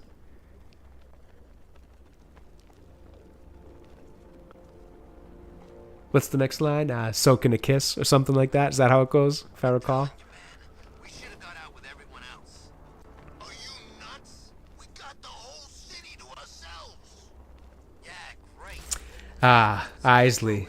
So this, and if I'm not saying that right, Isley, please feel free to, type in chat how to pronounce that. I think I'm reading it right, but if I'm not, always feel free to correct me if I get a name wrong. I do not take any offense to that. I'd rather say your name right than continue to say it wrong type of thing. So that is a question I love to answer because I know it's not always the most popular opinion, but I do like Batman vs. Superman. I do. And I can say every time, I don't have an issue admitting when I like movies that I know aren't necessarily good movies. I know it's a bit of a mess. I know they tried to cram too much in it.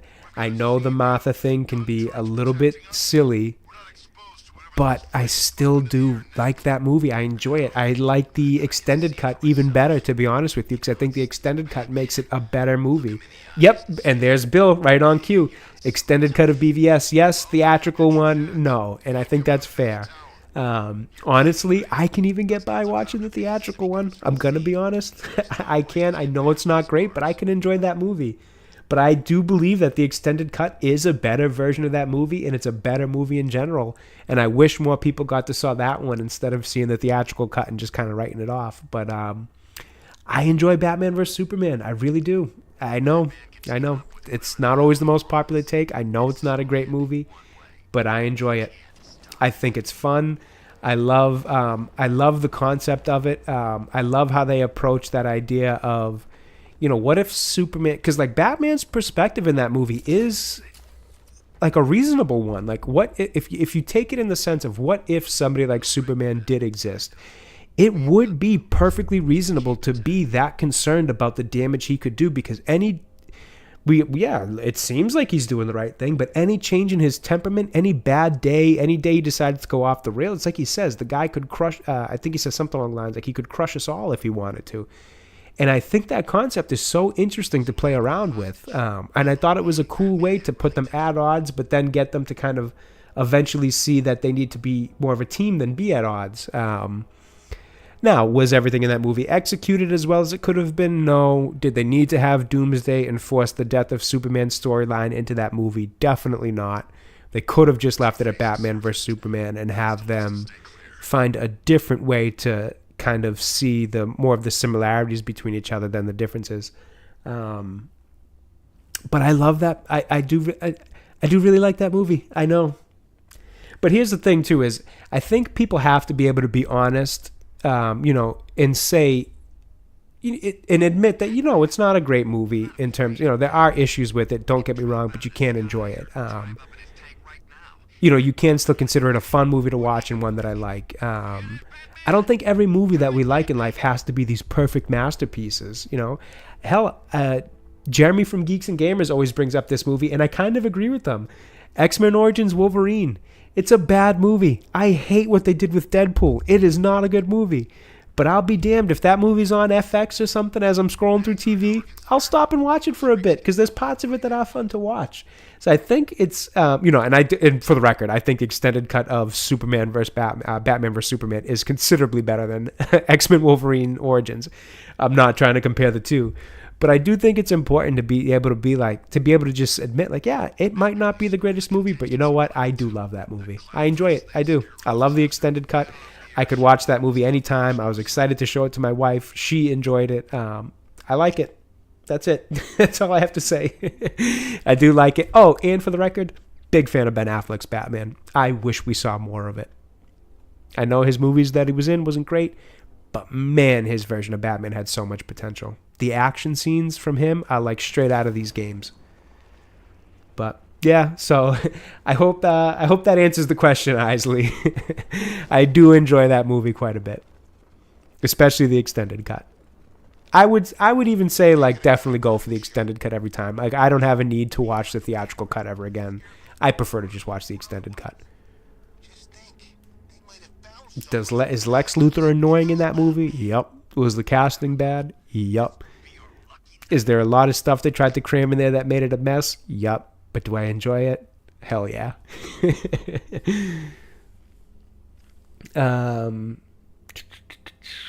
Where were we? Sorry, I went on such a rant there that I lost my track where we were in chat. So we'll go back to where Isley was. Yep. So Isley asked about Batman vs Superman.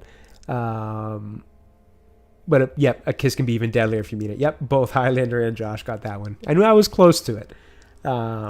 Battlefield Earth sucked, period. Changed my mind. I love that strong take from Ben.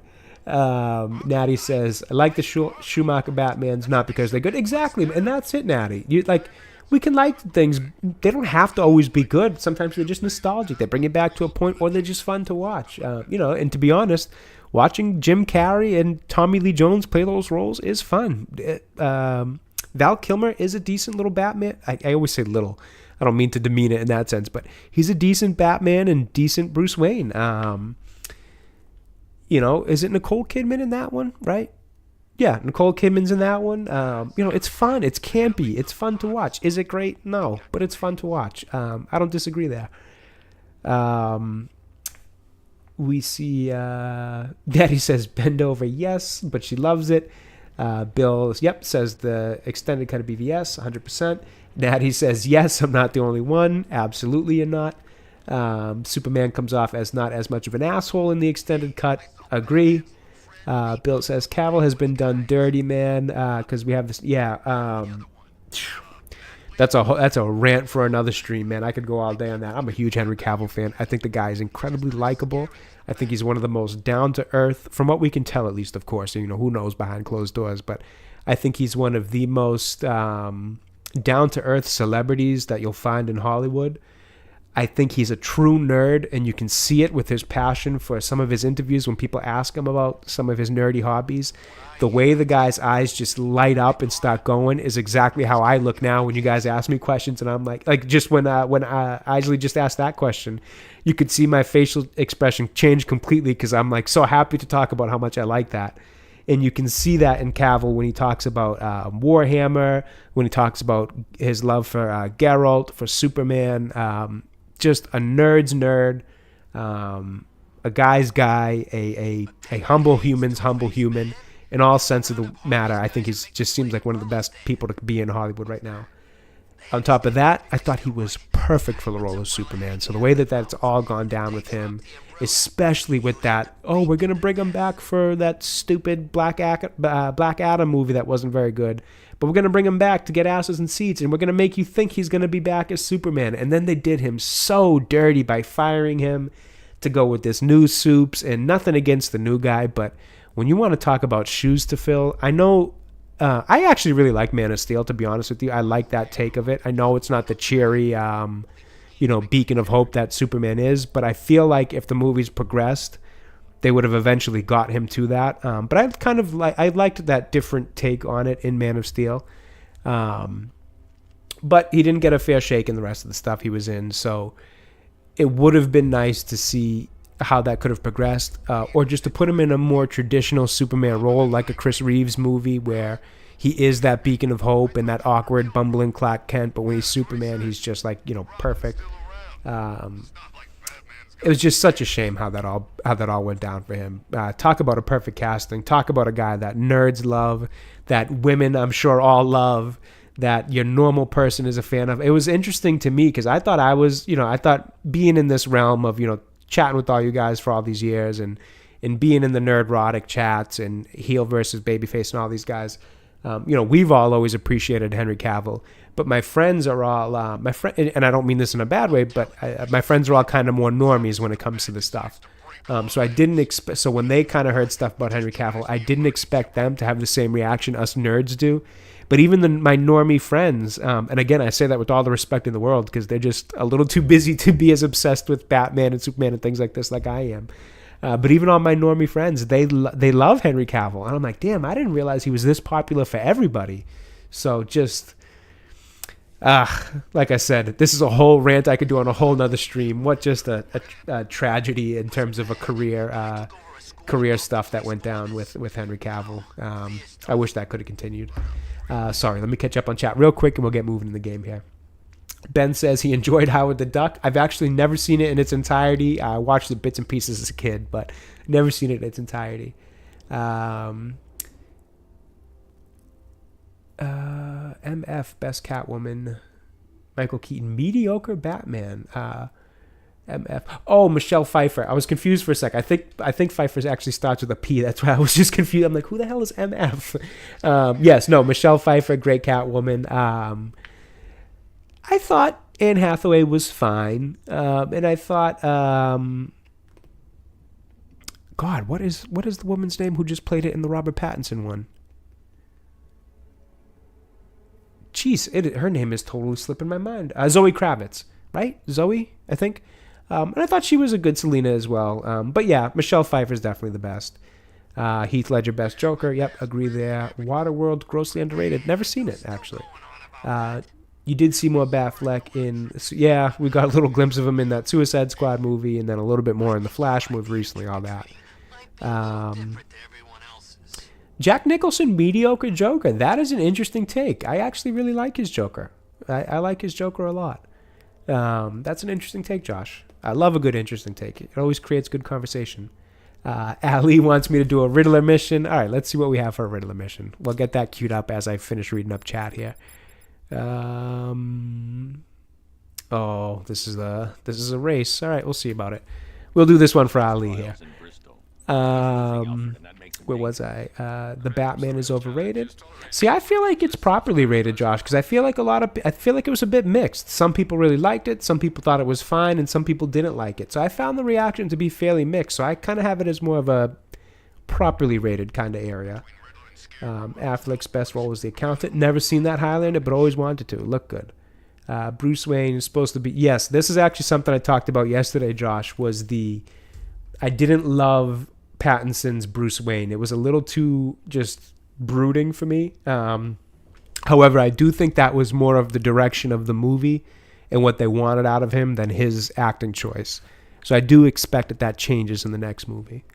Highlander says, I liked him in Gone Girl. Ooh, that is a good one, Natty. I'm a big David Fincher fan, so I did like him in that. Rosamund Pike is really good in that as well.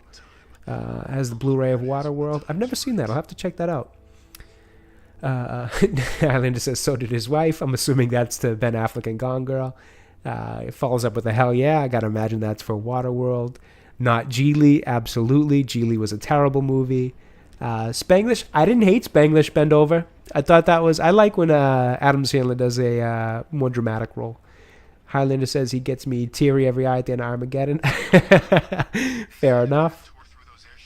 Was released by Arrow Video. That Waterworld Blu-ray. Interesting. I'll have to check that out. I'm not even familiar with it.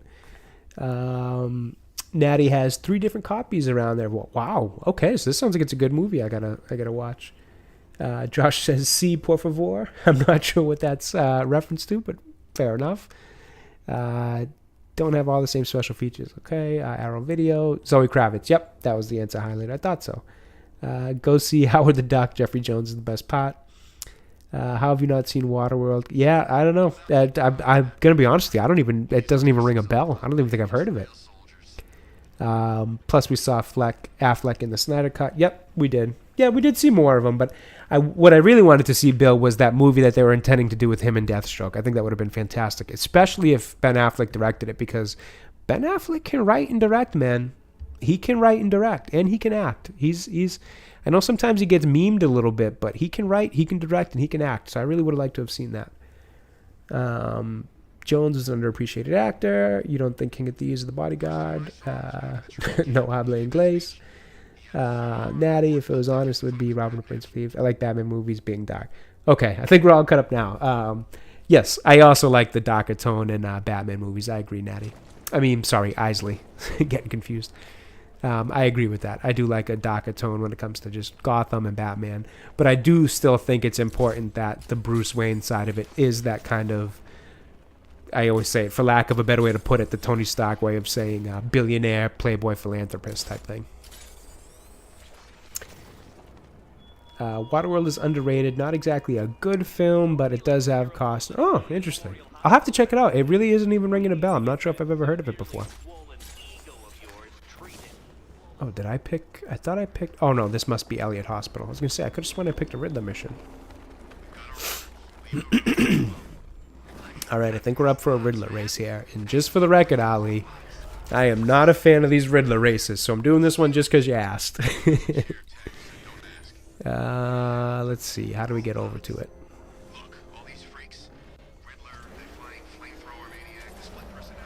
Where is this taking me? Did I not pick Riddler? Okay, no, I did pick Riddler. It's taking me up this way.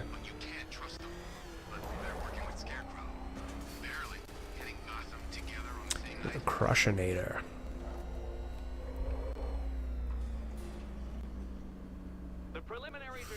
Yeah, Bill. And I also didn't love... Okay, trying to do this without spoilers. So I don't want to spoil it, so I won't go too into it. But I don't love the little, like, tongue-in-cheek joke that they made about it either. I think you know what I mean. That's kind of the most I can say, just because I don't want to get into it too much in spoilers, because it's only week 2 of the movie, and I'm sure a lot of people haven't seen it yet. But yeah, yep, Isley, yep, that's exactly what I'm actually talking about now. I did see the Deadpool movie. I really liked it. I won't do any spoil. I actually have a spoiler-free review on my channel if you want to check that out. If you're curious, feel free. But non-spoiler, just kind of quick, review. Did enjoy it. I think it was not a great movie, but a great blockbuster. It's everything you want out of a blockbuster. It's fun. It's, an easy watch, things like that. So it's action-packed. It's funny. It's got heart. It's a fun blockbuster.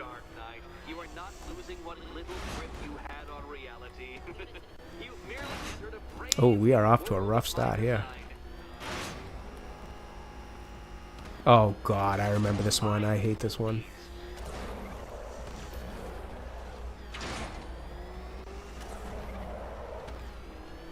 That ceiling applies 300 dead bats of pressure, Detective.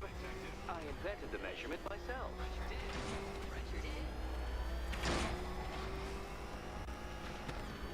I need extreme focus here, chat, so you're going to have to bear with me for a minute. I built this course in a sewer, Detective. Oh, right under. Oh, I thought it was going to get me. Oh, it did get me. All right, let's pick up a little bit of speed here to make up for that.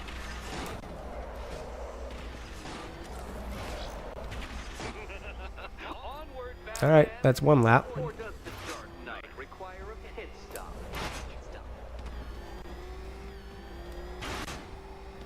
Very good, Dark Knight. Again. Oh, shit. No, I knew that was going to happen. you can't drive solid objects. It's really basic physics.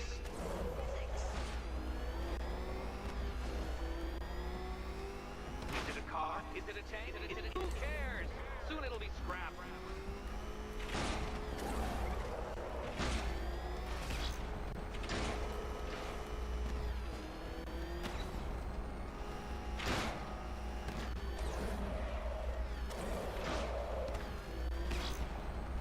That's it. I'm like not even looking at the time. I'm so focused. Oh, shit, shit, shit, shit, shit. Okay. All right, we can live. We can make it out of that.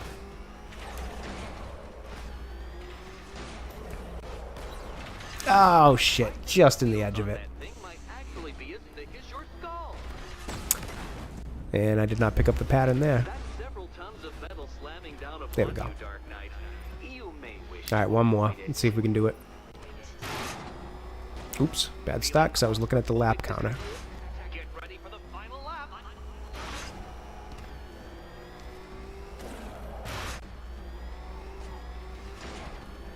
What a fitting end for you, Detective. A stain on my floor.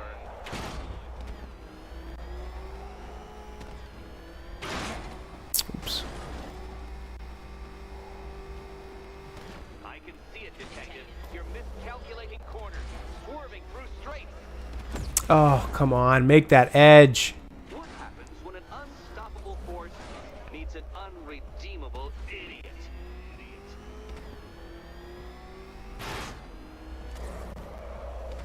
35 seconds. We got some time. It's time. 1,000 dead bats of pressure. Ooh, that was close. That was too close, honestly. Oh, don't go to that one. Get off the track. Go. All right. All right, I'll take that. Not the smoothest, but I'll take that. That was for you, Ali. I hope you enjoyed. Next key awaits. All right, so 2 in from the right side. Easy enough. Oh, good. The fun part. So that means it is you. And here we go. 5 deaths, eh? That's not bad. That's not bad. Could have been worse. All right, where did I leave off chat-wise? Kind of miffed they... Oh, yeah. So, yep. Oh, yeah, it was Isley asking if I'd watched Daredevil. Yep, I recommended Isley. If you haven't seen it, I recommend it. Place bets on how many deaths. I'm glad I saw that afterwards, because that would have been too much pressure. 5, not bad. Kiss of the Vampire. Not familiar with that one. Hey, Zeno. Another new name in chat. How you doing, man? Thanks for stopping by. 3,000 pounds of bat death pressure. Yeah, pretty much. Never saw that one. National Treasure. Oh, yeah. National Treasure is great. I do like National Treasure. Bend over. It's where the You Don't Say meme came from. Oh, interesting. 5 deaths. Yeah, not too bad. We can live with that. Natty gives me a nice, yeah, nice. And Ben Affleck Daredevil is also fit. Yeah, that's another one, Natty. That is it a good movie? No. Is the Pac scene with him and Jennifer Garner playing on seesaws very cringe? Of course. But is it a fun movie that I can watch because it's got nostalgia for me? It just brings me back. I just kind of enjoy it. And I'll tell you, Michael Clark Duncan's Kingpin wasn't a bad Kingpin. Yeah. Yep. Colin Farrell as the Bullseye there in the scene where he flicks the peanut at the old lady on the plane. Was it a peanut? Yeah. It wasn't a toothpick. It was a peanut. Like that little, like, yeah, is it cheesy? Is it a little bit cringe? Yes, of course. Is it a great movie? No. Do I like it? Yeah. There's nothing wrong with liking bad movies. People got to stop acting like every movie they watch has to be Citizen Kane. You can like a bad movie. There's nothing wrong with that. But, nowadays everybody's got strong opinions. Which isn't a bad thing either. If you're going to have an opinion, have a strong... There's somebody in this area who does a local radio show and sports radio. And he's very... he's always making just these strong takes. And he's got this fantastic motto that I love. And he always says with your takes, if you're going to be a bear, be a grizzly bear. And I'm like, you know what? That's actually a great way to put it. If you're going to have a take, have a damn strong one. Doesn't mean you can't be willing to move off of it or see other people's opinions and maybe adjust your take or change your mind if you see some different things that you didn't see before. But if you are going to have a take, why not have a strong one?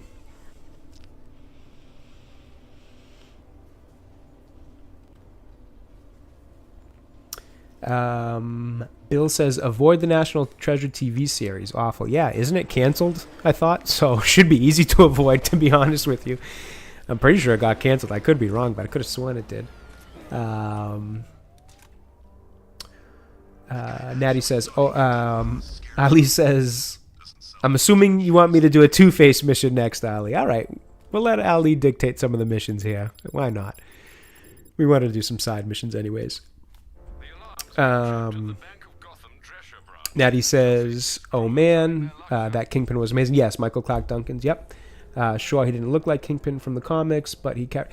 And that's what we were talking about earlier, Natty, is... Right, obviously this stuff is all very visual. Comic books, movies, TVs, it's all visual mediums. So if you are going to change the appearance of somebody, you have to make sure you still write the core of them as that core, like the core essential nature of that character. And they did that in Daredevil. In back then, when they did that casting, it didn't seem like it was motivated by any type of agenda or anything like it tends to be or tends to seem like it is now. It was a case of they felt he was the best actor for that role. He played the role and we all loved it and we all thought he was very good in that role. So it was a case of, yep, you guys thought he was the best actor for the role, and guess what? You were right. He was fantastic. The fans liked it. They thought it was one of the better parts of that movie. Excuse me. What am I doing here? So that's kind of just how it should be done if you're gonna change things like that. You have to make sure you're changing it for the right reasons, which is the actor and the person that you want to be in that role, and also you have to make sure that on top of that you're writing a good script for that individual. Just changes for the sake of changes, don't usually go over well.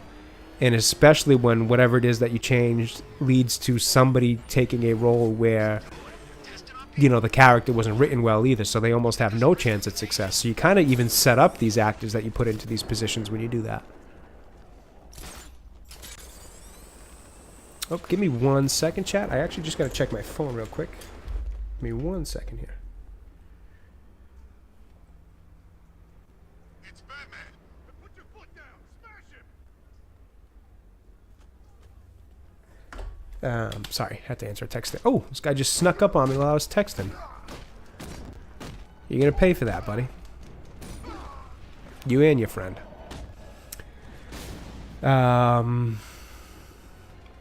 Where was I?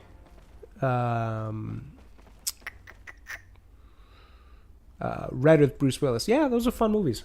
Didn't they do 2? I thought they did 2. Remember the first one. Crushinator should have been the third race. It got you 30 times the first playthrough. Yeah, fair enough. It's an annoying race. I'm actually surprised I went that well with it. But again, I've also played this game a crap ton of times, so at some point I had to get better at that race. I'm sure my first time through I got Crushinated quite a few times. Yep, Samuel L. Jackson doing Nick Fury. It's another perfect example. I even thought that Oh my word. Why am I forgetting the name of the actor now? The gentleman who played Jim Gordon in Robert Pattinson's Batman. Oh my god, I really like him as an actor too. Why is his name just... I know it's getting late when I'm forgetting things that I know. Shoot, I can't remember his name right now. Oh, now I have to look it up. Give me 1 second, chat, because that is bothering me. I'm going to have to look it up real quick. The Batman. Let me get IMDb.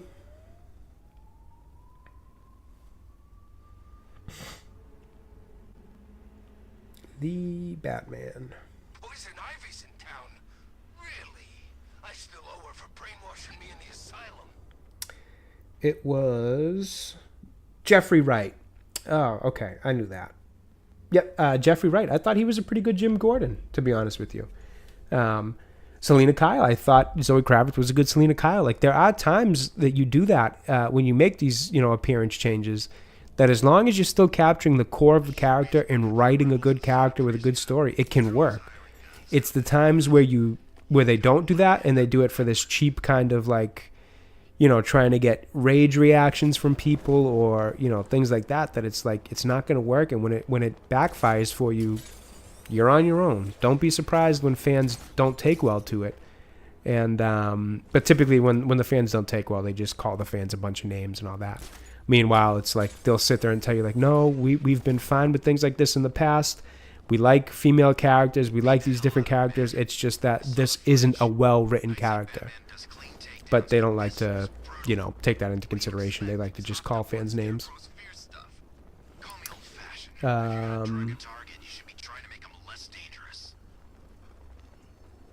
What is that from, Josh? That name sounds very familiar. The name of Samuel Jackson's character there. Sounds so familiar.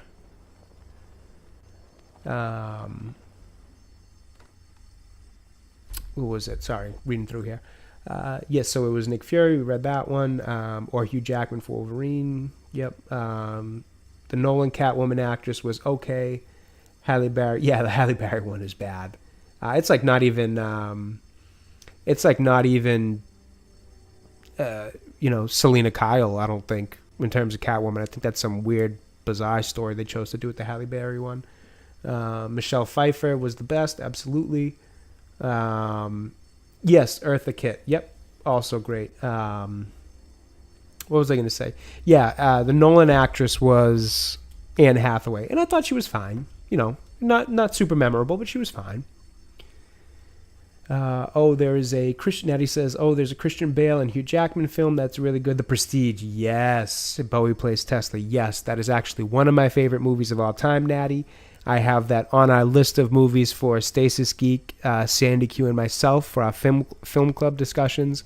That is a Nolan movie as well. It's so good. It's so good. Love that movie. Where were we? Is that actually? Let me see something real quick on that. Give me 1 second here. Again, chat, looking something up. When did that come out? 2006. Wow, that was a while ago. Forgot about that. Yes, Prestige. Great movie. One of my favorites of all time. Love that movie. Yeah, and Bowie as Tesla's great. Ray Liotta was ashamed of the role that made him most famous. Is that... To me, the most famous Ray Liotta role is Henry Hill in Goodfellas. Is that the role you're talking about, Josh? Cameron Boyce. I'm not familiar with that name.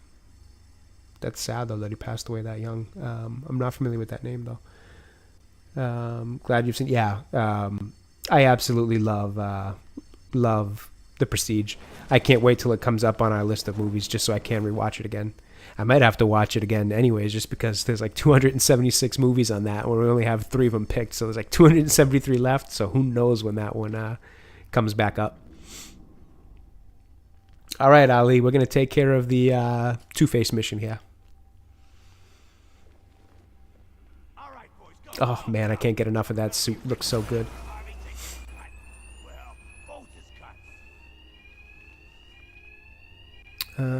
All right. By the noise of the alarm. Well, No need why don't we start with this guy?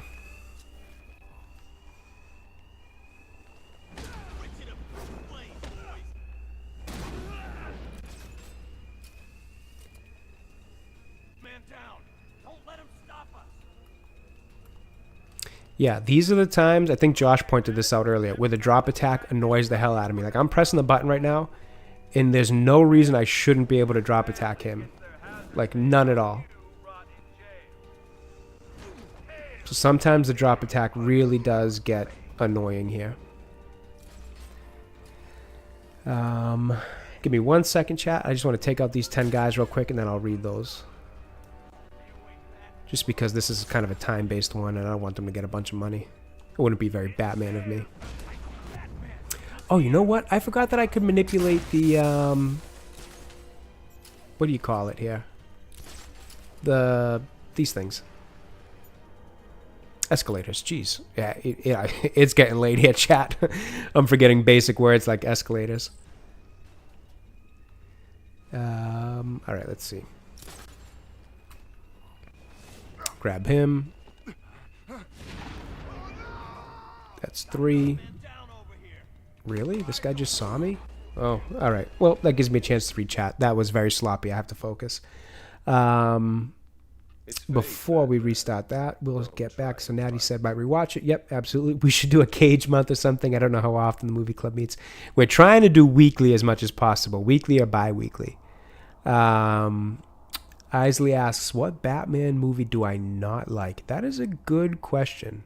Before I answer that, let me just pause real quick. Highlander says, heading out, sir. Good night, chat. So Highlander, take care, man. Get some rest. You have earned it, and I will most likely see you in multiple chats tomorrow. So I'll talk to you tomorrow, my friend. You take care and you get some good sleep. Natty says, shush, Batman. Batman doesn't people. He just makes them go night-night. Yeah, fair enough. Isley, I'll have to think about that. What Batman movie do I not like? It's a tough question because I like Batman so much that I end up liking just about everything. So I guess let's start from the beginning. I like 89. I like the original Batman movie. I like Batman Returns. The next two aren't the best, but I do still kind of enjoy them for the nostalgia factor. So Batman Forever and Batman and Robin. They're probably the two worst Batman movies. And I think I would say Batman and Robin is the worst. But to say I don't like them feels a little strong because I do still like them for the nostalgia and kind of the growing up with them type of thing. But I have to say those are definitely the two worst. Then we move on to Batman Begins, which I like. Dark Knight, which I love. Dark Knight Rises, which I like. And then we start getting to the Batman Batfleck ones, which, again, like them both. This is a tough question. I might not have an answer for you, Isley, because I think I honestly kind of like them all. Dark Knight Rises, I think, is probably the worst of the three Nolan ones, but I can't say that I don't like it. I'm a little biased. I really am, just because I love Batman so much. And then we get the Batfleck ones, like I said. Those ones, you know, again, some of the movies not great, but I love him in those. And then the last thing we have is Pattinson, right? So I don't know that I have an answer for you, Isley, in terms of one that I don't like, but I think the two worst are the Joel Schumacher ones. And I think the worst of the Schumacher ones is probably Batman and Robin. If that's any kind of... I know that's kind of a cop-out answer because I'm still not saying that I don't like any, but it's tough because I do have a tendency to be able to really, you know, to still enjoy bad movies where I know some people are just like, nope, that movie sucks. I can't enjoy that, which I don't blame them for. I definitely have those movies as well. Shoot, I still got to get 3 more of these guys. They're stealing quite a bit of money. Let's see if we can do the escalator here. Let's get this guy. I'm not really sure why. Oh, it does. I was going to say, I'm not sure why that would knock anybody out, but man, I am letting them steal a lot of money. I need to be a better Batman here.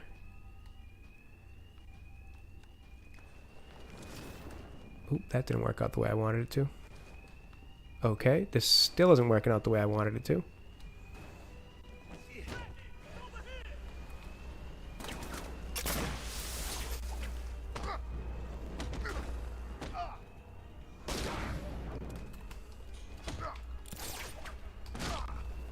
Okay, this completely went sideways, but we're gonna make this work. Okay, we made it work. It's not how we wanted to do it, but we made it work. All right, now that we don't have the timer on us, let me look at chat again. Michael Keaton plays a better Beetlejuice than Batman. Okay, so I don't even want to argue that too much just because he plays such a good Beetlejuice.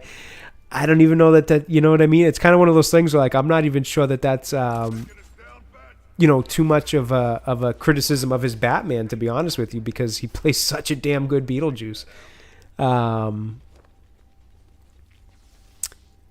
That's a take I've never actually heard before, and I've never even thought of. I'm kind of trying to process my feelings on it as we speak here, Josh. That's a good, an interesting one to propose. I almost don't want to say you're wrong. Or not that you're wrong. I mean, nobody's ever wrong. This is all subjective. But I almost don't want to say that I disagree, because I almost kind of do, just because of how good his Beetlejuice is. Like, even in the trailers for the next one, it was kind of like shocking how quickly he was, you know, how good he is at just kind of picking right back up on that character. That's an interesting take, Josh. I like that. Like I said, I love a good interesting take. Makes me think. I do like his Batman, though. I like his Batman and I like his Bruce Wayne. I've got no qualms with his performance in those roles. I'll have to pose that question to other people. I really like that one. That's a good one. I want to see what other people's opinion is on that. Oh, I actually wasn't even trying to do that. Michael, oh, so Josh, so I just caught that Frosty comment. So you definitely just don't like his Batman, huh? Fair enough. No, I do like his Batman and his Bruce Wayne. Frosty, man, I forgot he was Jack Frost in that movie. That just brought me back to, early 2000s, late 90s. How come I can't do a fear takedown there? No, I don't think your opinion is wrong there, Natty. I think a lot of people don't like The Dark Knight Rises. It's definitely not my favorite of the Nolan films. I think it's my least favorite. It's the one I've seen the least. I don't think it's awful or anything, but I don't love what they did to Bane.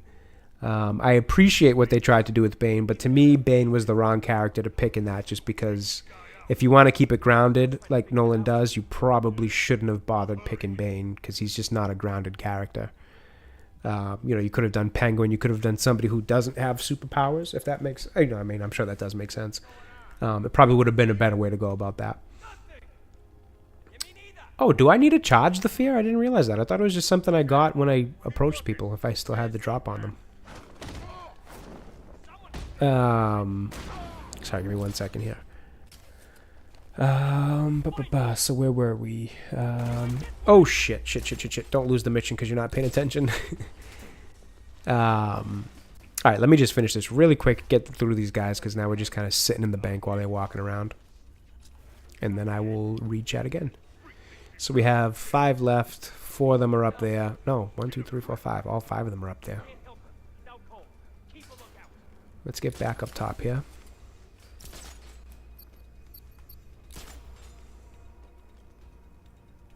Why are they all walking in a line? Can you guys separate, please? Oh, this guy's screwed.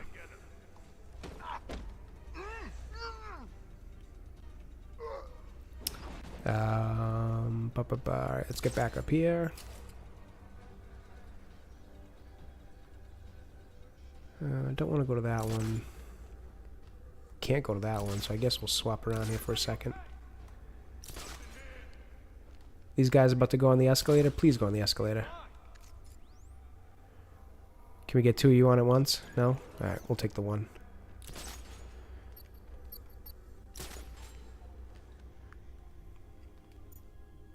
Oh, here we go. Oh, I just lost the opportunity. Alright, we don't have all day. Why don't we use... Oh, do I not have a smoke pellet? Of course I don't. All right, keep walking, guys. Keep walking.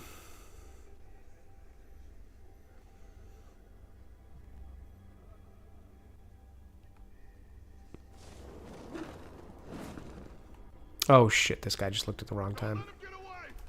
Yep, he saw me. Whoops. This might actually work in my benefit, though. Sure did. Alright. A couple more, and then I'll rechat. I should probably get out of here before these guys see me. Oh, too late. Oh, my word. That's what I get. Alright, guess I'm reading chat now. Yeah, no, Natty, I don't think your opinion is wrong. I think that's honestly a pretty fair opinion in terms of The Dark Knight Rises. Michael Keaton Frosty role was better than his Batman.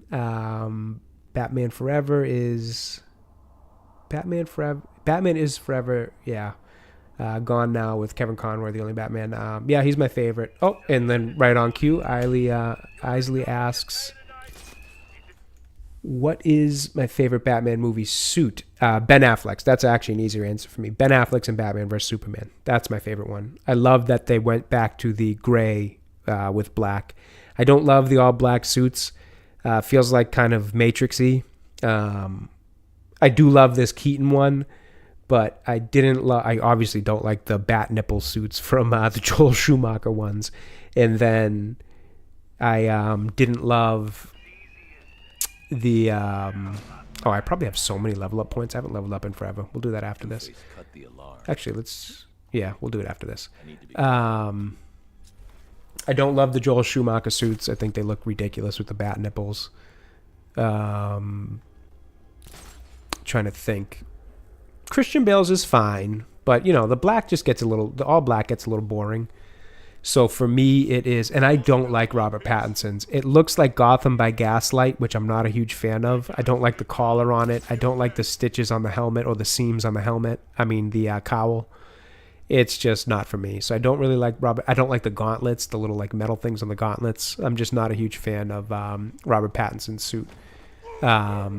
So for me, it's easy answer. It is Ben Affleck's in Batman vs. Superman in terms of his regular suit. And then I loved his suit for fighting Superman that was reminiscent of The Dark Knight Returns. I thought those suits were both really good. Unfortunately, they kind of got him away from those as those movies went on, which I thought was a shame.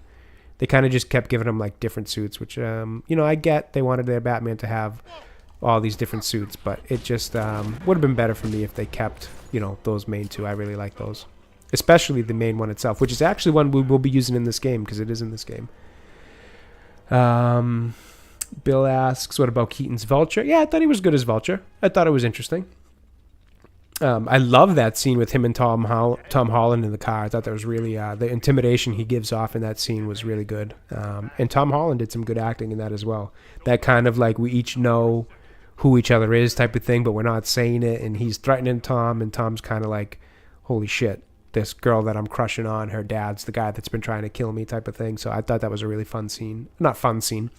I thought it was a really well acted scene. I enjoyed that one. Kevin Conroy is the best Batman. Absolutely, Isley. I would say that he is the best Batman, and as much as I am not a fan of Mark Hamill, the person, because he's just kind of been a little bit weird lately for the past few years, but he is, without a doubt, the best Joker, in my opinion, in terms of voice acting. Heath Ledger's my favorite live-action one, but he's right there with them. Mark Hamill. His Joker is like my childhood. Watching that show as a kid, growing up with him, and obviously Kevin Conroy, and their voice acting is just, man. Not only is it my childhood in terms of growing up watching it, it's something that I've been rewatching now because it's so good, and it's still so damn good. And the continuation of it, of those two guys' work in this game, all the Arkham games, the Justice League series, it's just phenomenal. They were so good at what they did. Kevin Conroy. Yep, Kevin Conroy's the best. Need to sign TikTok. Oh, yep, I saw that. To Charge the Fear. Natty McBatty says, husband loves Tom Hardy Bane impression. Yeah, fair enough. I think everybody had a pretty fun time doing the Bane impressions after that. Don't stay on gargoyles with the hanging. Oh, yeah, no, I know. It with the thug hanging, they look up and they shoot me. It's getting late. I've been streaming for 5 hours now. Damn, this has been a long stream, so I'm just losing focus, Josh. But I do appreciate the tip. But yeah, I'm well aware that's just me being dumb because I'm getting tired here. Spider-Man too overrated? I don't know. I'm a huge Spider-Man fan. I know he's everybody's favorite. He's kind of it's not the most inspired pick when you're asking people to pick like their favorite superheroes. But I do love Spider-Man. He was one of the first ones that got me into superheroes as a kid, so he always has that special place for me. Should we get a Green Arrow movie? Absolutely. Loved Green Arrow. Love Oliver Queen. Love Green Arrow. Love his stories. Love his character. Yes, absolutely. Absolutely. Green Arrow movie, for sure. Mark Hamill has Arkham. Oh my god, yeah, he does have Arkham in his name, doesn't he? Never noticed that. Still up, Jay? You know it, Tracy. We're getting those watch hours, my friend. How many of these? Oh, this is the last guy. Why am I, like, tiptoeing around here? How you doing, by the way, Tracy? Great to see you. I don't know that I'm going to be up much longer. We might be wrapping this soon, but I'm honestly just having too much fun playing this game and having these chats. Chat has been an absolute blast tonight. This has been so much fun talking about all this stuff. Yeah, Dusk Till Dawn, exactly. Dusk Till Dawn, isn't that an old Clooney movie, if I recall? Ali still hanging out in chat saying Two-Face, Two-Face. Yeah, Dusk Till Dawn, that's an old Clooney movie, isn't it? Was that Tarantino who did that one? Oh, was he in that one? I can't remember. I remember watching it. He's like vampires or something in like New Mexico. I can't remember, but I vaguely remember at least. Oh man, was the Two-Face missions really this short? There was only 3 of them. I didn't know that. While we're out here, I was going to say while we're out here, let's do this Batmobile thing, but I actually don't have it. I don't have this available. Jeez, I'm getting tongue-tied. I don't have this area available for the Batmobile yet. Yep, Danny Trejo's in those. Yep.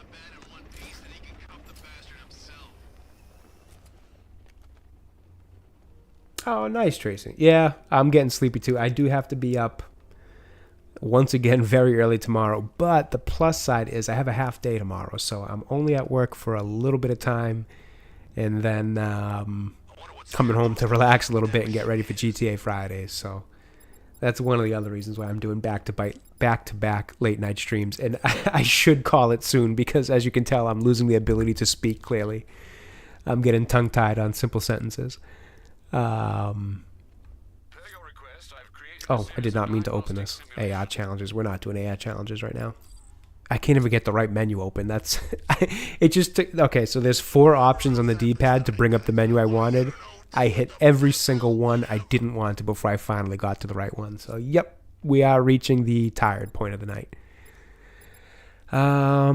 Let's just see here real quick. Anything else we can do quickly? I can't do that because the last one's in an area where I don't have the Batmobile yet. This is... I don't feel like doing a Riddler race. We could do one of those. I don't know where this guy was. I know I heard them somewhere, but... why don't we finish off Two-Face for the night, and we'll probably wrap up after that.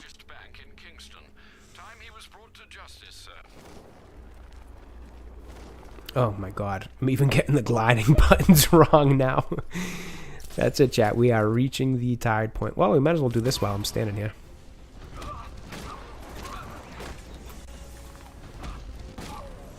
What do you think, chat? Tomorrow well, the next stream. It may not be tomorrow. It could be tomorrow. It depends on whether or not, or it depends on how long the GTA Friday stream goes. But tomorrow's suit, or the next stream suit, do we do Adam West's Batman, Christian Bale's Batman, or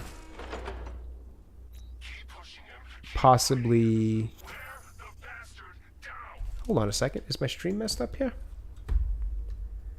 What's going on? Let me see real quick. Oh yeah, looks like my stream's buffering really badly here. Let me just check that real quick, chat. 1 second.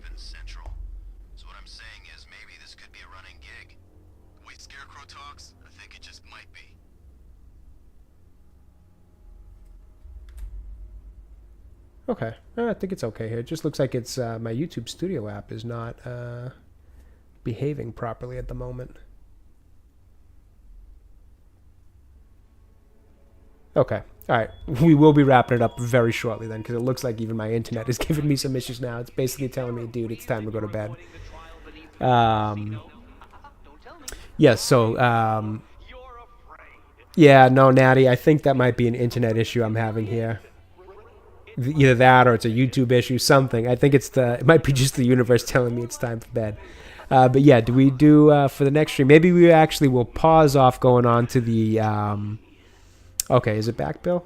Awesome, all right. Yeah, I don't know what's going on. It's definitely acting a little funky right now. I think it's either YouTube or my internet's going through a little stress point.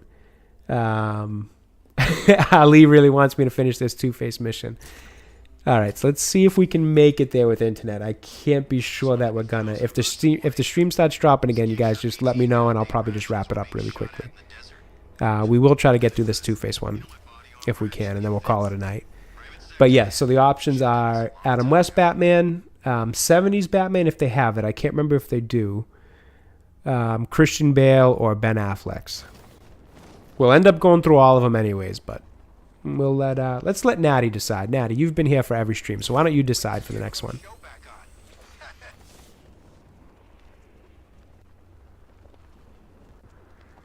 Where is this Two-Face mission?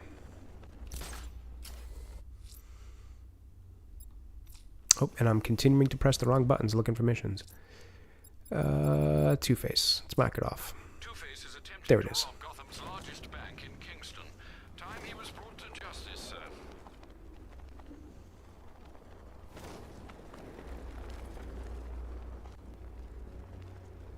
Okay. Natty says 70s comic, blue cowl every time.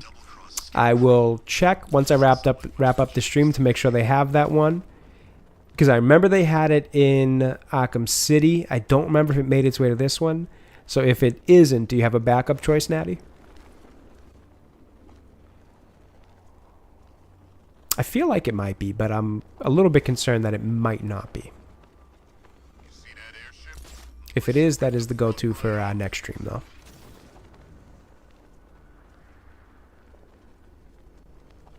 Yeah, I can tell, Natty, it's having some issues. It's definitely angry with me right now. These tanks and stuff must have cost a fortune. Let's see if we can get through this last one, and if not, we will just wrap it up. Oh, I'm not bothering with you guys right now. See if we can finish Two-Face. Oh, of course, I have to bother with these guys now.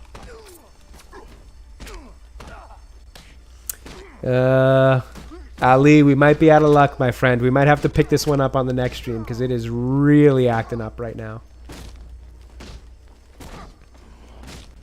Yeah, we're going to fight these guys out in the street. I don't even know if you guys can see this right now because the whole stream is wicked delayed. You know what? Let's actually just zip line out of here.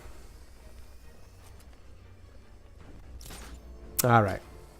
We're going to call it here, chat, because I don't know if it's my internet or if it's YouTube, but we are definitely starting to run into some stream issues. And to be honest, I should really get to bed anyways. I don't want to. I want to keep playing, but I have to be up early tomorrow. So on that note, thank you guys so much for being here. This was a ton of fun. I really can't stress it enough. You guys were awesome in chat tonight. We had a ton of great conversation. Some new faces stopped by. Isley, Josh, some new faces even from the last couple of days, like Ali came back. There's a few people earlier whose names I can't remember at the moment, but at some point I'll be able to scroll through and see everybody who was here today who was a new name and a new face. Thank you guys for stopping by, and to all my good friends who have been here for most of these streams and that I know from all the other streams, Tomby, Mr. P, etc. So Highlander, Tracy, Bill, Ben, Natty, Dealbreaker was here earlier. I think Pete, the Heretical Nerd, stopped by. If I'm forgetting that you stopped by, my apologies, but I really do appreciate everybody stopping by today and hanging out, having some good old-fashioned nerd talk. Man, I could do this kind of stuff for hours. As you can tell, it's like 11 hours in the past 2 nights that we've done this. So, yeah, on that note, with the internet crapping out, I don't want to drag out this goodbye for the night for too long. But, thank you, Isaac. I appreciate that. Anybody who's new around here tonight, feel free to drop a like, drop a sub. We're going to be doing a lot more of this. I have a lot more content to offer on the channel, too, between movie reviews, TV reviews, general news like the Robert Downey Jr. casting, video game news, all that kind of stuff. Tons of streams coming in the future, too, because we got to get those watch hours up.